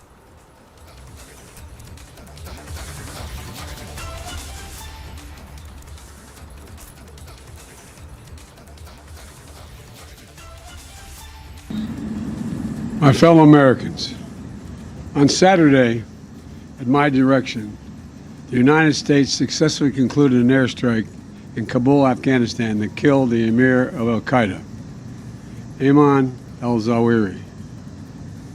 You know, Zawahiri was bin Laden's leader. He was with him the whole time. He was his number 2 man, his deputy at the time the terrorists attacked 9/11. He was deeply involved in the planning of 9/11. One of the most responsible for the attacks that murdered 2,977 people on American soil. For decades, he was the mastermind behind attacks against Americans, including the bombing of the USS Cole in 2000, which killed 17 American sailors and wounded dozens more. He played a key role in the bombing of U.S. embassies in Kenya and Tanzania, killing 224 and wounding over 4,500 others. He carved a trail of murder and violence against American citizens, American service members, American diplomats, and American interests. And since the United States delivered justice to bin Laden 11 years ago, Zawahiri has been a leader of Al-Qaeda, the leader.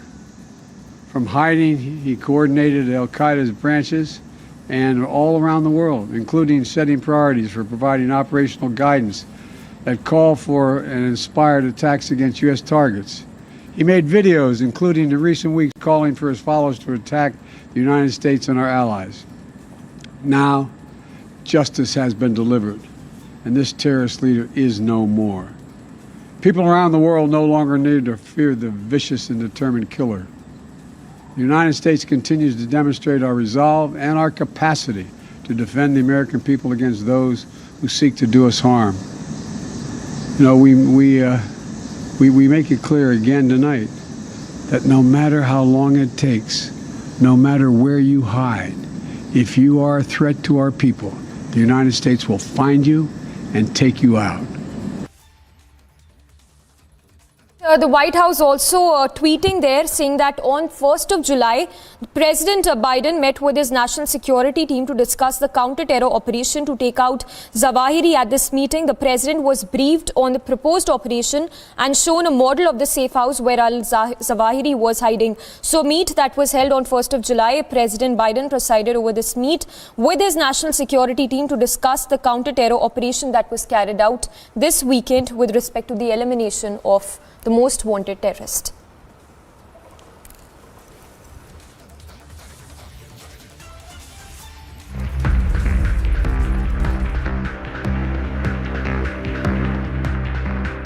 Just 13 minutes away from the Pakistan embassy in Kabul, a building allegedly owned by the Afghanistan Interior Minister Sirajuddin Haqqani was struck by the US military, killing the Osama deputy Ayman al-Zawahiri immediately.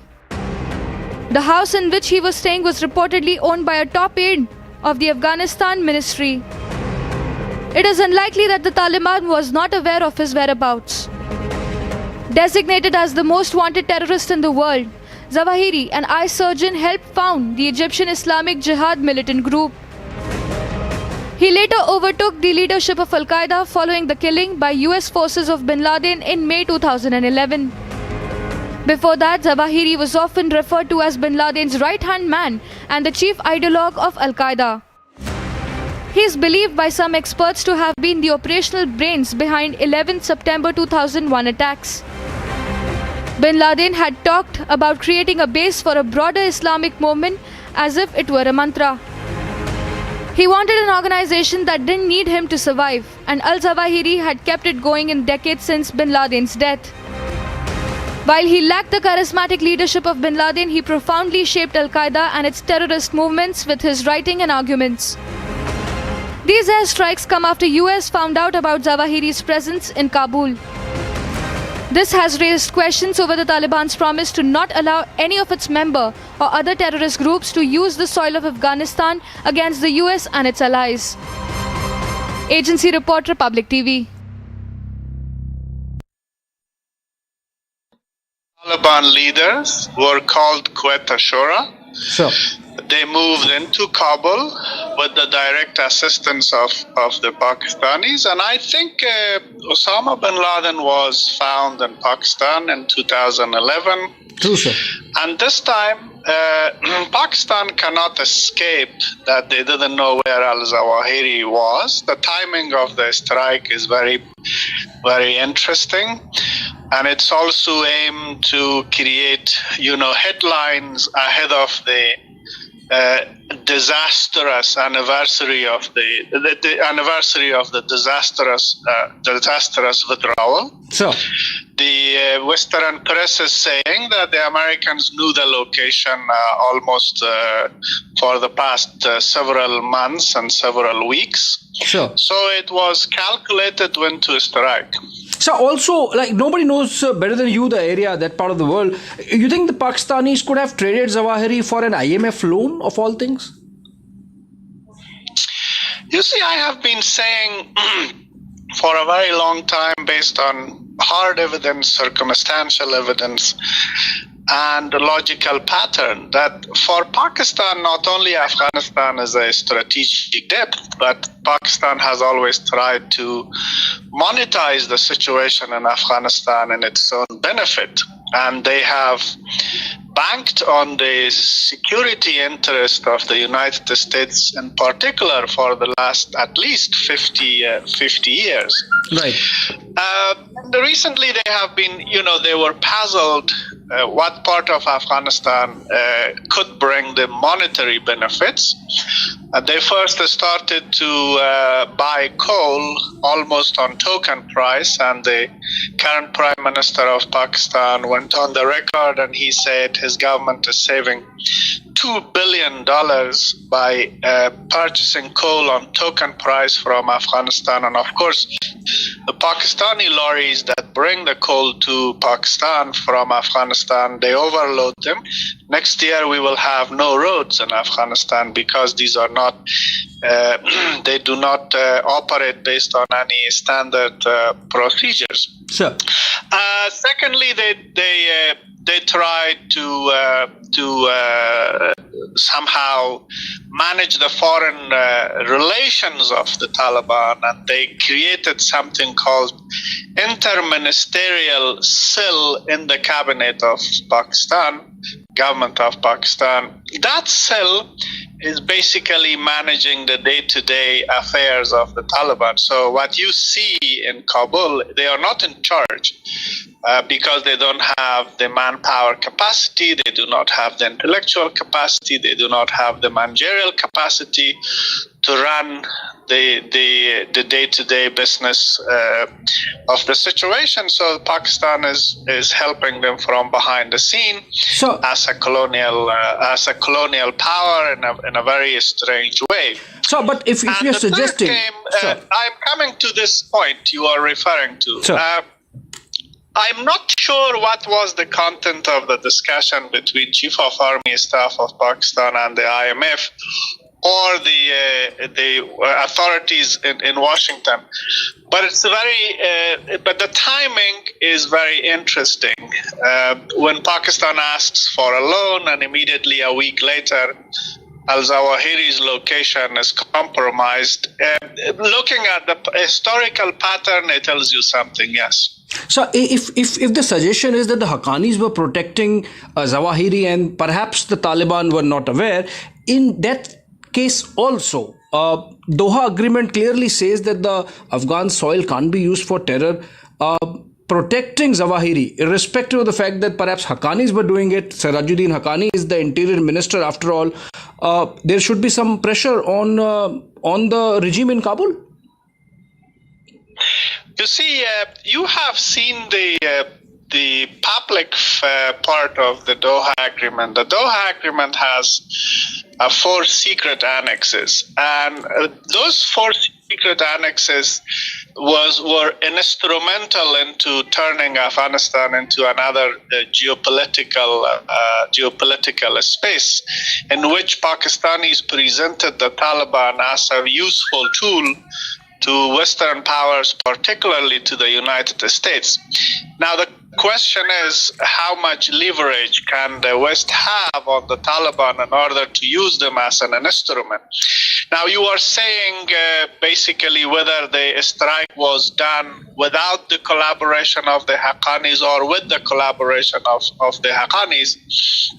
If the Haqqanis and the Taliban have become a new tool in the geopolitical game of the United States, this has been somehow with their collaboration, and they will deny it in order to retain and safeguard their radical credentials. But I saw the statement of Secretary Blinken. He is very soft on the Taliban, which indicates there is something behind the scene between ISI, the Taliban, and the Americans. And also, one should not forget that the Doha Agreement says United States wants the Taliban to collaborate on Al-Qaeda, and the Doha Agreement does not say anything about other terrorist groups like Lashkar-e-Taiba or Central Asian groups who are posing a direct threat to stability and state security of the regional countries. So if there is some type of cooperation from Pakistani side on elimination of al-Zawahiri, that type of cooperation will not be extended to regional countries like India, like Central Asia, like Russia or Iran, to effectively eliminate their enemies in Afghanistan. And our senior executive editor Abhishek is also joining us. Abhishek, if you could summarize the conversation you had with Saleh on the terrorist being eliminated by the US forces. Yeah, Samiksha, so, not surprises there, but as someone who knows that region, that part of the world, that country, that capital, that city like the back of his hand, he was intelligence chief of Afghanistan for the longest period of time before becoming the vice president. Amarullah Saleh gives that, very bird's eye view as also a worm's eye view of what has happened. According to him, Zawahiri was brought into Kabul by under the protection of Haqqani network. He's saying in the phone-in that, in the interview, that the area from where Zawahiri has been eliminated is an area which has been cleaned 10 times by Haqqanis, swept in terms of a security drill 10 times by the Haqqanis. Sirajuddin Haqqani happens to be the interior minister of Kabul. It's an area which is under their protection. It's a VIP area. And bringing him there, almost all the safe houses there are effectively in control of the Haqqanis. And to be keeping Ayman al-Zawahiri there obviously happens under the watchful eyes of Haqqanis and hence of the ISI. He goes on to say how Pakistan, post the, moving out of the Americans from Afghanistan, is essentially using Afghanistan as a colony, in a classical sense, taking its resources like coal at the cheap and still controlling the government there to the extent that it has set up an interministerial committee to look into foreign affairs of Afghanistan. So in that sense, of course, Amarullah Saleh would be pushing across the Northern Alliance view of it. But then, as I said, he is someone who knows that part of the world like the back of his hand. He would provide substance also. In that sense, the news point that is coming out, Samiksha, of this longish phone-in is that Pakistan's vice-like grip over Afghanistan continues. A and B, Ayman al-Zawahiri, who has been eliminated by the Americans on Sunday, was essentially brought in there under the watchful eyes of the Pakistani ISI and of course under protection of the Haqqani network. So those are the two important points, news points I would say, coming out of that conversation. Of course, he also warned India of being on the guard given the fact that Taliban has not changed its colors, and organizations like the Daesh, the Islamic State, they are having, including Lashkar-e-Taiba, they are having their terror camps in Afghanistan, and they are actively recruiting in India. So those are very important news points coming out of that longish phone conversation that I had with the former Vice President of Afghanistan, Amarullah Saleh, earlier in the day. Samiksha. Yes. Abhishek, stay with us. We are getting more breaking news, I'm told. This one on Taiwan. We are told reports coming in from Taiwanese media that Taiwan's outer islands have entered a state of combat readiness. Readiness is what we are given to understand. The last time this happened was during Taiwan's trade crisis in 1996. So after 1996, history repeating itself, Abhishek, we are told that Taiwanese media, in fact, quoting this, that Taiwan's outer islands have entered a state of combat readiness. Help us read into these details that are just coming in, Abhishek.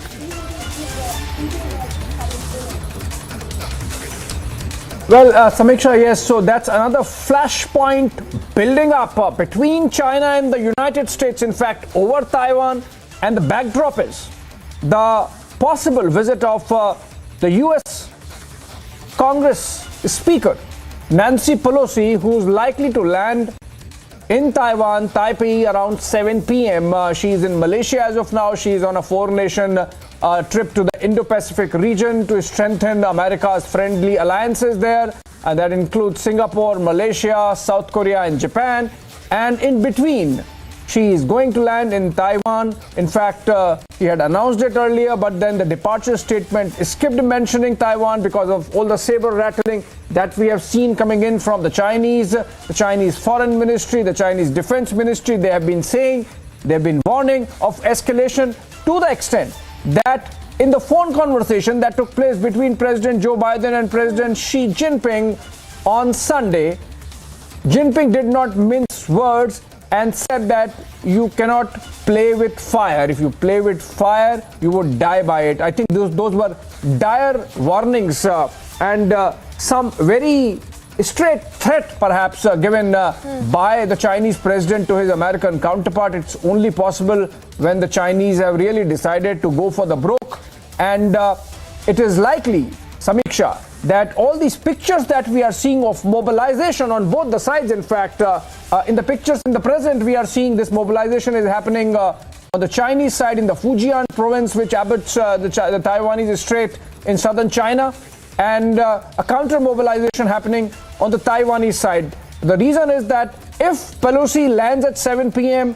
in Taipei, in Taiwan, it would be a visit by highest dignitary from American side, someone holding highest office from the American government in the last 25 years. And that has clearly rattled the Chinese, and they really want to escalate it. We have seen how in November we had an American delegation visiting Taiwan, and as a build-up to that, the Chinese increased the use of PLA Air Force and transgressions into what is called the Air Defense Identification Zone around Taiwan. With increased number of aircraft, we believe anything between 20 to 30 aircrafts, going up to 35, 40 aircrafts. It's likely that when Pelosi lands, the Chinese might follow it up with even more number of fighter aircrafts from the PLA Air Force, perhaps trailing the American military aircraft carrying Nancy Pelosi, or even, for that matter, crossing into the Taiwanese airspace. That's the threat that has been given. These are some of the possibilities. There could be one possibility of some maritime maneuver by the Chinese. Remember, there is a median line demarcated by the Americans in 1954, and the Chinese, of course, don't recognize it. So if as a protest measure or as an act of belligerence, if the Chinese so choose, apart from, of course, their military aircrafts going in, their navy could also see some action. Of course, that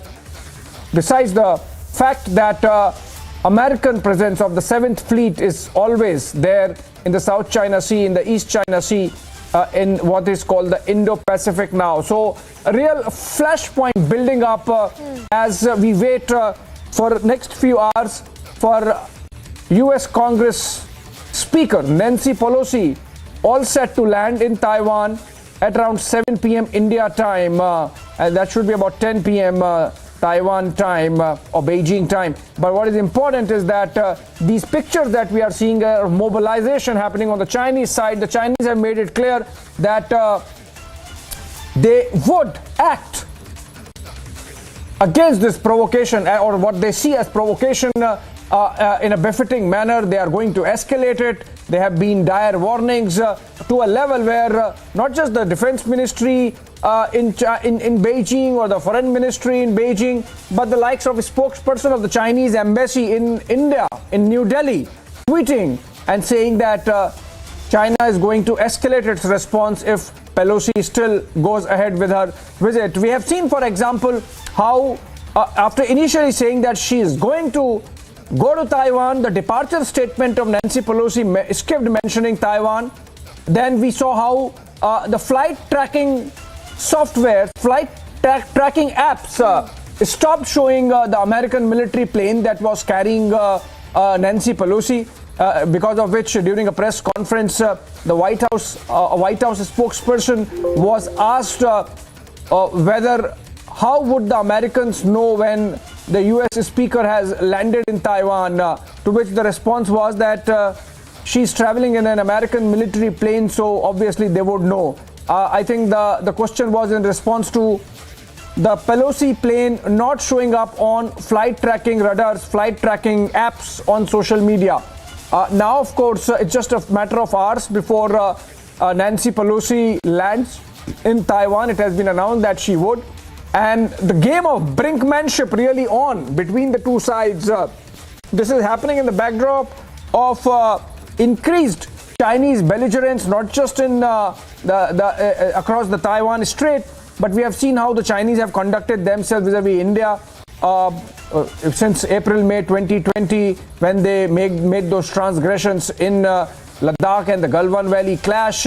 We have seen how in the month of May, when the Quad Summit was happening, a joint patrol of the Russian Air Force and the Chinese Air Force made a transgression into the air defense identification zone of Korea and Japan. This even as Quad Summit was taking place in Tokyo. So then we have seen how the Chinese have conducted themselves vis-a-vis the Japanese. So far as the Senkaku Islands are concerned, Chinese have been taking on the tiny Bhutan in the Himalayas, bullying them on some land adjustment deals. We have seen them doing similarly with Nepal, even as the debt that has been caused by Chinese makes nations like Pakistan and Sri Lanka struggle. We have Major General Kocher joining us over the phone. He's live with us, in fact. General Kocher, we are seeing, okay, he's on the phone. We are seeing a game of brinkmanship between China and the United States over the visit of Speaker Nancy Pelosi. What's your sense? How far would it go, sir? Yes, I've also been following this report since morning. What is happening is that there is some kind of provocation which the Chinese feel because they're quite sensitive to certain issues. One issue is that whenever Tibet is raised anywhere in any forum, or Dalai Lama is also being congratulated on his birthday or things like this, they are very sensitive to that. And similarly, anything which is connected with Taiwan, they are extremely sensitive to it. So this Pelosi's visit has created a kind of a situation in which they have directly warned the United States that this visit must not be carried out. Now, we have to understand that she's a Congress person, she's a speaker, and she's of the government. Whatever action she takes is in an independent capacity. It's not that she's been sponsored by the United States of America. So the first point is that has to be considered. Second is she's also visiting certain countries which are basically not on very good terms with China. So it is a provocation of that kind also. And if you look at her past history also, she has been extremely vocal about Tibet.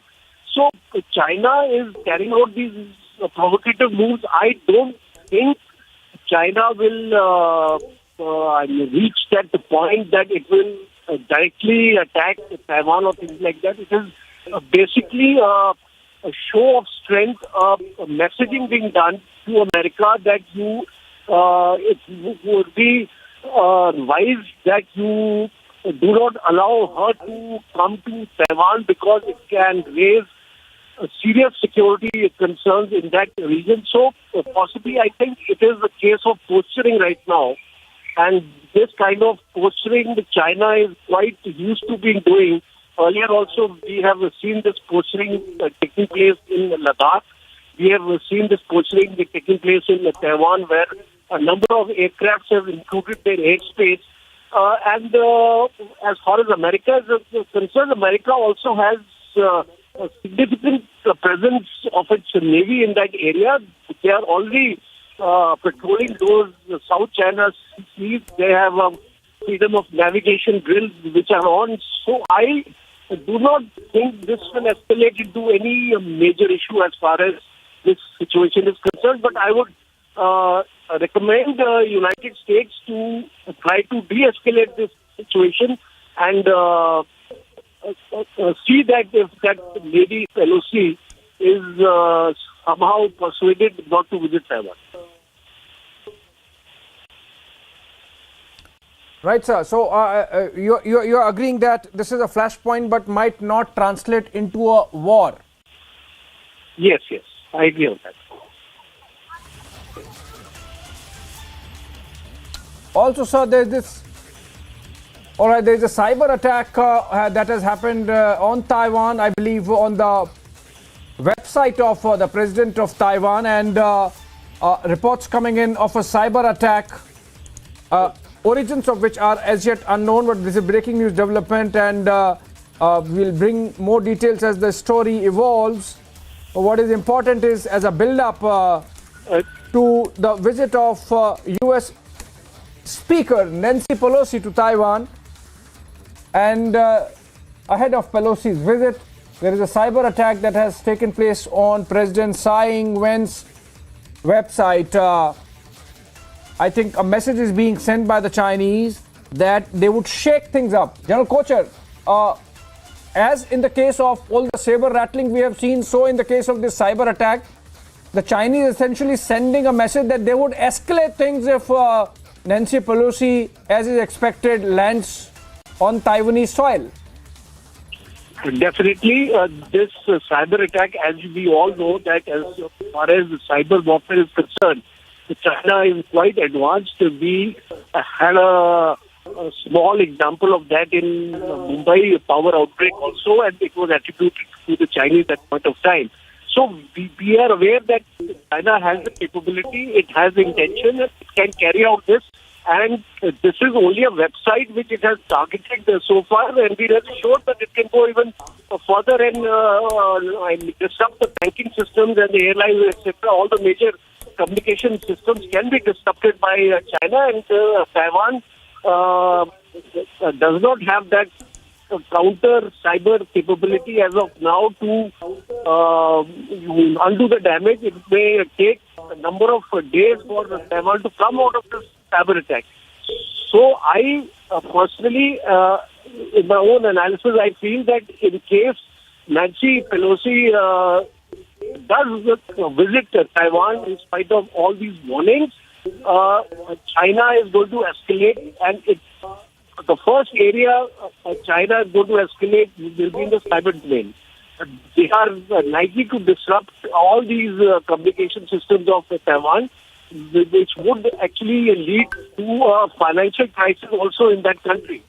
So I personally feel that the phase one of the Chinese warnings getting translated into action would relate to cyber. Right. In fact, Major General Sanjay Soi also joins us over the phone. General Soi, we are seeing pictures which look intimidating because in these pictures we can see massive mobilization of forces both by the Chinese side and the Taiwanese side as a countermeasure. You must have been tracking all these reports of Nancy Pelosi visit to Taiwan and the Chinese saber rattling. How close you think China and Taiwan, or even China and the United States, could be to war in case both sides escalate further? In fact, I would say that the kind of resentment and the kind of anger China has shown over the past few days for the visit of Nancy Pelosi. In fact, there have been other visits also. There have been a lot of things happening. American warships have been moving around in South China Sea, but this is the very, very stern warning China has given, and they've used to the words to the effect that don't play with the fire, and we are going to escalate. And yes, to what extent they would like to escalate is a question.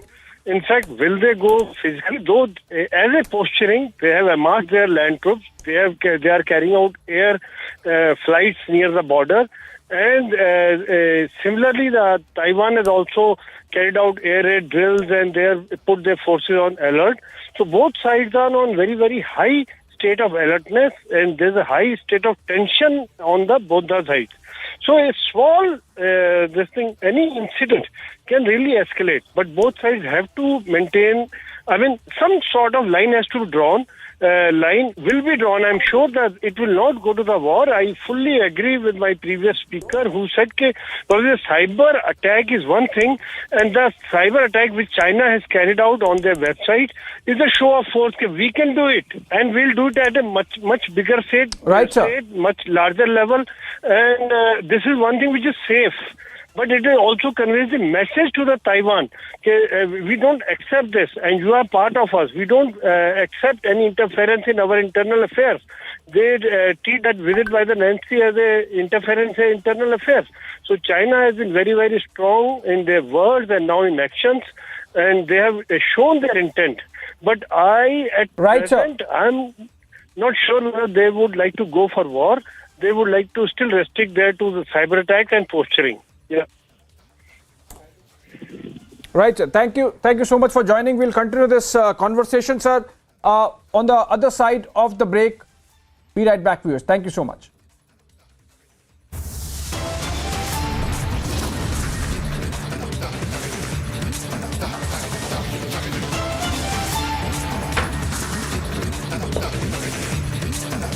All right, coming up, China on war footing as mobilization happens across the Taiwan Strait on both the sides, Chinese and the Taiwanese side. Be right back.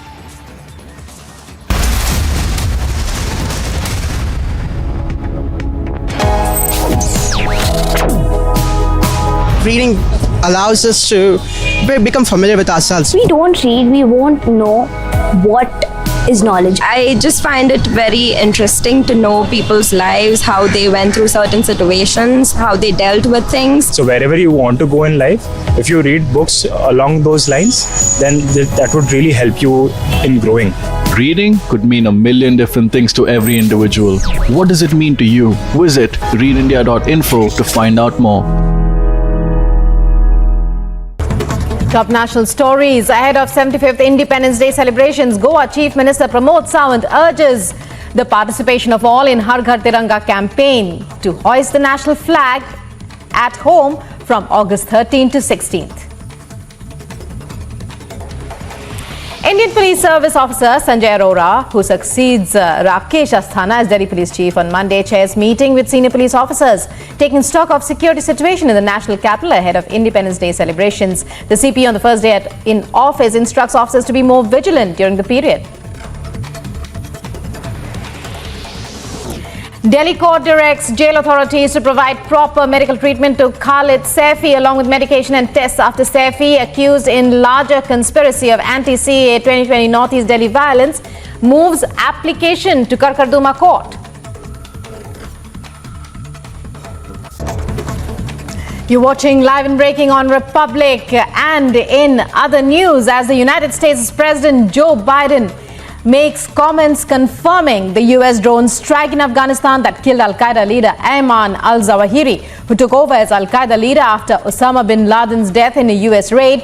He spoke about how the strike could act as one more measure of closure to families of the victims of the September 11th attacks.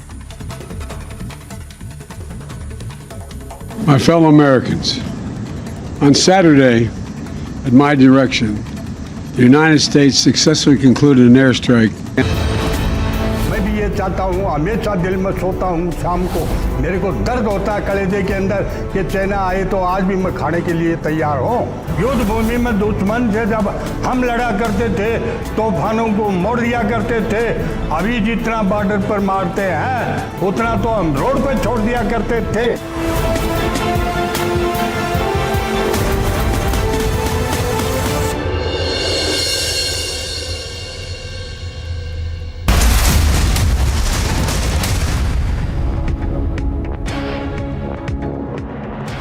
All right, reports coming in. China has mobilized its military ahead of the US Speaker Nancy Pelosi's visit to Taiwan. Taiwan's presidential office has confirmed, in fact, that there has been a cyber attack against it, a typical DDoS attack.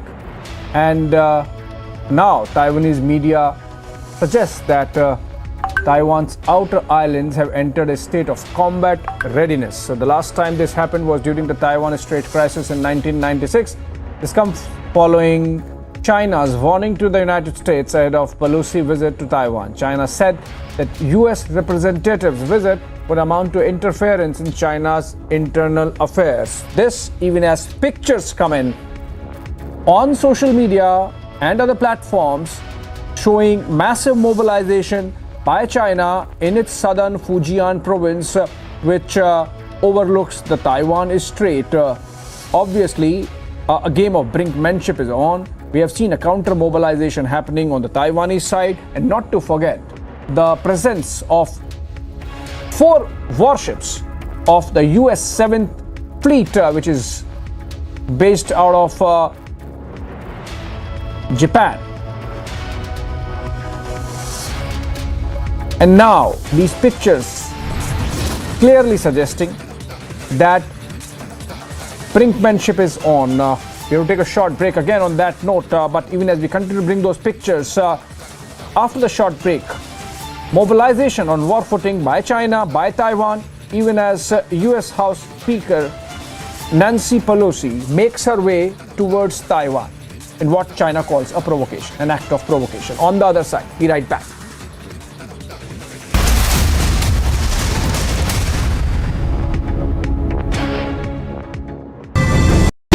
India को represent किया और Indian flag को वहां पे देखा। Italy में तो कैसा लगा तुम्हें? जब मैं वहाँ पहुंची मैंने देखा इंडिया का फ्लैग, वाह, ये तो मैं इतनी खुश हो गई कि नहीं, अब तो कुछ करके दिखाना है।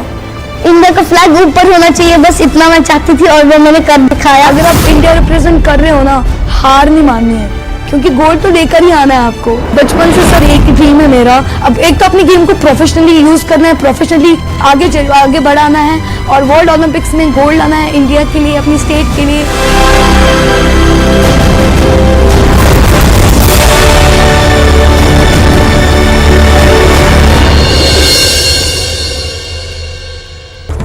Top national stories ahead of 75th Independence Day celebrations. Goa Chief Minister Pramod Sawant urges the participation of all in Har Ghar Tiranga campaign to hoist the national flag at home from August 13th to 16th. Indian Police Service Officer Sanjay Arora, who succeeds Rakesh Asthana as Delhi Police Chief on Monday, chairs meeting with senior police officers, taking stock of security situation in the national capital ahead of Independence Day celebrations. The CP on the first day in office instructs officers to be more vigilant during the period. Delhi court directs jail authorities to provide proper medical treatment to Khalid Saifi along with medication and tests after Saifi, accused in larger conspiracy of anti-CAA 2020 Northeast Delhi violence, moves application to Karkarduma court. You're watching Live and Breaking on Republic. And in other news, as the United States President Joe Biden makes comments confirming the US drone strike in Afghanistan that killed Al-Qaeda leader Ayman al-Zawahiri, who took over as Al-Qaeda leader after Osama bin Laden's death in a US raid. He spoke about how the strike could act as one more measure of closure to families of the victims of the September 11th attacks. My fellow Americans. On This Is Exclusive, we get you the property dossier. 18 properties in West Bengal connected to Orpita Mukherjee and former Education Minister Partho Chatterjee. We get you the exact details. Why exactly are these properties now under the scanner of the Enforcement Directorate? And also, we answer that big question, where did the money go?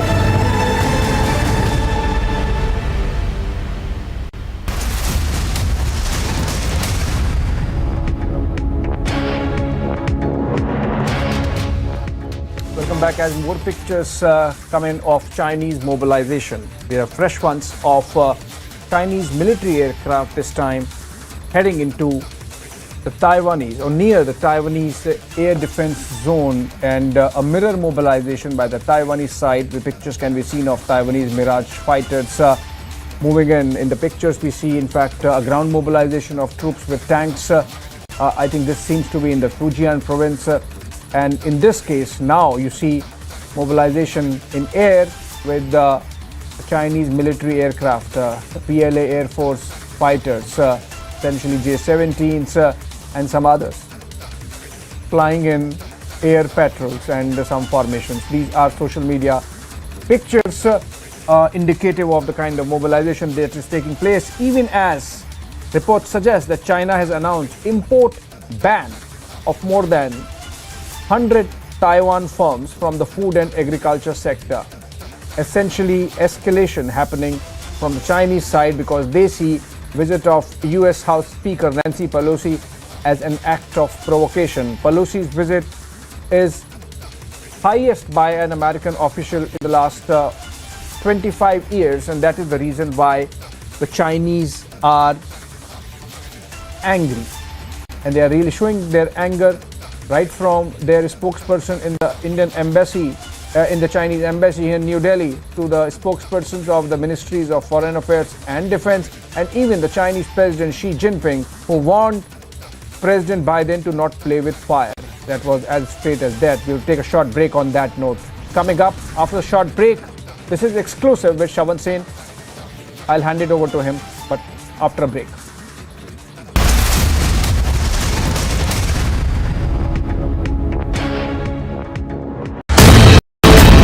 मैं भी भी ये चाहता हूँ, हमेशा दिल में सोता हूँ शाम को, मेरे को दर्द होता है कलेजे के अंदर कि चाइना आए तो आज भी मैं खाने के लिए तैयार हूँ। युद्ध भूमि में दुश्मन से जब हम लड़ा करते थे, तूफानों को मोड़ दिया करते थे।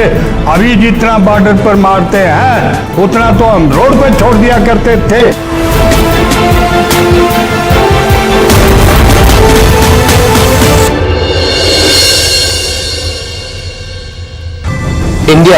इंडिया को रिप्रेजेंट किया और इंडियन फ्लैग को वहां पे देखा इटली में, तो कैसा लगा तुम्हें? जब मैं वहां पहुंची, मैंने देखा इंडिया का फ्लैग, वाह, ये तो मैं इतनी खुश हो गई कि नहीं, अब तो कुछ करके दिखाना है। इंडिया का फ्लैग ऊपर होना चाहिए, बस इतना मैं चाहती थी और वो मैंने कर दिखाया। अगर आप इंडिया रिप्रेजेंट कर रहे हो ना, हार नहीं माननी है, क्योंकि गोल्ड तो लेकर ही आना है आपको। बचपन से सर एक ड्रीम है मेरा, अब एक तो अपनी गेम को प्रोफेशनली यूज करना है, प्रोफेशनली आगे बढ़ाना है और वर्ल्ड ओलंपिक्स में गोल्ड लाना है इंडिया के लिए, अपनी स्टेट के लिए।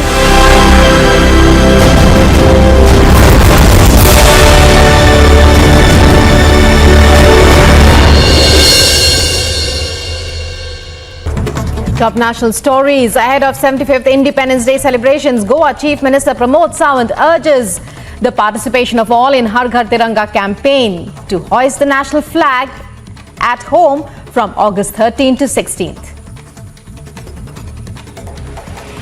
Indian Police Service Officer Sanjay Arora, who succeeds Rakesh Asthana as Delhi Police Chief on Monday, chairs meeting with senior police officers, taking stock of security situation in the national capital ahead of Independence Day celebrations. The CP on the first day in office instructs officers to be more vigilant during the period. Delhi court directs jail authorities to provide proper medical treatment to Khalid Saifi along with medication and tests after Saifi, accused in larger conspiracy of anti-CAA 2020 Northeast Delhi violence, moves application to Karkarduma court. You're watching Live and Breaking on Republic. And in other news, as the United States President... The only thing which is still in his mind is Naam, Namak and Nishan. Naam of his battalion. Yes. Namak, of course, he is eating off the banner and the Nishan of the banner he is carrying.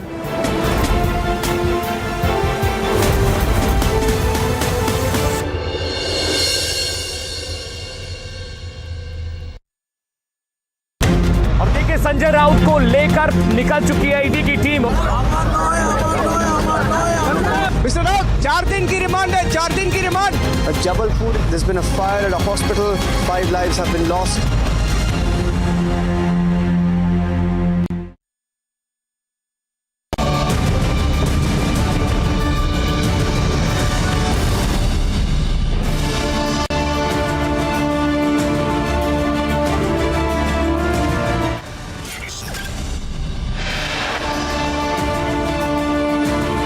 Republic uncovers Partho Orpita joint property link, undeniable proof of the link out for the first time.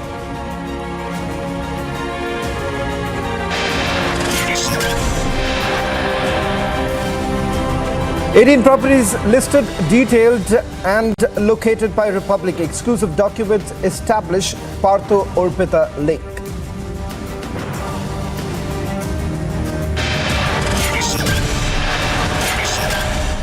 Azidi unravels neck-deep corruption in the Patrachal scam. Republic reports from ground zero to investigate how deep is the rot.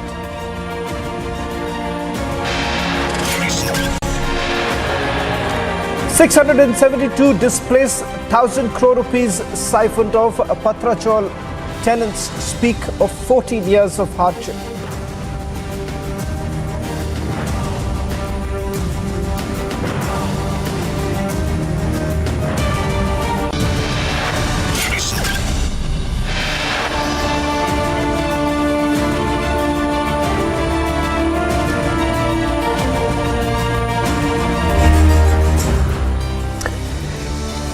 It's a scam of mammoth proportion. We've been tracking this story right from day one. We've seen towers of cash. We got you the first visuals from what was recovered from inside Orpita Mukherjee's residence. But all this while, the question that was essentially being asked, what was the money being used? What is the link between Partho Chatterjee and Orpita Mukherjee? Those are the questions that were being asked. over the last few days, we've got that undeniable link. For the first time, we are getting you full details of the link between Partho Chatterjee and Orpita Mukherjee. Tonight, we are bringing you the property dossier, the properties of Orpita Mukherjee and Partho Chatterjee.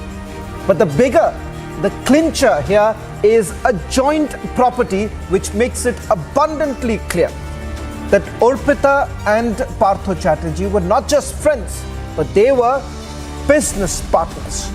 We're going to prove that. We've got images from across all the properties that we have accessed. This is the entire property dossier that has been accessed by Republic TV, 18 properties that we have gone through. But one property that I would like to specifically talk about, because that, ladies and gentlemen, brings out the details of the relationship between Partho Chatterjee and Orpita Mukherjee. For those who are asking the question that where did the money go? What was it being used for? The enforcement directorate essentially suspects that the proceeds of crime were being diverted to buy properties across Bengal in the name of Orpita. And it turns out, not just in the name of Orpita, there is a joint property of Partho and, for that matter, Orpita. Let's quickly take our viewers through all the properties that have been accessed and the details that we are getting you. Some of the properties that I'm given to understand, if you take a look at it, the sum total of the properties that have been in the name of Orpita and Partho Chatterjee goes into over 1 lakh square feet. That would be over 200 apartments that would be actually in the name of Orpita and Partho Chatterjee.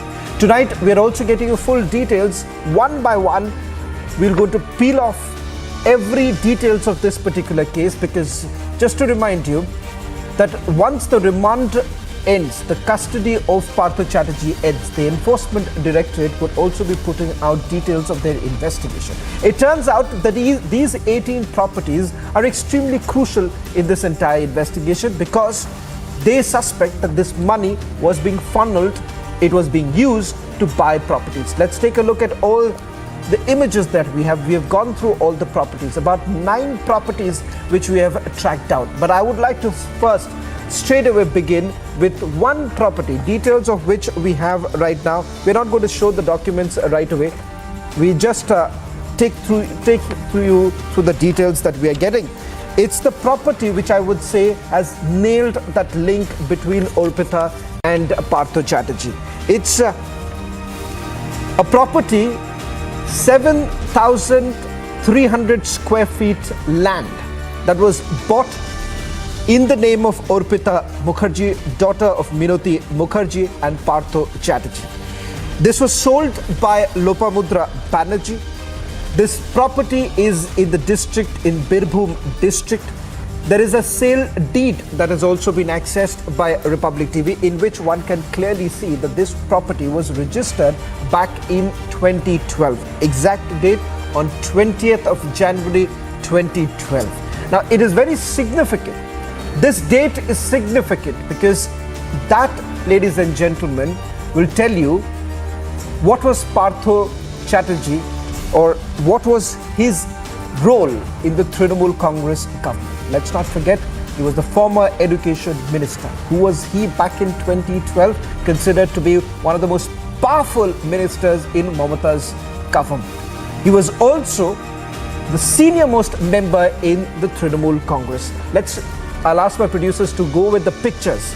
Let's start playing out the pictures. Property 1, and then keep putting out the images of each and every property that we have come across. But I would like to first focus Ishan Dev, who's joining us from the Republic Bangla newsroom. On your screens right now is property 1. I'll just read out some of the details before I bring in Ishan Dev, and perhaps we could go one by one with all the properties. First, I'll give you some details of property 1. Property 1 is again in the name of Orpita Mukherjee. It is roughly about, it's a land that was basically bought in Birbhum district, in Bolpur in particular. Let's move to property 2 right now. Property 2, the details that we are going to bring out. Let's just move to the second property. This too is in Birbhum. This is again, as you see, It's an apartment that is once again in the name of Orpita Mukherjee, but also goes by the name of a company called Iche Entertainment Private Limited. Let's take a look at the third property. The third property that we've got right now. And this property that you see is also once again linked to Orpita. It's a flat apartment, 911 square feet. It comes with a covered garage. And once again, this is in the name of Orpita, a property bought back in 2019. Let's move to property number 4. Property number 4 is in South 24 Parganas, is what I'm given to understand. This is again a 900 square feet apartment that has been registered in the name of Orpita Mukherjee. Let's move to property number 5. Let's move to the property number 5. This property is also in the name of Orpita Mukherjee. This is again, as you see right now, this is a nail studio, a studio that is in the name of Orpita Mukherjee. Let's move to property number 6. The property number 6 is also once again in the name of Orpita Mukherjee, and this is in South 24 Parganas. In fact, this is a land that has been in the name of Orpita Mukherjee. This was actually sold by a company based out of Kolkata, sold to Orpita Mukherjee back in 2012. This was on April 4th, 2012 when the property was sold. Let's move to the other property. This property too, this what you see right now is a land parcel that was bought by Orpita, bought from again a company in South 24 Parganas. Now that's the full details that we are getting you. Land plots, apartments, all of this, that what you see right now on your screens, that we have been able to track down. All of this indicates that large part of the proceeds of crime, they were basically being diverted to buy land, to buy apartments, which the enforcement directorate says that it's part of the proceeds of crime. For all those who were basically cheated, they lost their jobs, they did not get their jobs, even though they were the ones who were on merit. They were the ones who were supposed to get the land, they were the ones who were supposed to get the jobs, but they did not. What was happening in return? You had the former education minister who was building on his properties. Let me bring in Ishan Dev, who's joining us on this broadcast from the Republic Bangla newsroom.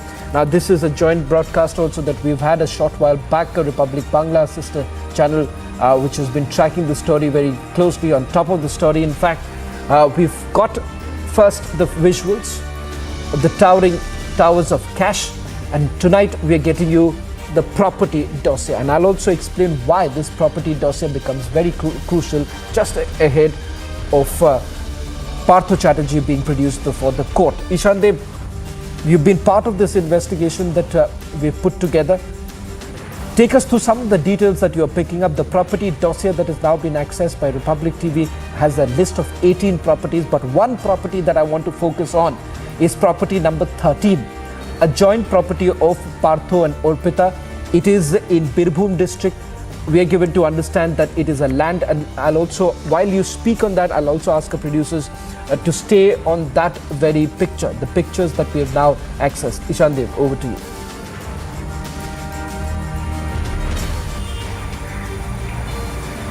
Well, Shravan, as you were mentioning, that this property which has been detected there with undeniable proof at Birbhum, that property, the size of that property is more than 7,300 square feet, and the structure built there inside that premises is more than 1,200 square feet.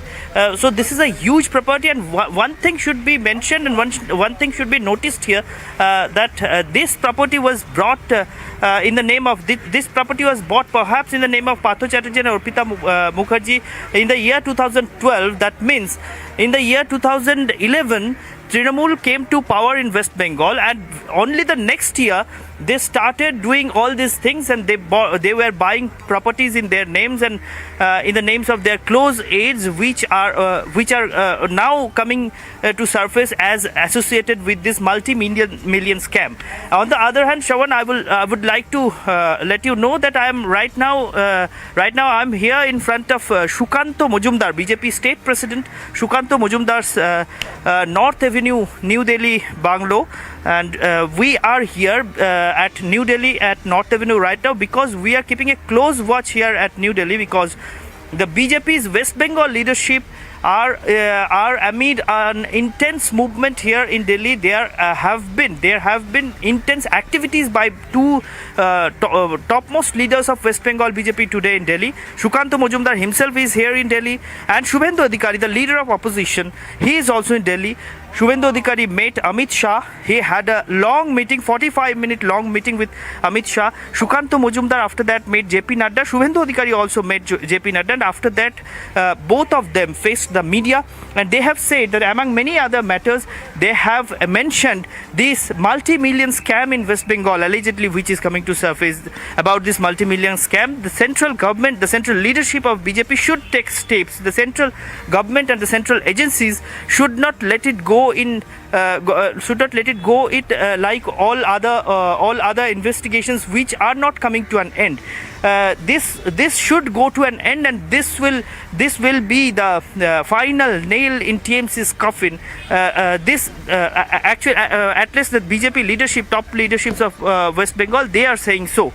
This morning, Shukanto Majumdar, in front of whose MP bungalow we are standing now, he met JP Nadda. He has said the same thing to JP Nadda, that they want to see the end of this. Shubhendu Adhikari, he has met Amit Shah and JP Nadda both. I just want to stick right now. He has also said that among many other matters. Ishandeb, I just want to stick to right now the details that we are getting in terms of the property. Since you've been tracking this story, I want you to just focus a little bit on why this undeniable link that we are talking about, the link between Partho and Orpita, which people in Bengal have been asking. Now, what is the proof? Tonight we are putting out that proof for all those who are questioning as to what was the link between Orpita and Partho Chatterjee. If there was no link, how is it possible that in this particular dossier that has now been accessed by Republic TV, there is a clear mention of the fact that property number 13 belongs to Partho Chatterjee and Orpita? So for all those who are essentially saying that, okay, look here, they could be friends, there is no connection whatsoever, it turns out that they were business partners also.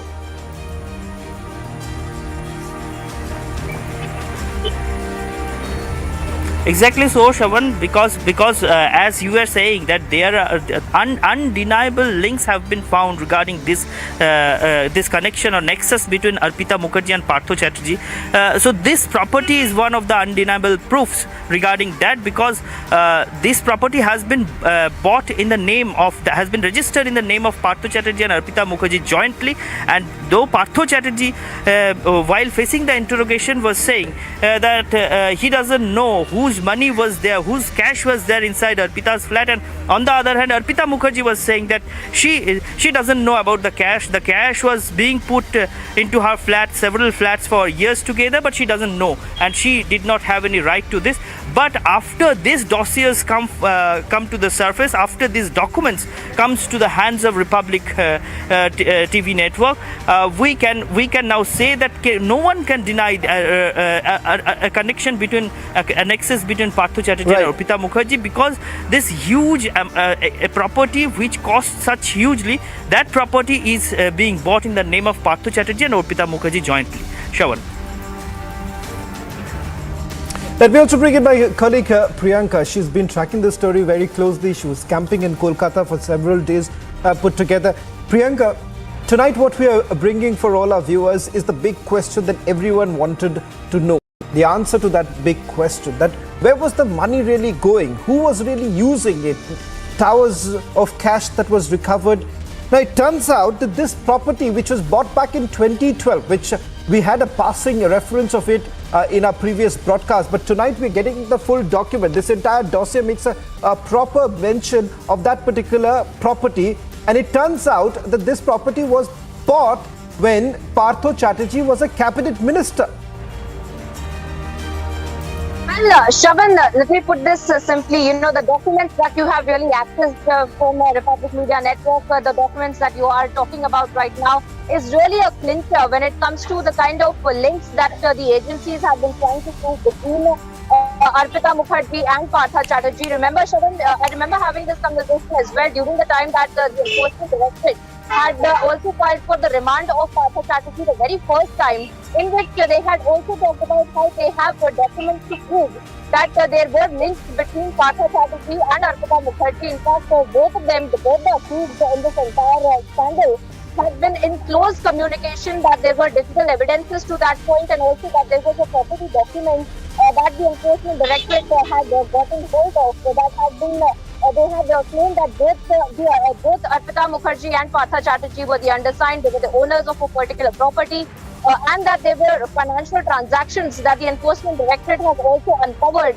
that really proves that there is a close link between Partha Chatterjee and Arpita Mukherjee. And now, coming to the point where you rightly put, during the time, this timeline of this entire property is also now very, very crucial, now that we have seen that this document has come to light and what it really proves when it comes to the connection between Arpita Mukherjee and Partha Chatterjee.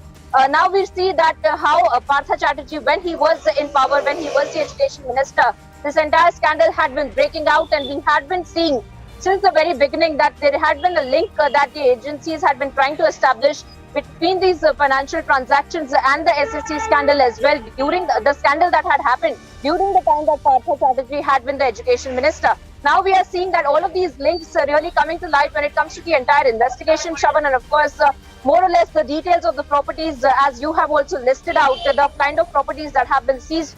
This is something that has not been very surprising throughout the entire investigation of this entire case, Shravan, because we had seen from the very beginning inside of the courtroom that the Enforcement Directorate had alleged the reason for them needing the remand of Partha Chatterjee had been that there was several documentation that proved that there were properties that had been jointly owned by Partha Chatterjee and Arpita Mukherjee, and that there were both of these accused, in fact, had been in cahoots together while carrying out this entire scandal. So, of course, more links that are also coming to light during the course of this investigation, not just close counterparts of Partha Chatterjee, but senior TMC leaders, the likes of Manik Bhattacharya as well, who has been summoned, had been summoned by the Enforcement Directorate. He had in fact been questioned by the CBI earlier as well. So all of these links are really coming to light, and of course the documents that you have access, Shravan, really putting a clincher in this entire investigation that the Enforcement Directorate is carrying out right now.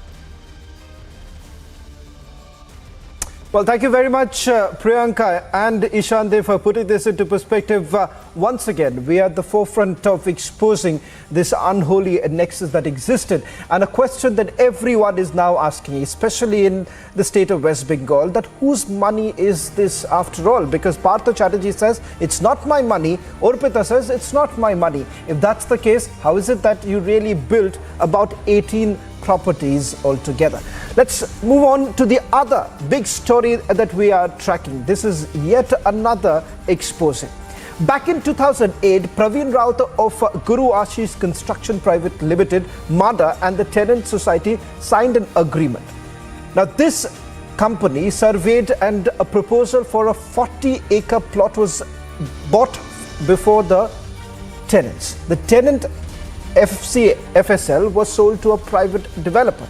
After 14 years of facing hardship, Patra Chaul tenants seek justice. It's a 1,000 crore rupees scam. Now, how exactly is a politician like Sanjay Raut really benefiting out of it? It turns out that while the tenants were being duped, Sanjay Raut was actually being paid every month. In fact, details that we have is that he bought land in Alibag, he bought land in Dadar, that too from the proceeds of crime. The money that he was actually getting from the kingpin in this particular scam, that is Praveen Raut. Today, Republic was on ground zero, spoke to the tenants who now await some sort of a justice, because for all these years they were duped, they were given false promises, fake hopes for more than a decade. Here is the big expose. Hundreds cheated, needy scammed, crores minted, but Sanjay Raut stays defiant. And even as he is in ED's custody till August 4th, to the cheated tenants, the justice seems evasive. पूरा काम जो मतलब second agreement जब खत्म हुआ renewal पूरा काम खत्म बंद पड़ गया और 16-17 तक सारे टेनेंट को जो भाड़ा मिल रहा था वो भी बंद हो गया। उसके बाद में फिर यहाँ के जो लोग थे वो विस्ता फिरना चालू क्योंकि भाड़ा नहीं मिला तो गोरेगांव में रह नहीं सकते, तो कोई गांव चले गए। बाद में लॉकडाउन आया तो कई फैमिली ऐसी कि अभी भी गांव में रह रही है क्योंकि मुंबई में आके रहना उनको नहीं पड़ रहा है क्योंकि भाड़ा ना मिलने की वजह से वो लोग घर भी नहीं चला सकते और अपने खर्चे भी नहीं कर सकते। कोई लोग तो ऐसे हैं कि बच्चों की पढ़ाई नहीं कर पा रहे, बीमारी आए तो उसका प्रॉपर से इलाज नहीं कर पा रहे, यहाँ भाड़ा नहीं पड़ता तो लोग यहाँ से आउट ऑफ मुंबई मतलब विरार वैसे डोंबिवली भाईंदर इससे लंबे जगह पे गए। इसका कारण ही यही है कि घर मिलने की जो आशा थी उनकी खत्म हो गई थी। And as the 1,000 crore rupees Patra Chaul scams unravels, Republic continues to report from ground zero, talking to the Chaul dwellers. Republic is reporting from this exact Patra Chaul location. This is the same location which was brought in the project that was brought in 2008, where Guru Ashish Constructions Private Limited, Mahada and the Tenant Society, there was an agreement between the three and it has been allotted because this land is something of 47 acres land. But the project that was came in, that was around 40 acres project that was promised to the tenant society. It was said that at initial that there will be 3 portions of this land. The one portion that will be taken by Mahada, the other portion that will be taken by Guru Ashish Construction Private Limited, and the third portion will be given to the tenants. If you can give me information, what project and what proposal with Mahada and Guru Ashish Construction Private Limited has come to the tenant society? We were offered 650 plus 117 dry balcony area in 2008, and in 2011 again the area increased to 40 to 47 acres of land. Then they said we will give you some compensation money for furniture and all those things. That was settled between our society members, old society. Now we are the new elected society members. So we were just fighting for our home and our rent. For the last 5 years, we have not received a single rupee rent from our builder because rent was given earlier.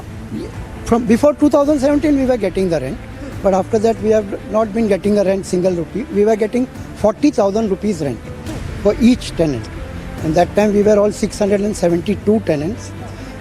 Now we are just 550 to 580 tenants. किन किन agreement के साथ आप लोगों के सामने आए थे, क्या क्या बताया गया था, क्या क्या दिया जाएगा आप लोगों को? नहीं, देखिए ऐसा है कि ट्राई पार्टी एग्रीमेंट था। ट्राई पार्टी एग्रीमेंट में बिल्डर, सोसाइटी और टेनेंट, म्हाड़ा सोसाइटी और बिल्डर था। अब इसमें कैसा हो गया कि जब भी ये हमारा जो रिहैब का ये जब तक कंप्लीट नहीं होगा तब तक बाजू में जो प्राइवेट बिल्डर के मकान बने उनको उसी मिलेगी नहीं, बराबर है। और इस बेस पे हमको कहा गया था कि 3 साल के अंदर आपको मकान मिलेगा, और उस टाइम से शुरुआत में भाड़ा भी शुरू हुआ था, अच्छी तरह से भाड़ा मिल रहा था। बाद में जब ये पता चला कि ये सब पूरा प्रोजेक्ट भेज दिया गया है, सामने वाले गुरु आशीष बिल्डर ने पैसा देना बंद कर दिया, और बाद में HDL आए। HDL ने भी उसमें दीवान, आपको तो पता ही होगा, उन्होंने पूरा प्रोजेक्ट का वाट लगा दिया है, सत्यानाश कर दिया। वाट लगाना बोलने से क्योंकि क्या हो गया कि सफ़र हम लोग हो रहे हैं, आज पैसा कहाँ से लाए, आज बच्चे लोग पढ़ रहे हैं, बहुत से लोग जो यहाँ से मुंबई छोड़ के चले गए, और कितने लोग 1-2 जन ने तो सुसाइड भी किया। मैडम आपको क्या बताऊँ, बहुत बुरी हाल है, कोई देखने को नहीं आ रहा है। आज जब संजय राउत जी का नाम आ रहा है तब सब न्यूज़ चैनल आ रहे हैं हमारे पास हमको पूछने के लिए। हमारी एक ही मांग है, हम इतना ही कहना चाहते हैं कि भाई हमको हमारा भाड़ा और हमारा घर, अभी से भाड़ा 40,000 रुपये भाड़ा देने का पहले आश्वासन किया था, अब 18,000 रुपये हम लोग नहीं तैयार नहीं है। 1 मार्च से भाड़ा मिलना था, अभी तक भाड़ा मिला नहीं है। काम शुरू किया करके बता रहे, देखिए अभी आपको दिख ही रहा है कहाँ क्या 10% भी नहीं काम शुरू हुआ है। This is one of the tenant who was actually expecting a flat from our developers that was actually promised as it's a tri-party agreement that was made in 2008, but still it's 14 years and they're still waiting that with the new developers, the constructor who has already been appointed could build a flat or could build a building, and a flat will be given to those 672, whereas there are some of the tenants who has actually left the city as mentioned by the tenants here, but there are many of those who are still waiting that they will still get a flat which was promised 14 years back ago. The arrogance of the mighty persists. ED ने उनके 8 दिन की PC मांगी थी, लेकिन आज 8 दिन की पीसी न देते हुए न्यायालय ने उनको 3 दिन की पीसी दी है।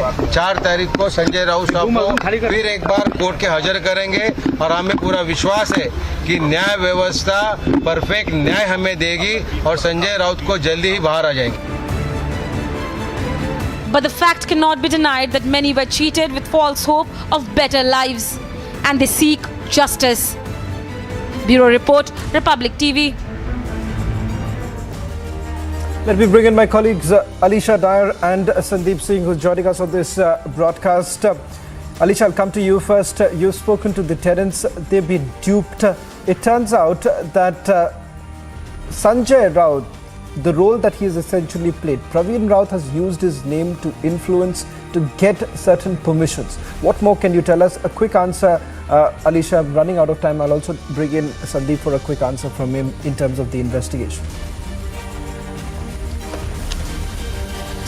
Well, yeah, Shavan, as we visited to the main location, and the tenants are still hoping that they are going to get their home back, that which was promised 14 years back. That is the agreement that was made in 2008, where there were 3 agreements. There were it was also divided into 3 portions. What we know that it was a land of 47 acres, but the proposal that was brought in by Guru Ashish Constructions Private Limited and Mahada, that was brought in at the of a 40 acres land, and they have promised that there could be a redevelopment. There will be a buildings in the next 3 years. So they were asked that they should evict and they should get out of their house so that the construction should start as soon as possible so that they can get homes in 3 years. But it's been 14 years. The tenants are waiting and they're just hoping that they get their home back because they are actually suffering. And we even heard many of the tenants clearly mentioning that it's been 14 years and they were expecting that they are going to get homes in the next 3 years, but that has not completed. And of course, they have been hoping that they will get their home soon. Alisha, sorry to cut you short. Sandeep, a quick answer from you. Searches were also carried out today. It seems that the crackdown has basically intensified. Are you picking up anything in terms of the searches that were carried out earlier in the day? Yes, as far as ED searches are concerned, 2 locations were searched by Enforcement Directorate, and this has happened after ED got the custody of Sanjay Raut, and in fact the consistent questioning has been taken place since the last 2-3 days with Sanjay Raut, and after which this searches were carried out, and in fact raids were taken place in the city of Mumbai. Apart from that, a complaint has also been given by one of the witnesses in regards of a threat that was given to her by Sanjay Raut's brother. So definitely Enforcement Directorate is likely to serve the summon to the people and more people in regards to this case. Shavan, over to you. Well, thank you very much, Sandeep, for getting us the latest details. Alisha and Sandeep tracking the story very closely from Mumbai. The other international story which is now brewing, and we're keeping a very close watch, is the threats that have now been issued by China with the visit of US Speaker Nancy Pelosi. She's in fact expected to be landing in Taiwan, which is now considered to be one of the most controversial visits by any US dignitary in Taiwan. Not much has really been disclosed by the Taiwan authorities at this point in time, because it turns out that a lot of images that are doing the rounds of the fact that China being extremely aggressive, saying that the US perhaps will have to face some sort of repercussion if this continues. In fact, there is a fresh threat that has been issued. We're getting in some images right now on your screens. These are live images that are now coming in. Level 2 combat readiness is what we are being told that's been issued in Taiwan. We'll be tracking this story very closely on the other side.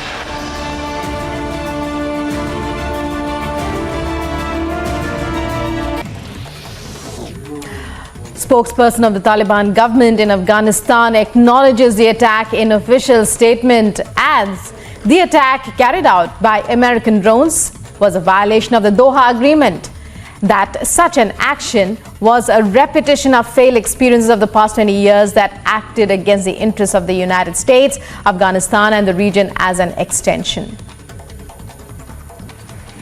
Barack Obama, former president of the US, hails the Biden administration. Taking to Twitter, says he hoped these airstrikes would provide a small measure of peace to the families of victims of 9/11. Lauding the precision of the strikes, notes strikes on Zawahiri were carried out without a single civilian casualty.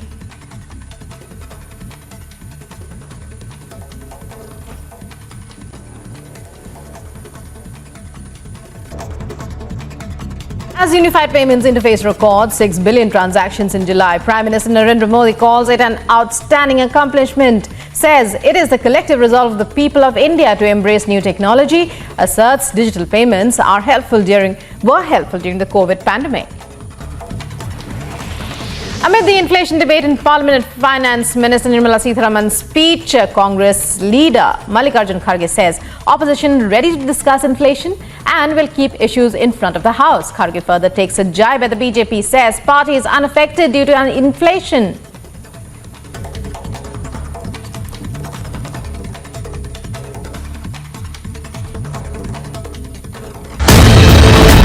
मैं भी ये चाहता हूँ, हमेशा दिल में सोता हूँ शाम को मेरे को दर्द होता है कलेजे के अंदर कि चाइना आए तो आज भी मैं खाने के लिए तैयार हूँ। युद्ध भूमि में दुश्मन से जब हम लड़ा करते थे तूफानों को मोड़ दिया करते थे, अभी जितना बॉर्डर पर मारते हैं उतना तो हम रोड पे छोड़ दिया करते थे।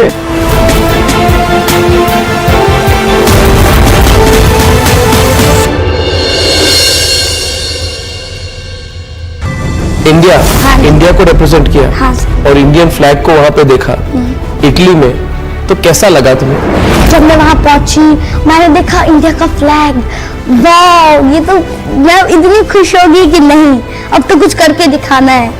इंडिया का फ्लैग ऊपर होना चाहिए, बस इतना मैं चाहती थी और वो मैंने कर दिखाया। अगर आप इंडिया रिप्रेजेंट कर रहे हो ना, हार नहीं माननी है, क्योंकि गोल्ड तो लेकर ही आना है आपको। बचपन से सर एक ही ड्रीम है मेरा, अब एक तो अपनी गेम को प्रोफेशनली यूज करना है, प्रोफेशनली आगे बढ़ाना है और वर्ल्ड ओलंपिक्स में गोल्ड लाना है इंडिया की। That's all that we could pack in this edition of This Is Exclusive. On the other side, a story that is just brewing at this point in time. Threats that have been issued by China. How exactly would Taiwan and the United States really respond? Our senior executive editor, Abhishek Kapoor, will weigh on the other side.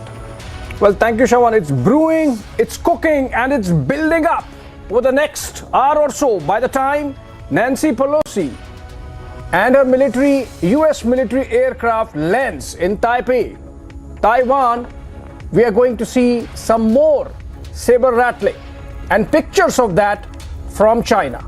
Thank you so much, Shawan, and I carry on with the headlines.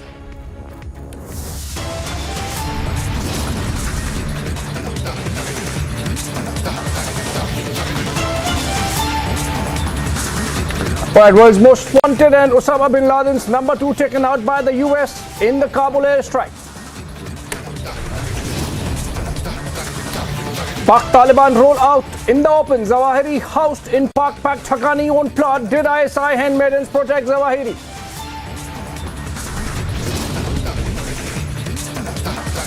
After warning United States against visit to Taiwan, China mobilizes military, flexes muscle near Taiwanese airspace.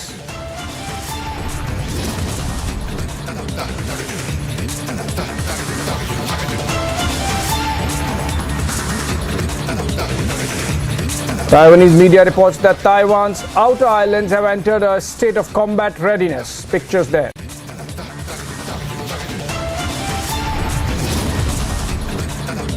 Also in Taiwan, Taiwan's presidential office confirms an overseas denial of service attack on the presidential office website.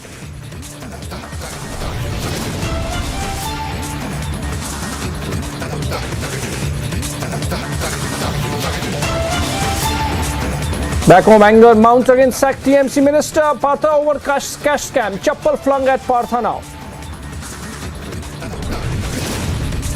18 properties listed, detailed and located by Republic. Exclusive documents establish Partha Arpita link.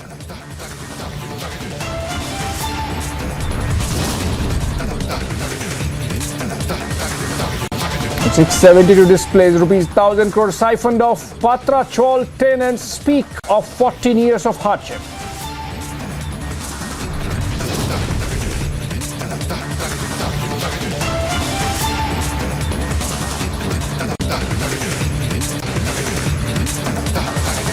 From Mumbai to Kolkata to national capital, ED swoop down continues. 12 premises raided. Sources suggest multi-city raids linked to Rahul and Sonia in the National Herald's case.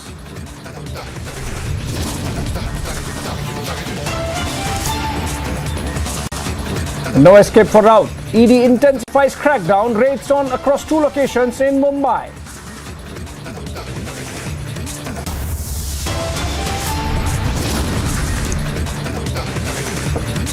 Another Nigerian man living in Delhi tests positive for monkeypox. This is the 3rd monkeypox case in Delhi and 8th in India.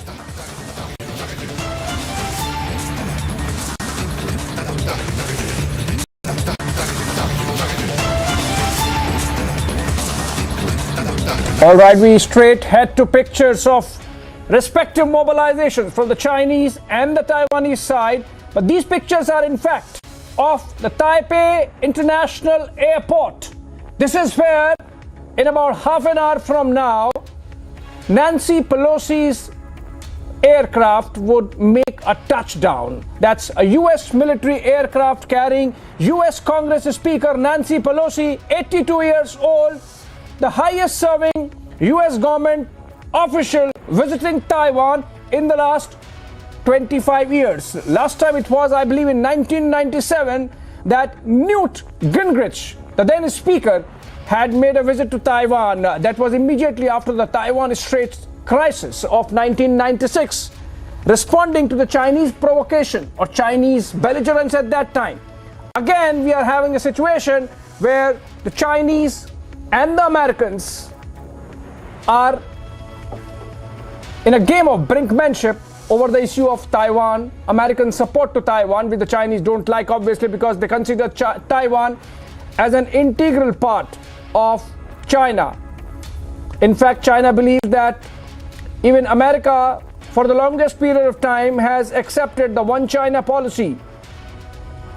It's not one China, two nations, but it's one China, two systems. And at some stage, China says that it would, if need be, forcefully take over Taiwan. We have seen over the last 8 months how Chinese warplanes have made aggressive intrusions into the Taiwanese air defense identification zone, at least thrice in the last 6 or 7 months. And now, with the announcement by Nancy Pelosi that she would be visiting Taiwan as part of a larger Indo-Pacific visit, the Chinese have been belligerent. The Chinese have been aggressive. The Chinese have been using very aggressive language against the Americans. From the Chinese Ministry of Defense to the Ministry of Foreign Affairs, they have said that there would be consequences. And to back their words, the Chinese have made massive mobilizations of their armor, their military, their war machine, the pictures of which we see on the right viewers. These are Chinese PLA Air Force. We have seen Chinese PLA tanks.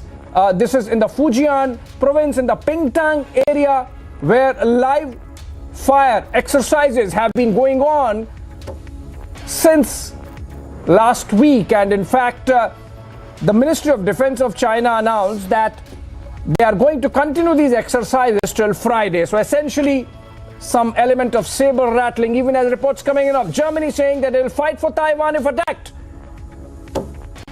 Are we building up towards a world war?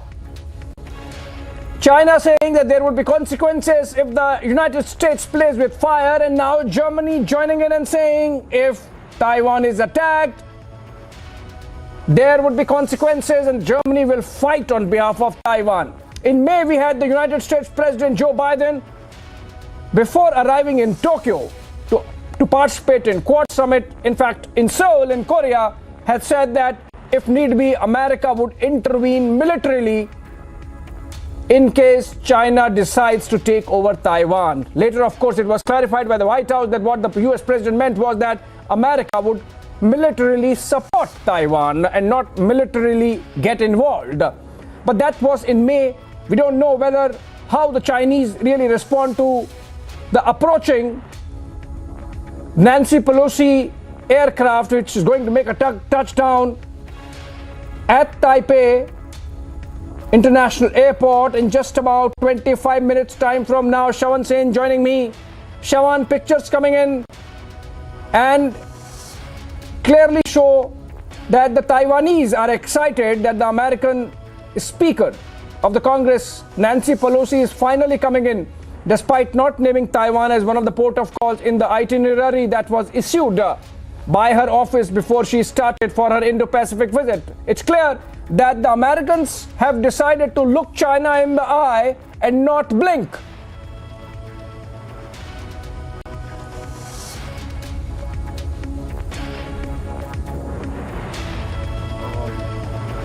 I guess Shawan is not getting me. As we bring to you these pictures, love, hope, peace. That's a neon sign there outside the Taipei International Airport, where Nancy Pelosi's aircraft, it's a military aircraft which would make a touchdown in about 20 minutes time. Pictures on the right of mobilization carried out by the Chinese. All right, there was some audio issue with Shawan, but it's connected now, and Shawan is back with us. Shawan, I was saying that finally the Americans have decided to look China in the eye and not blink, faced by the kind of belligerence we have seen coming in from the Chinese over the last few days. Well, in fact, there is a reason why the Taiwanese authorities would be quite elated. Let's not forget, this is the first visit by a House Speaker in 25 years. So what does this essentially mean? One of the highest officials of the US administration would be landing in the next 25 minutes in Taiwan. And also Nancy Pelosi, if you really look at her background, now she's considered to be a long-time critic of the Chinese communist government. She's been extremely vocal about the alleged human rights abuses. And the choice of Nancy Pelosi to be in Taiwan perhaps is a direct message that the United States wants to send across.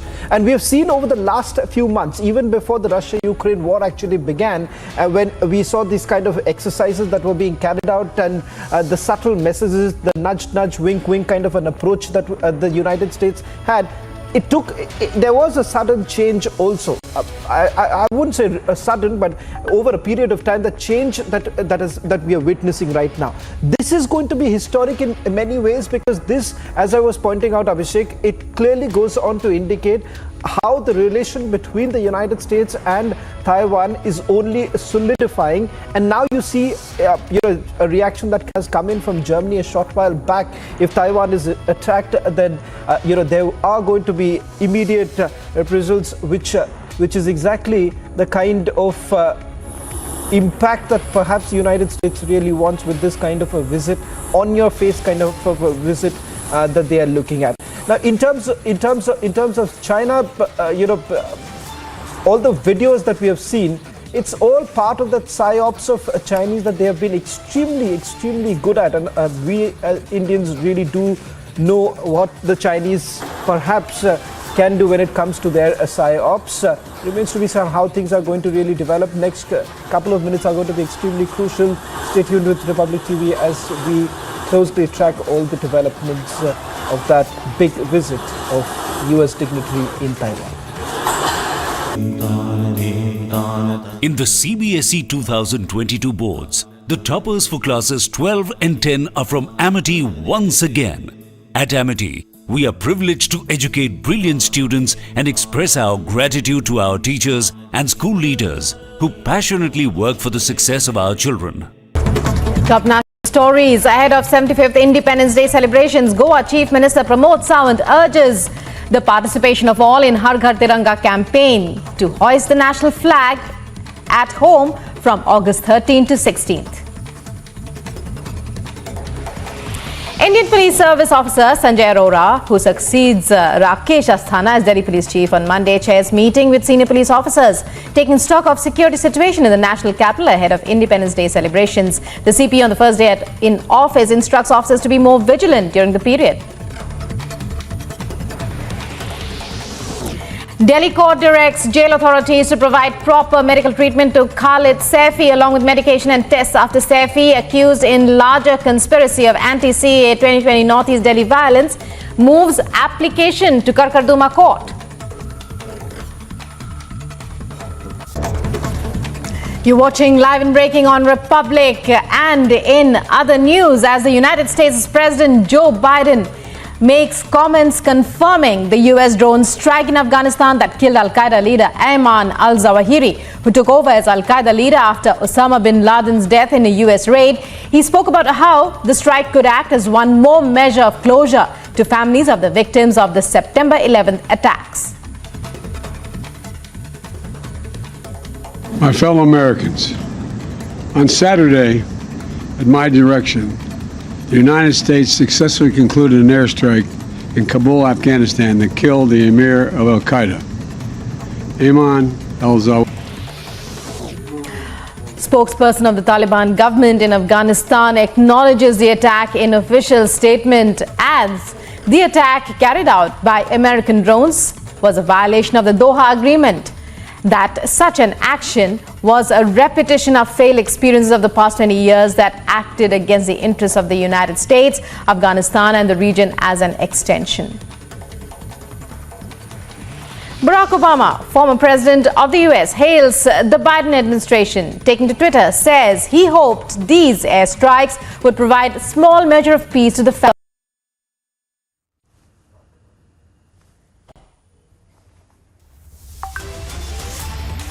All right, fresh visuals coming in of defense mobilization, war machine mobilization by the Chinese in the southern Fujian province, abutting the Taiwan Strait, overlooking Taiwan, the island of Taiwan. These are tanks being moved. And remember, viewers, over the last 4 or 5 days, as a build-up to visit of Nancy Pelosi, the US Speaker, to the Indo-Pacific, China has been mobilizing its war machine, in fact, carrying out live fire exercises, as they are called, in Pingtan area, which abuts Taiwan and the Taiwan Strait. These tanks are being moved as part of that defense, that war mobilization. Though of course we don't know whether China would actually cross the Rubicon and do something which escalates into a military clash. But the Chinese government, the Chinese establishment, the defense ministry, the foreign affairs ministry, they have been saying it at least twice a day between themselves to the world community that they see visit of Pelosi to Taiwan as an act of provocation and that they intend to escalate. On that note, a short break, but we continue with the coverage of Nancy Pelosi visit to Taiwan right after this short break. Be right back. India को represent किया और Indian flag को वहां पे देखा Italy में, तो कैसा लगा तुम्हें? जब मैं वहां पहुंची, मैंने देखा इंडिया का फ्लैग, वाव, ये तो मैं इतनी खुश हो गई कि नहीं, अब तो कुछ करके दिखाना है।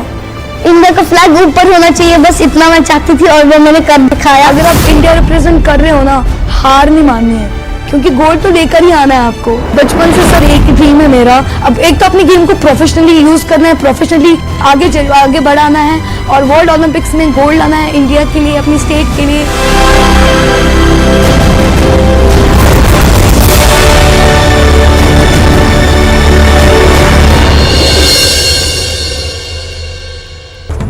Top national stories ahead of 75th Independence Day celebrations. Goa Chief Minister Pramod Sawant urges the participation of all in Har Ghar Tiranga campaign to hoist the national flag at home from August 13th to 16th.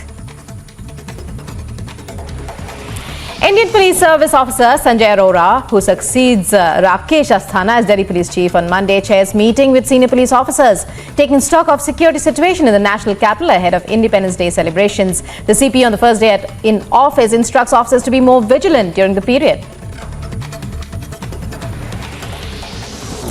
Delhi court directs jail authorities to provide proper medical treatment to Khalid Saifi along with medication and tests after Saifi, accused in larger conspiracy of anti-CAA 2020 Northeast Delhi violence, moves application to Karkarduma court.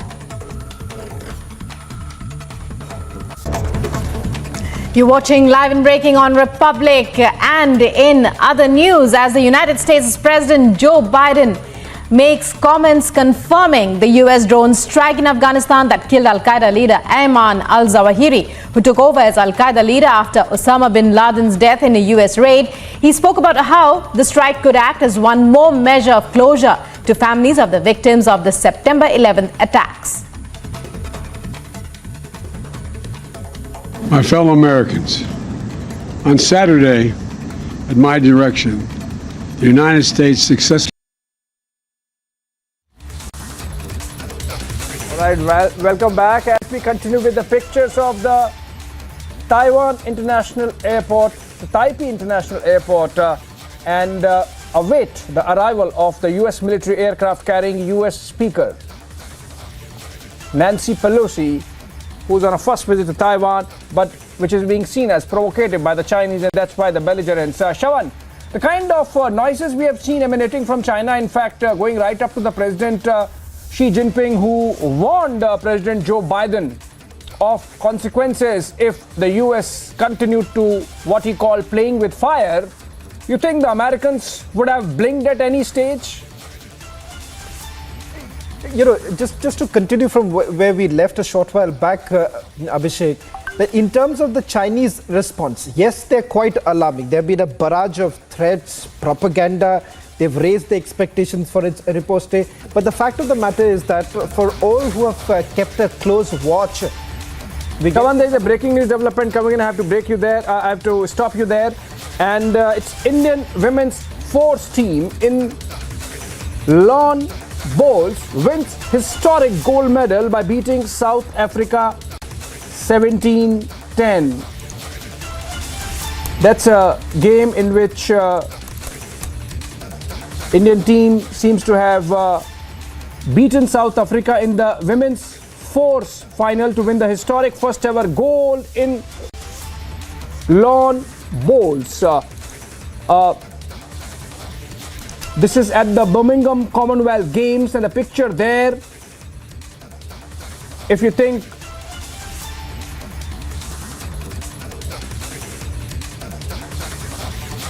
history created, because the first time that India has won a Commonwealth gold medal in this sporting event called lawn bowls. Indian quartet of Lovely, Pinky, Nayanmoni and Rupa. In the picture now, they beat South African team 17-10 in the women's fourth final. And the significance of this is that South Africa happens to be three-time champion of the event, but India wins another gold medal, taking the tally. This is the first ever gold medal in the Lawns Bowl, and this is the sixth gold medal that the Indian contingent has won at the Birmingham Commonwealth Games that began about 4 days back. For more details, let's go to Ankit, who's joining us from our Mumbai newsroom. Ankit, over to you. Fantastic sporting achievement continue for Indian contingent, but this gold is special because this is the first time India has won in this event. Absolutely, Abhishek. This is a historic achievement because this Indian team has won its first ever medal in this sport that is little heard of in the country. So that makes it doubly important. Now, what is lawn bowls? It's a game that is played in a team of four, where you have 4 on one side and 4 on the other. The 4 on the other side, in this case, were the New Zealand team, and it's sort of like a game like how they have hurling in the United Kingdom. So there's the game of lawn bowls, which is a speciality of Commonwealth countries, and India's team comprising Pinky Singh, Lovely Chaube, Nayan Moni and Rani Tikri has won the gold medal in this event. So this is a big success. We know that we have done really well in sports such as weightlifting, in various other disciplines in which for a period of time India has built up a capability. But now India is proving itself even in sports in which historically other nations have proved dominant. And one such sport is lawn bowls. And if you want to know more about it, know more about this sport, which I urge all viewers please log into republicworld.com. We have a lot of videos there of lawn bowling, and you can find out exactly what this is all about. And for now, India are the world champions, so to say the CWG champions, and all success to the Indian team going from strength to strength at the Commonwealth Games in Birmingham. Viewers, will be back after a short break, hopefully with more successes of the Indian team in Birmingham.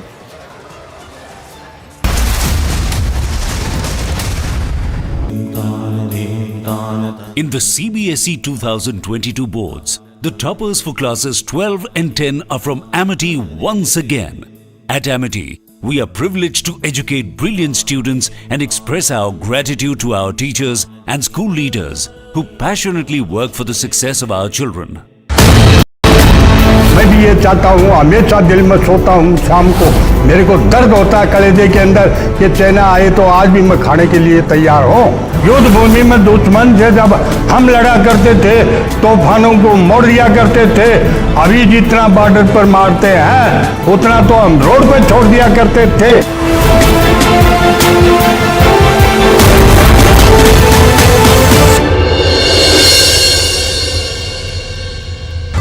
India को represent किया और Indian flag को वहां पे देखा Italy में, तो कैसा लगा तुम्हें?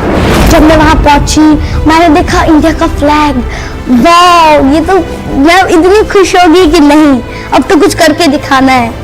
इंडिया का फ्लैग ऊपर होना चाहिए, बस इतना मैं चाहती थी और वो मैंने कर दिखाया। अगर आप इंडिया रिप्रेजेंट कर रहे हो ना, हार नहीं माननी है, क्योंकि गोल्ड तो लेकर ही आना है आपको। बचपन से सर एक ही ड्रीम है मेरा, अब एक तो अपनी गेम को प्रोफेशनली यूज करना है, प्रोफेशनली आगे बढ़ाना है और वर्ल्ड ओलंपिक्स में गोल्ड लाना है इंडिया के लिए, अपनी स्टेट के लिए।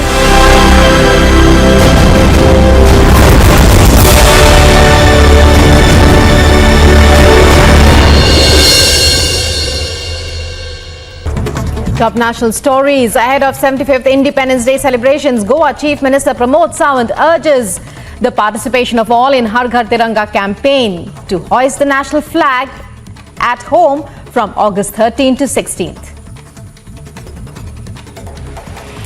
Indian Police Service Officer Sanjay Arora, who succeeds Rakesh Asthana as Delhi Police Chief on Monday, chairs meeting with senior police officers, taking stock of security situation in the national capital ahead of Independence Day celebrations. The CP on the first day in office instructs officers to be more vigilant during the period. Delhi court directs jail authorities to provide proper medical treatment to Khalid Saifi along with medication and tests after Saifi, accused in larger conspiracy of anti-CAA 2020 Northeast Delhi violence, moves application to Karkarduma court. You're watching Live and Breaking on Republic. And in other news, as the United States President Joe Biden makes comments confirming the US drone strike in Afghanistan that killed Al-Qaeda leader Ayman al-Zawahiri, who took over as Al-Qaeda leader after Osama bin Laden's death in a US raid. He spoke about how the strike could act as one more measure of closure to families of the victims of the September 11th attacks. My fellow Americans. All right, welcome back, viewers, and we continue with the pictures coming in from Taoyuan International Airport. That's Taipei International Airport, and in fact, pictures coming in of the U.S. military aircraft carrying Nancy Pelosi, the U.S. Speaker, landing at the Taiwan International Airport, at the Taipei International Airport, and let's see if there are fireworks from the Chinese. They have been saber rattling, they have been provoking, they have been belligerent, they have been talking war. But would they walk the talk? Or would they dare walk the talk as the world watches? On that note, a short break. No, that's not American military aircraft.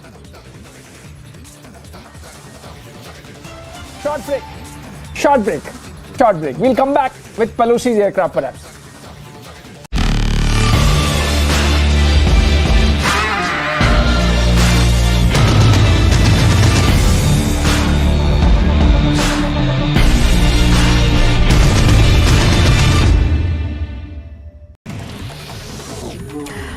Spokesperson of the Taliban government in Afghanistan acknowledges the attack in official statement, adds the attack carried out by American drones was a violation of the Doha Agreement that such an action was a repetition of failed experiences of the past 20 years that acted against the interests of the United States, Afghanistan and the region as an extension.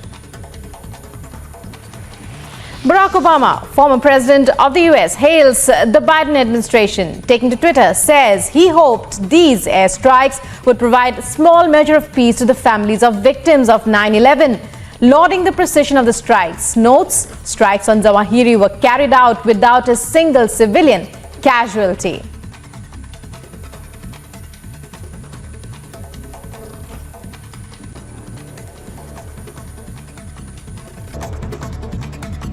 As Unified Payments Interface records 6 billion transactions in July, Prime Minister Narendra Modi calls it an outstanding accomplishment, says it is the collective resolve of the people of India to embrace new technology, asserts digital payments were helpful during the COVID pandemic. Amid the inflation debate in Parliament, Finance Minister Nirmala Sitharaman's speech, Congress leader Mallikarjun Kharge says opposition ready to discuss inflation and will keep issues in front of the House. Kharge further takes a jibe at the BJP, says party is unaffected. From National Herald to Rahul case to Bengal cash.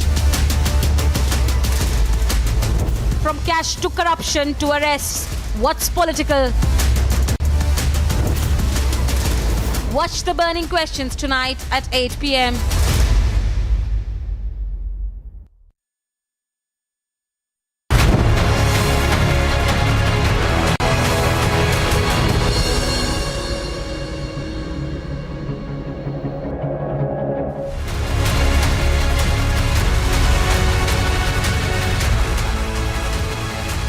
Live pictures, staying with the live pictures from the Taiwan International Airport. I have my colleague Abhishek and my colleague Shawan also joining us on live broadcast. I'm staying with these live pictures, and the story is it's America versus China. It's America versus China, and you saw the military build-up by China. A frightening build-up, but we know that China is, is famous for such antics, Abhishek. More than antics, more than the sort of messaging, saber-rattling. Do you see this go beyond that? I mean, we've never seen anything like this before. The fact that they've moved so many tanks, so many missiles, those are pictures of intercontinental ballistic missiles being moved, by the way, on the right of your screens. So, staying with these pictures, Abhishek.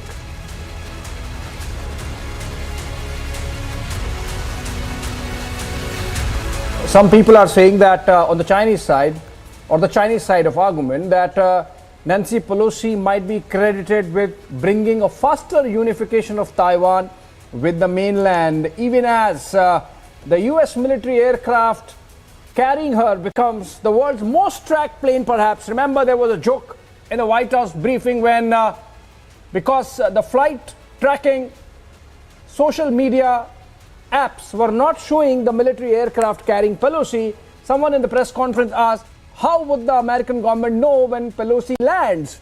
And that's when the White House spokesperson said that, oh, it's a military aircraft, we'll know when she lands. And now we don't know whether this is the one, because I made a mistake 5 minutes back with another one. So let's see on landing if this is the US military aircraft carrying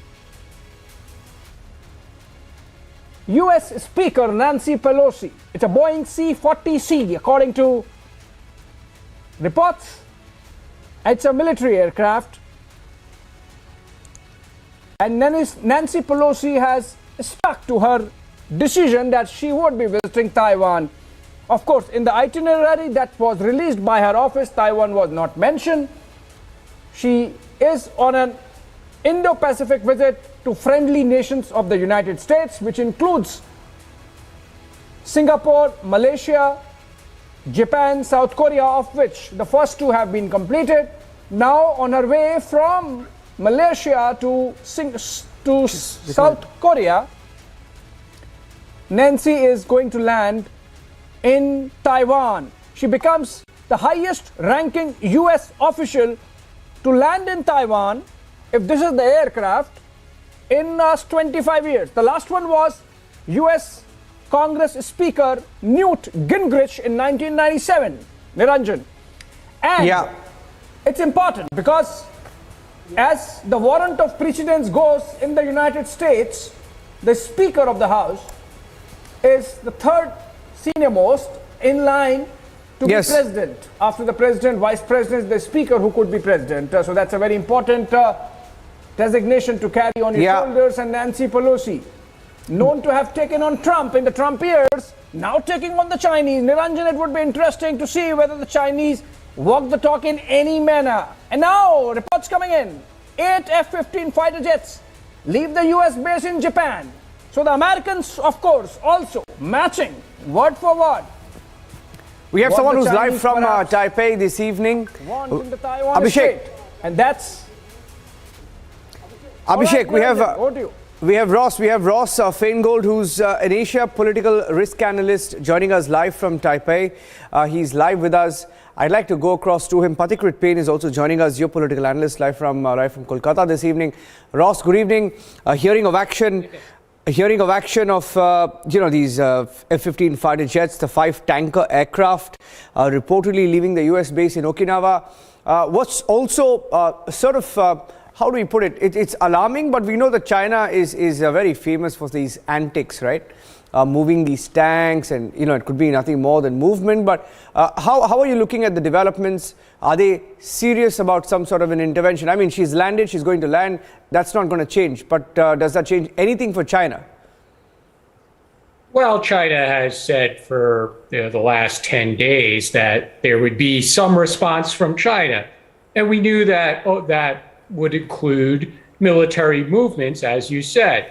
As you also said, it doesn't necessarily mean that they would try to intercept, let alone shoot down Pelosi's aircraft. But that's the risk that Taiwan and the United States have to deal with regard to Taiwan's security, and specifically when there is any kind of high-level interaction, a significant VIP from the United States government visits Taiwan. The same thing happened in August of 2020 and September of 2020, when first a cabinet secretary, the Secretary of Health, visited Taipei in August 2020. And then about 5 weeks later, Undersecretary of State visited Taipei. And China flew its aircraft very close to Taiwan, quite closer than they had in literally decades. So again, Taiwan and the United States expected this if Pelosi did proceed with her visit. We should also keep in mind that given, as your other guest accurately said, Pelosi's position within the United States constitutional framework, that certain protocols apply when she travels around the world. And if there's risk of any kind, whether it was one individual making a threat on her life, let alone a hostile state actor making a threat against her aircraft, then there are going to be certain security protocols that will apply. And that is why we see these reports about U.S. military aircraft have also gone airborne. Yes. Ross, stay with me. That's a live shot from the airport in Taipei. And Ross is also live from Taiwan this evening. Patikrit, from the Indian perspective, how are you reading the developments in Taiwan and the build-up especially? Or is there a build-up? I'm not sure, but at least pictures showing that there's a build-up. Yeah, Niranjan, a small correction. I'm in Delhi right now. Okay. Go ahead. So frankly, let me tell you something. This is a battle of nerves going on between two countries, both facing economic crisis, and two beleaguered presidents, both trying to actually play to the domestic audience. The things are much more critical for Xi Jinping, who is looking for a third term. And if you look at the internal crisis of China today, they are staring at a $9 trillion mortgage crisis. Their 30% of the GDP is in trouble because of the huge crisis they have in the real estate sector. Their zero COVID policy has not worked. There is rising unemployment. Many of the companies have left because of the policy uncertainty. There are so many other things. They clamped down on the technology sector, and of course, what is happening in Taiwan. So frankly speaking, for Xi Jinping, neither side wanted to blink, because if Nancy Pelosi had not gone, Xi Jinping and the Chinese would have told the Taiwanese that, look, it is their your American friends have just run away the moment we said don't play with fire. And in this case, if as Nancy Pelosi lands and if China doesn't do anything, then Xi Jinping actually loses the face, frankly speaking. We don't want any war to happen, but the reality is, if you look at these saber rattlings, this military posturing, these airspace incursions of the air defense identification zone, they have done it so many times. They've done 900 times last year. So if they do it again, the Chinese people will say, what's new? What's the big deal about it? So I fear that they will try to do something which is called the Crimea model of Russia. If you look at what happened in 2014, Crimea was under the administrative control of Ukraine, but having a population which was predominantly pro-Russia. And in the similar context, if you look at Taiwan, there's an island called Kinmen Island, which is geographically very near to China, but under the administrative control of Taiwan, and has a population which is pro-Chinese in their mentality. So the reality is, without even invading Taiwan, the mainland Taiwan, they might try to take over Kinmen Islands and say that this is what we have done this time. Next time you do something, you will face a bigger crisis. So in this way, they can have the cake and not eat it and eat it too at the same time. They will do something which will make the Chinese people happy, and at the same time, since they have not invaded officially the mainland Taiwan, it may not provoke a full-fledged war. But also the reality is, at any point of time, if you look at Guam and Okinawa, there's a huge military presence of United States which is already there. Last year in 2021 December, late Shinzo Abe had mentioned that if Taiwan is invaded by China, then Japan will come in. And there are clauses under which United States have no option, literally no option, but to go and save and protect Taiwan if the war actually happens, which I don't think it will happen. The real problem, as I look at it from India, Niranjan, a war-like situation is more dangerous than a real-time war, because what would happen from tomorrow is that the stock markets might crash. Is that because of speculations and uncertainty, the price of oil will go up. The supply chain constraints in the commodity market is already huge. Many of the smaller countries which are facing huge debt crisis, Sri Lanka has already gone bankrupt. Many other countries might go bankrupt. Countries like India, which have strategic and economic debt, might still survive. But it becomes very challenging for us because the price of oil will go up, inflation will go up, commodity prices will go up, all because of China and American presidents not trying to blink first. Yeah. My colleague Abhishek, by saying that war-like situation is more dangerous than war, are you suggesting that let's have war? But before that, let me go to Ross again. Ross, by the way, I was going through the instructions that you gave to the guest team that the host should call you Ross or Mr. Feingold, but not Mr. Ross. That reminded me of E.R. Braithwaite's To Serve With Love, but more of it later. You are there in Taiwan, Ross. Tell us, how close are we to war? Are you getting a sense of that tension on the ground? Like, are you seeing war mobilization? Are you seeing fighter planes going across the sky? Are you seeing those kind of things there on the ground? The short answer to your questions is no. So today, or in recent days, notwithstanding the statements made by various spokespeople from the Chinese government or the military, it's been business as usual here in Taipei and in Taiwan. The stock market, to use that as one barometer, has not had any effect from these political or military discussions, movements, arrival of Pelosi. The stock market here, because it's so closely linked to the tech industry, it basically moves in line with the NASDAQ, and that's what we've seen in recent weeks as well. If the audience was actually to go look at the chart for the Taiwan index and the NASDAQ, they would see that they moved broadly together. There was no great drop today. Could that change tomorrow if China does something overnight? Sure, that's possible.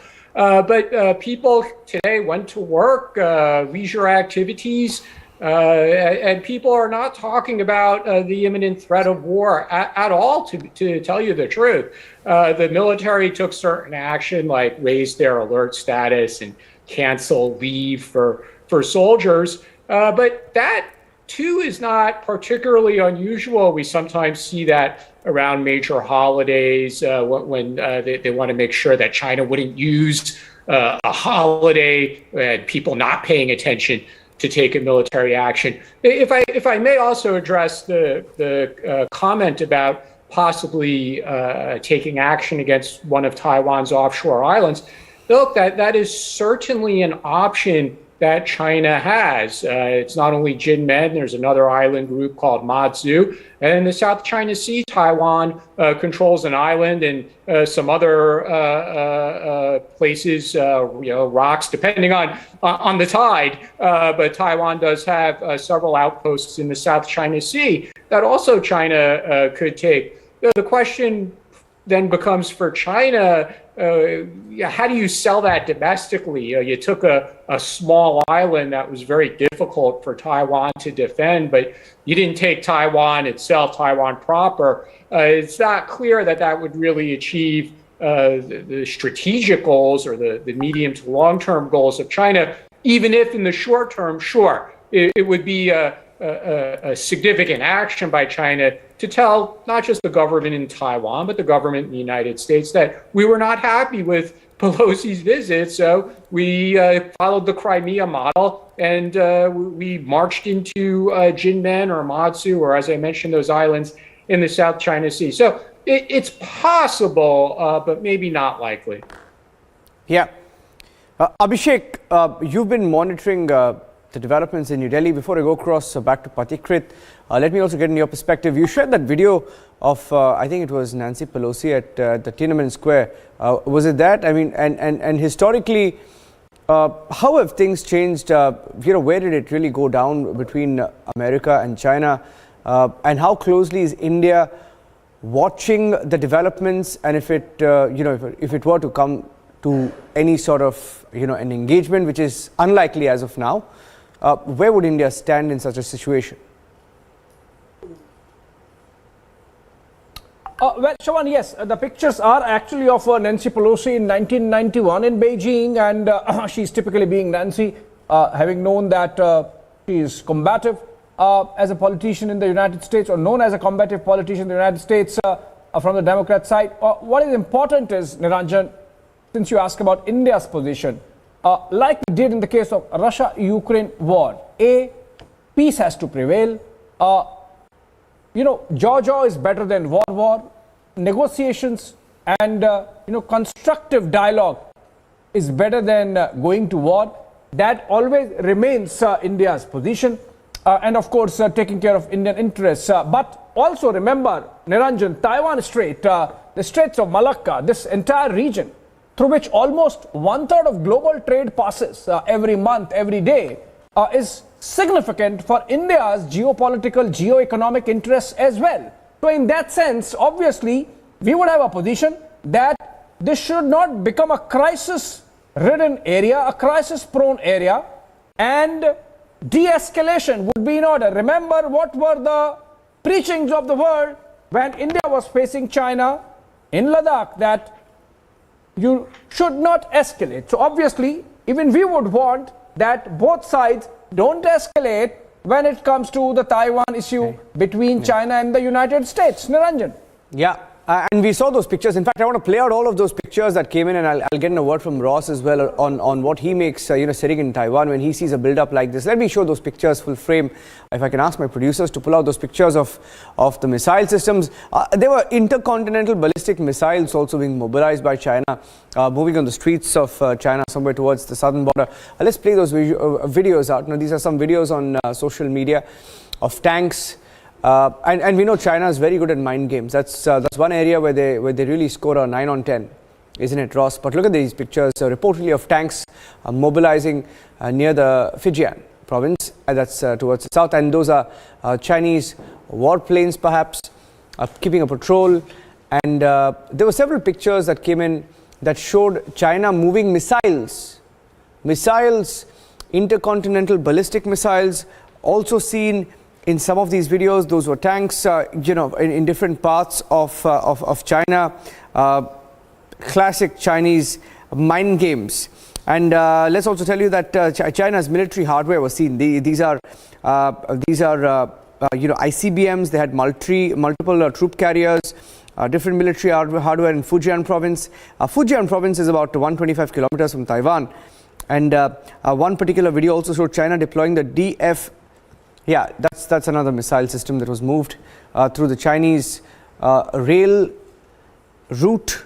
Earlier there were videos that came in of China deploying a DF-5B missile system as well. Chinese warplanes also doing sorties close to the border with China. Now, when you look at these videos, I'm not sure whether you've seen all of them, but when you look at them, what's the sense that you get on how real this is getting? Well, looking at this from the Taiwan perspective, people are used to it. In some ways, they're a bit immune. They don't really pay attention to day-to-day military movements or threats by Chinese government spokespeople, by columnists in the Chinese media, social media personalities on Chinese social media who make these kinds of statements or threats. Because it happens so frequently and it's happened for a long time. That is a little risky if people are not paying attention. And that is actually a matter of quite long-running and serious debate here in Taiwan society, whether or not the population very broadly is serious and cognizant of the threat. A few years ago, Taiwan tried to shift to an all-volunteer military, although young men still have to do a mandatory 4-month training, but it's very, very basic training, and it really doesn't prepare them to fight a war. Now they're talking about a return to a 1-year mandatory military service. They're talking about maybe women should also do mandatory military service. But frankly, none of these things are going to be implemented imminently. So this is a long-running question here about being serious about defense. Do they spend enough money on defense has also been a concern of the United States for a long time. So there's no short answer to these issues. And unfortunately, whatever happens in the next 12 or 24 hours is not going to rapidly change those dynamics either. Yeah, there are two sets of visuals that also tells you how different countries are looking at this. You had in Taiwan those towers. Okay, look at this. This is a tower in Moscow. First video that's coming in reportedly in Moscow, a TV tower that is saying China, Russia is with you. I mean, look at the imagery, right? And then in Taiwan, you had those. Let's play out the Taiwan, the pro-America messaging and the pro-China messaging. It's simple. You had the pro-America messaging in Taiwan, and you have pro-China messaging in Russia. And this is fantastic. I mean, everyone's divided on this issue, just like how the world was divided on Ukraine. The world is divided on the action or possible action or even the tension in Taiwan. That's a Russian TV tower, of course. Russia paying back to China for China support during the Ukraine war, which continues, by the way. So a few minutes back, you had that video where in Taiwan and in Taipei, people were thanking on graffiti video, LED graffiti on walls, messages saying thank you, Nancy, for coming to Taiwan. And this is one video that's coming in from Russia now, where reportedly a Moscow TV tower is saying China, Russia stands with you. So we know where people stand. Yeah, look at that. Yeah, go ahead, Ross. Yeah. Yeah, thank you. When former Secretary of State Mike Pompeo visited Taipei in March of this year, there was a very similar reaction. His name was up in lights on the side of Taiwan's tallest building, Taipei 101, with a big thank you message. There was the same kind of blanket media coverage here, a bit of a frenzy of adulation that occurred. And this is not unusual when somebody who has been a friend to Taiwan comes here. The government or the people or certain media outlets are going to play it up because it makes them feel happy. The next kind of celebrity who's supposed to come here later this year is basketball player Enes Freedom. And I'm sure your audience knows that he's also been an outspoken critic of China and supporter of Taiwan and Uyghurs and people of Hong Kong. I'm sure we'll have the same reaction when he comes here. But frankly, none of this makes Taiwan safer. What makes Taiwan safer would be the investment in its national defense, not lighting up the side of the building to thank Nancy Pelosi, who's going to be out of her job in 4 or 5 months. Yeah. Ross and Patikrit, I request both of you along with Abhishek to stay with us. Please stay with us because that flight hasn't landed. We were told it's 7 p.m. Delayed by a few minutes. Of course, nobody's ever going to tell you the right time. Even though different trackers will tell you different timings, we are hearing it could be closer to 7:45, 7:50, roughly about 15 to 20 minutes from now. I request both Ross and Patikrit to stay with us. Gentlemen, we'll take a short break and the live coverage continues. That's a live shot of the Taiwan airport. Live shot from Taiwan, and you saw that build-up, that military build-up, that alarming build-up by China. Could be posturing at best, but still it's alarming. The live coverage continues.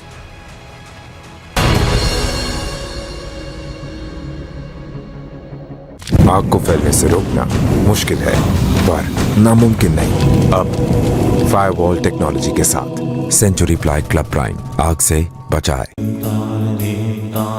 In the CBSE 2022 boards, the toppers for classes 12 and 10 are from Amity once again. At Amity, we are privileged to educate brilliant students and express our gratitude to our teachers and school leaders who passionately work for the success of our children. Top national stories ahead of 75th Independence Day celebrations. Goa Chief Minister Pramod Sawant urges the participation of all in Har Ghar Tiranga campaign to hoist the national flag at home from August 13 to 16th. Indian Police Service Officer Sanjay Arora, who succeeds Rakesh Asthana as Delhi Police Chief on Monday, chairs meeting with senior police officers, taking stock of security situation in the national capital ahead of Independence Day celebrations. The CP on the first day in office instructs officers to be more vigilant during the period. Delhi court directs jail authorities to provide proper medical treatment to Khalid Saifi along with medication and tests after Saifi, accused in larger conspiracy of anti-CAA 2020 Northeast Delhi violence, moves application to Karkarduma court. You're watching Live and Breaking on Republic. And in other news, as the United States President Joe Biden makes comments confirming the US drone strike in Afghanistan that killed Al-Qaeda leader Ayman al-Zawahiri, who took over as Al-Qaeda leader after Osama bin Laden's death in a US raid. He spoke about how the strike could act as one more measure of closure to families of the victims of the September 11th attacks. My fellow Americans, on Saturday, at my direction, the United States successfully concluded an airstrike in Kabul, Afghanistan that killed the emir of Al-Qaeda, Ayman al-Zawahiri. Spokesperson of the Taliban government in Afghanistan acknowledges the attack in official statement, adds the attack carried out by American drones was a violation of the Doha Agreement, that such an action was a repetition of failed experiences of the past 20 years that acted against the interests of the United States, Afghanistan and the region as an extension. Barack Obama, former president of the US, hails the Biden administration. Taking to Twitter, says he hoped these airstrikes would provide a small measure of peace to the families of victims of 9/11. Lauding the precision of the strikes, notes strikes on Zawahiri were carried out without a single civilian casualty.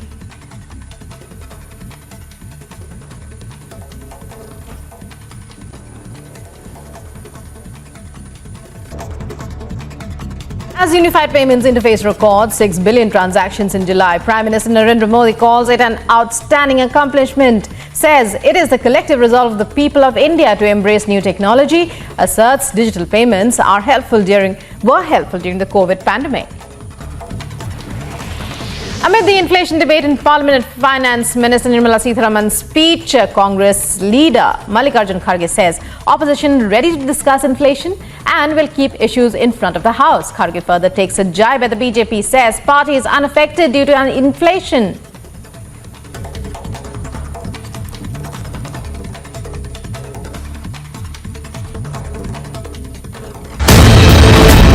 मैं भी ये चाहता हूँ, हमेशा दिल में सोता हूँ शाम को, मेरे को दर्द होता है कलेजे के अंदर कि चाइना आए तो आज भी मैं खाने के लिए तैयार हूँ। युद्ध भूमि में दुश्मन से जब हम लड़ा करते थे, तूफानों को मोड़ दिया करते थे, अभी जितना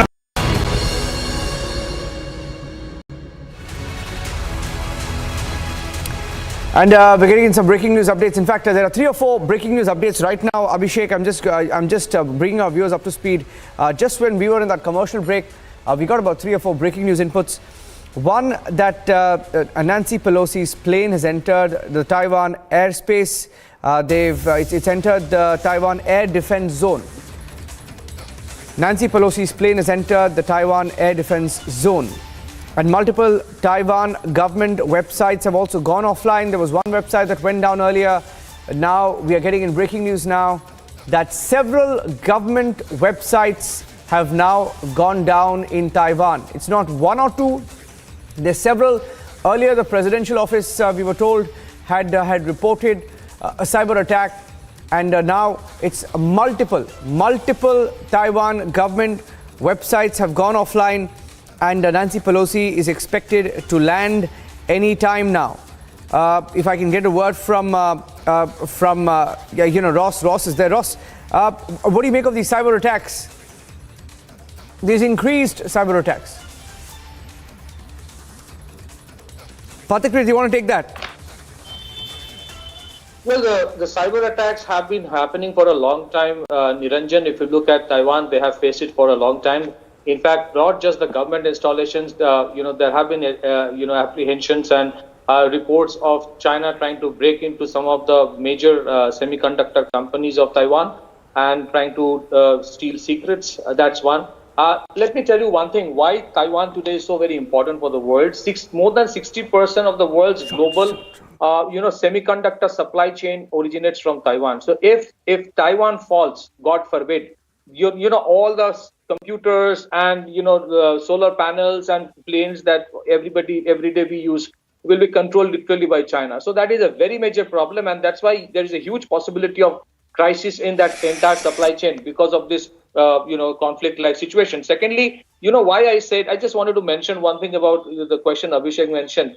The war-like situation creates more speculation than a real war. In a real war, because if you see once the war started between yes. Sorry, there's a video that has just been put out. There's a video that has just been put out. It's propaganda, but it's Chinese video. I'm requesting my teams to just put this video out. This is a Chinese video that has just come in. The Chinese People's Liberation Army. The Chinese army has just put out a video. Pathakrit, I want you to see that video. Can we please put that video out right now? This video has just come in, and it's Chinese propaganda. It's a Chinese video that has been released. Let's listen into that. Let's listen into that video, please. There's an audio released as well. Completely the Ukraine model of how Russia kept releasing the videos. These mind games also being played by China. Let's listen into the audio, please. Let's listen into the audio. We're getting in the video right now from our newsrooms as well. I'd like to play out that full video.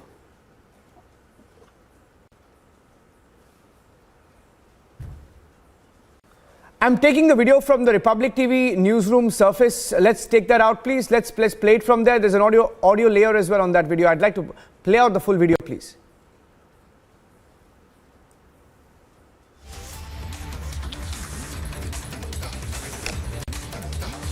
Abhishek, what do you make of this video, Abhishek?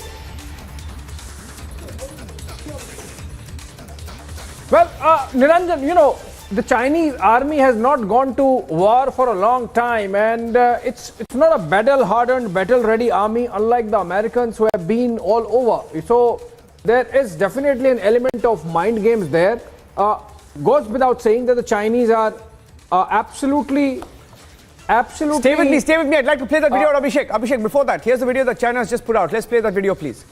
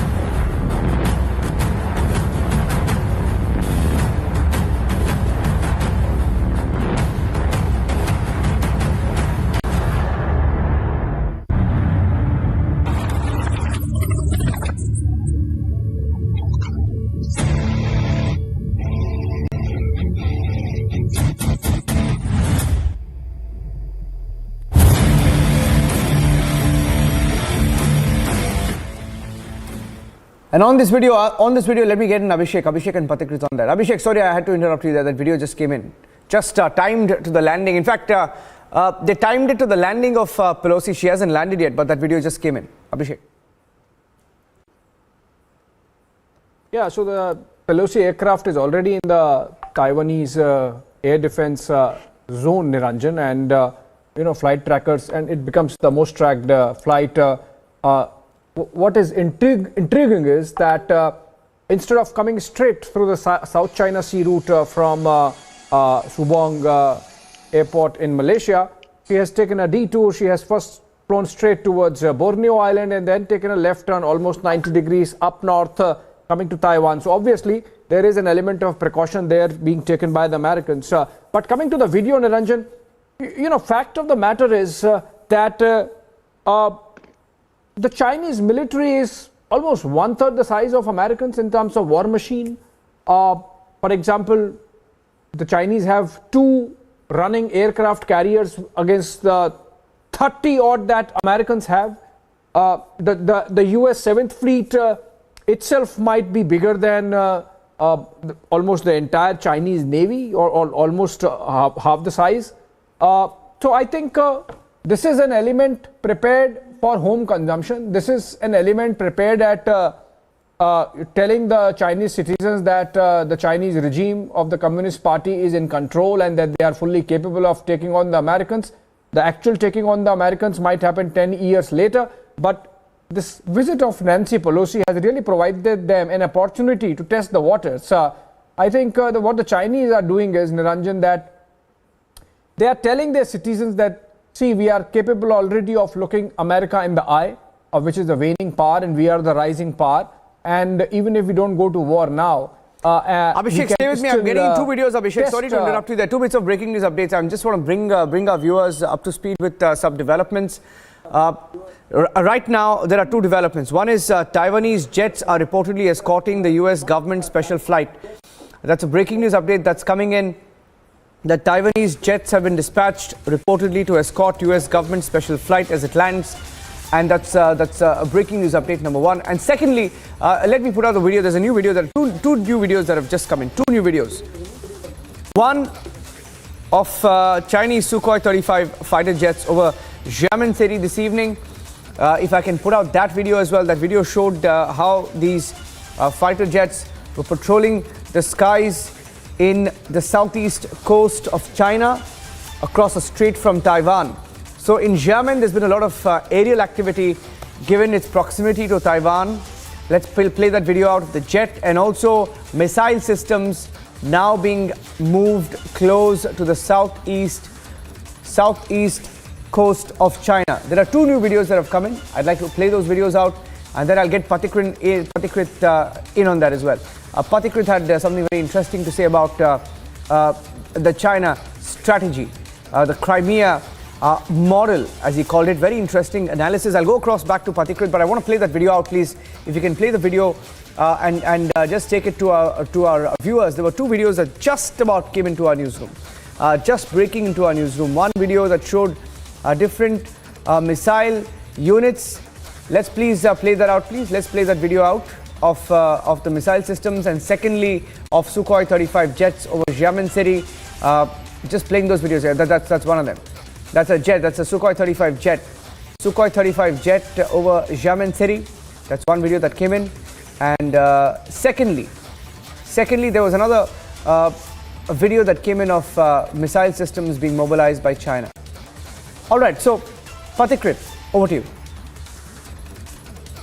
2 important aspects to the videos that you have put up. Number 1, apart from showing those intercontinental ballistic missile and air defense systems, what the videos are trying to predominantly project on is the capacity of Chinese army to do an amphibious assault or an invasion of Taiwan. You see, every time they're showing the ocean and low-flying aircrafts and landing platform docks moving. So that is one indication, number 1. Number 2, of course, this is both for domestic audience as well as the audience of Taiwan and United States. The Dongfeng missiles are being put up time and again to show that, Dongfeng is mostly an intercontinental ballistic missile series. You don't require that for Taiwan. It is trying to send a message to United States that our missiles can also reach United States. Number two, a very important aspect is that, there is a huge difference between when Mike Pompeo went to Taiwan. That time, Xi Jinping's condition was not that bad. Today, he has to salvage his position. His condition is far bad today. Number three, so even though Chinese Navy today is far more in numbers than America, it has crossed United States in number of ships and submarines. Though technologically, perhaps United States is still higher. So they will go for a low-hanging fruit, which will make everybody happy. If they take over one of those offshore islands of Taiwan like Kinmen, it will make them show that, look, we have taken over something as a warning. It will make also Taiwan feel a sigh of relief that an invasion of the mainland Taiwan has not happened, even though if it happens, it will be suicidal for China, because they'll take 5-7 years to develop that capacity. And number three, it will be a sigh of relief for United States as well, because America is also very tense right now, because they have no option but to go and save Taiwan if the mainland invasion happens. Number four, a very important point we have to understand, for the last 2-3 years, there has been so many incursions by the Chinese that they have done in the Taiwanese airspace, that if there's a comparison one may draw with what happened before the Hiroshima atom bomb dropping, when every morning a B-29 super fortress used to go above the airspace of Japan. They got used to it. They believed that nothing will happen, and suddenly then something happened. So it's a very critical situation. The next 2-3 days, we don't know what would happen, but I think they will go for a low-hanging fruit, as Russia started with a low-hanging fruit, which was Crimea, a place which was administratively under the control of Ukraine, but people were pro-China. At the same time, Kinmen Island is perhaps one of those islands where it will be very easy for them to take over and show to the people that we have done something and send a warning. Niranjan. Let's go back to the visuals, please. Let's go back to the visuals. 3 or 4 breaking news updates. One, the flight being escorted by Taiwanese jets, that was reported. But anti-aircraft guns, I'd like to put that on screen. Anti-aircraft guns have been activated at the Taiwan airport. Anti-aircraft guns have been activated in the Taiwan airport. The camouflage has been removed from these anti-aircraft guns at the airport.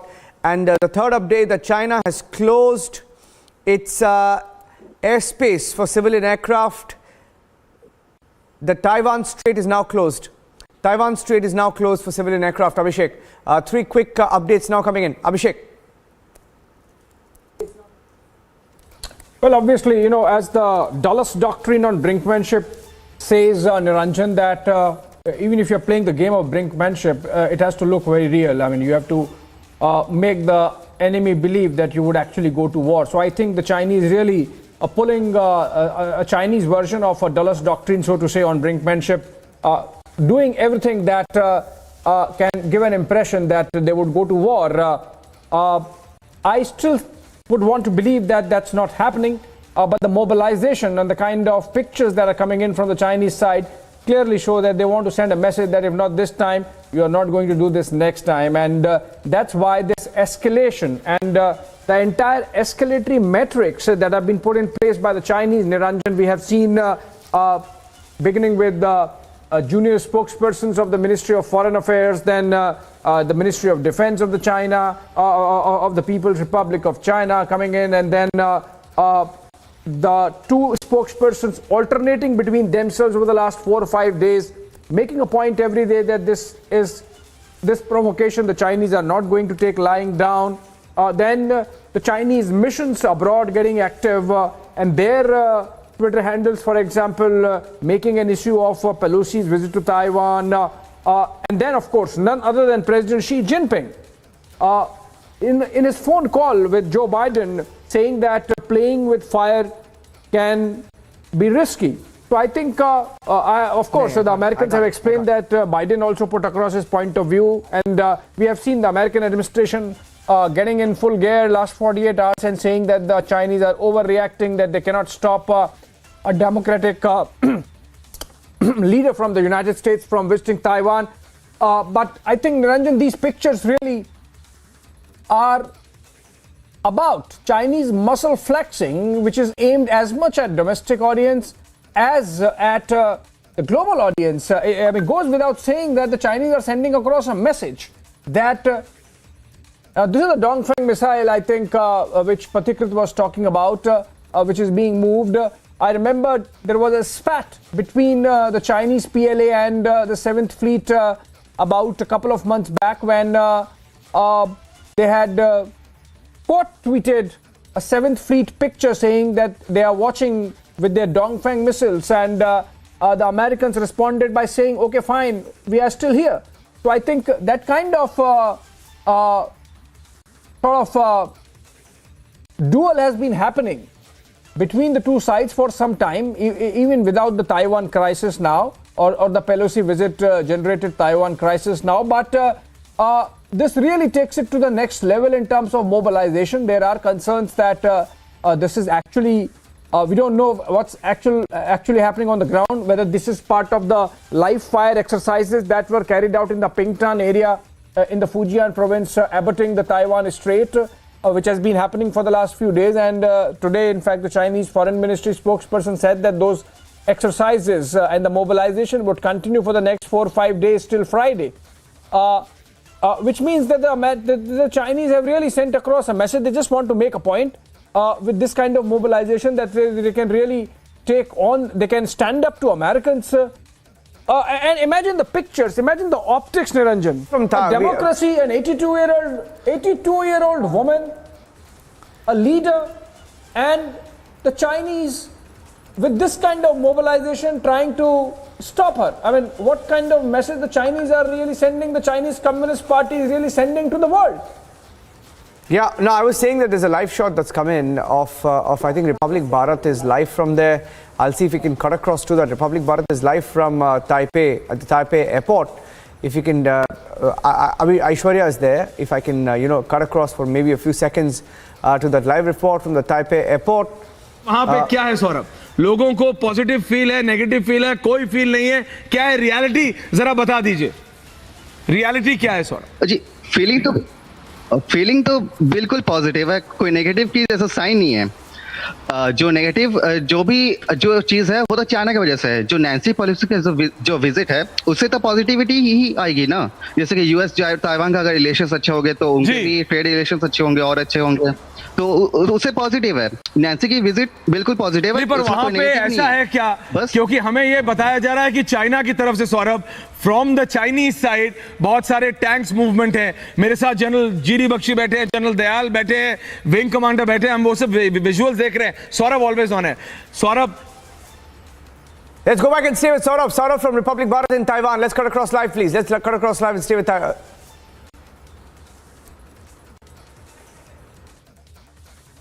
Taiwan ने भी निकाले हैं कि सब शांत है? नहीं, जैसे कि मैं तो आज यूनिवर्सिटी गया था. रास्ते में तो कुछ दिखा नहीं, वैसे सब नॉर्मल था. टैंक वैसे ऐसे मतलब कि ऐसे नॉर्मल टैंक ऐसे कॉमन एरिया में मिलेंगे नहीं यहाँ पे. वो थोड़े से मिलिट्री जोन में मिलेंगे, जहाँ पे किनमैन आइलैंड्स या फिर मानसू आइलैंड्स, वो सब जगह में मिल जाएंगे आपको. यहाँ पे मेन ताइपे सिटी में आपको थोड़ा सा कम मिलेंगे. हो सकता है कि आउटस्कर्ट्स के ताइपे के आउटस्कर्ट्स में थोड़ा सा मूवमेंट हो, क्या पता. I am not a military expert so I can not comment on that. Absolutely Saurabh, और हम आपको मिलिट्री एक्सपर्ट की तरह ले भी नहीं रहे. सिर्फ वहां से एक लाइव रिपोर्ट की ग्राउंड रियलिटी क्या है. जनरल जीडी बख्शी, मैं आ रहा हूं सर आपके पास, लेकिन एक शॉर्ट रिस्पॉन्स जनरल दयाल से 30 सेकंड से. देखिए, all right, so that was a live report from Republic Bharat at the Taipei airport, and we were just live from the Taipei airport. Saurabh is there reporting for Republic Bharat, and as we stay with the pictures, it's a live shot of the Taiwan airport. Anytime now, we were told it's a little after 7:50. It's a live shot. Should be able to go back to those pictures, and I'm just waiting for more details to come in. Second level of alert in Taiwan. Taiwan is on a second level of alert. That's a news update that's now come in. I'm going to stay on those pictures. But we'll just take a short break. We'll just take a short break at this point. Oh no, we'll stay with the live pictures. We'll stay with the live pictures. Abhishek, are you picking up anything else? Any more details, Abhishek? Well, yes. So I think we can continue to be with the pictures, Niranjan, and information trickling in that Taipei residents, they have gathered around the Songshan airport as they wait for Pelosi's special flight to land. This bit of information coming in, China has closed the Taiwan Strait for civilian aircraft, and I think that's why the Americans, in a preemptive move, using a different route from the south of Taiwan to get Nancy Pelosi into the island nation. This is the information that we have. China has also banned 35 Taiwanese food and agriculture exporters, and cyber attacks continue on Taiwanese sites, or particularly those of the government. And stay with me. We'll take quickly. What we'll do now is we'll quickly take a short commercial break. We'll take a short commercial break. Have to do that. We'll take a short break and come back with the live coverage. I request all our viewers to stay with us. The flight hasn't landed. We will be live as it lands in just a few minutes. Stay tuned.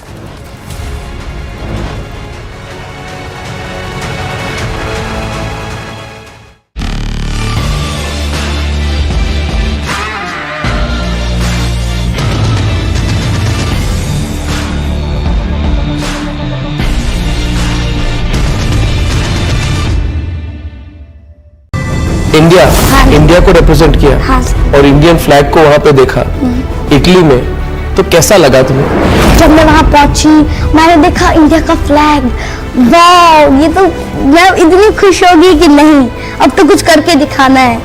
India का flag ऊपर होना चाहिए, बस इतना मैं चाहती थी और वो मैंने कर दिखाया। अगर आप इंडिया रिप्रेजेंट कर रहे हो ना, हार नहीं माननी है, क्योंकि गोल्ड तो लेकर ही आना है आपको। बचपन से सर एक ही ड्रीम है मेरा, अब एक तो अपनी गेम को प्रोफेशनली यूज करना है, प्रोफेशनली आगे बढ़ाना है और वर्ल्ड ओलंपिक्स में गोल्ड लाना है इंडिया के लिए, अपनी स्टेट के लिए।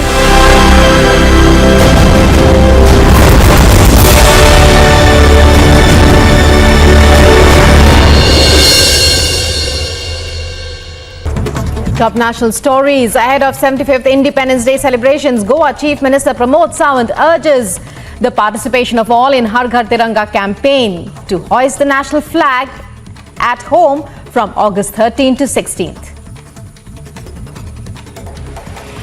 Indian Police Service Officer Sanjay Arora, who succeeds Rakesh Asthana as Delhi Police Chief on Monday, chairs meeting with senior police officers, taking stock of security situation in the national capital ahead of Independence Day celebrations. The CP on the first day in office instructs officers to be more vigilant during the period.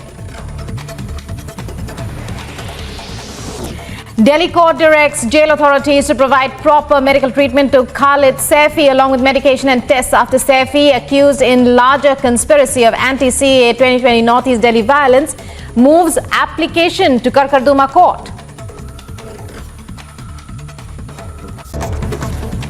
You're watching Live and Breaking on Republic. And in other news, as the United States President Joe Biden makes comments confirming the US drone strike in Afghanistan that killed Al-Qaeda leader Ayman al-Zawahiri, who took over as Al-Qaeda leader after Osama bin Laden's death in a US raid. He spoke about how the strike could act as one more measure of closure to families of the victims of the September 11th attacks. My fellow Americans, on Saturday, at my direction, the United States successfully concluded an airstrike in Kabul, Afghanistan that killed the emir of Al-Qaeda, Ayman al-Zawahiri. Spokesperson of the Taliban government in Afghanistan acknowledged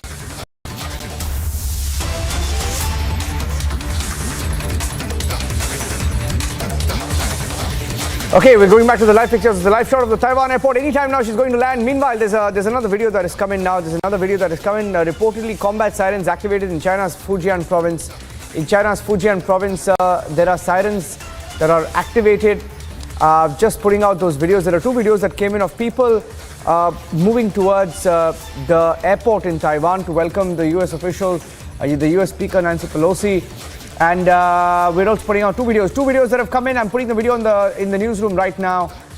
In the newsroom right now of we just got the combat sirens that are activated in, can we just listen to the audio as well? Combat sirens reportedly activated in Fujian province, which is very close to Taiwan.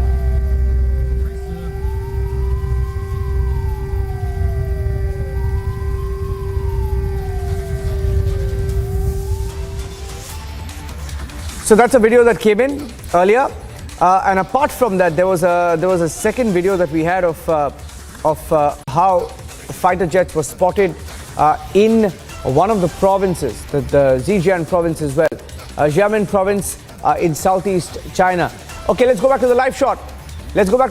From the Taiwan airport, where people are also. That's a live shot of a plane that's landed.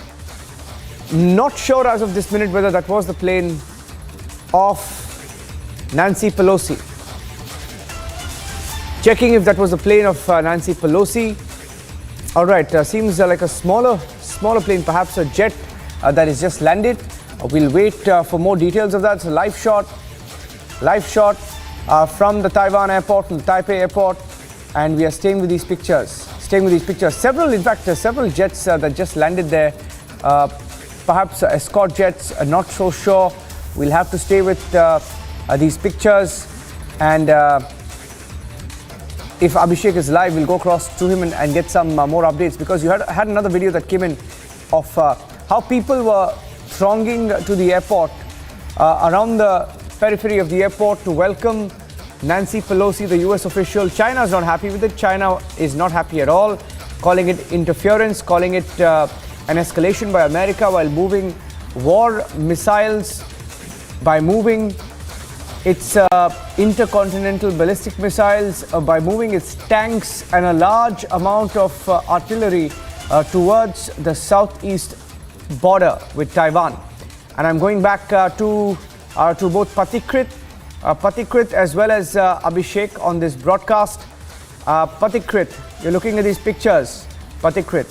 This is from the airport.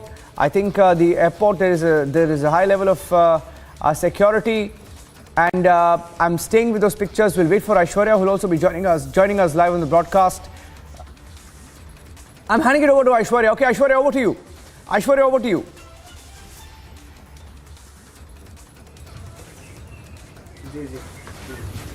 Okay, start. So these are live visuals coming in. This is from the airport in Taiwan, where you have the whole protocol in place for Nancy Pelosi's landing. Nancy Pelosi to land in Taiwan within the next few minutes. Visuals are on your screens, viewers. You can see the whole protocol in place, the whole Taiwanese administration right there at the tarmac. Though this is despite China issuing a warning, despite Beijing sounds warning. Nancy Pelosi will touch down any time now. We are going to give you those live visuals coming in from the Taiwan airport. Viewers, these are live visuals we are getting you within the next few minutes. We are being told Nancy Pelosi's plane, which is being given a full, if I may say so, the presidential protocol. 8 American F-15 fighter planes, viewers, are escorting Nancy Pelosi's flight from Singapore to Taiwan. Why? Because China decided to have a field day. China decided to come and say, if you dare land in Taiwan, Nancy Pelosi, we will act. How? They have not said. I have with me today, senior analyst, I have with me Brahma Chelani, author and professor, Strategic Studies, Center for Policy Research, and fellow at the Robert Bosch Academy in Berlin. I have Major General Bishambar Dayal. I have Captain Alok Bansal. I have Berzin K. Wagmar. I have Nikita Mendikovic. I have Glenn Tizain with me. All of them with me. Nikita is director at the Eurasian Analytical Club, live from Moscow. Glenn is professor at the University of Southeastern Norway and editor at Russia in Global Affairs. Viewers, it's a full panel. Mr. Brahma Chelani, why would China do this? It's not for the first time, sir, that and American House Speaker is going to Taiwan, then why?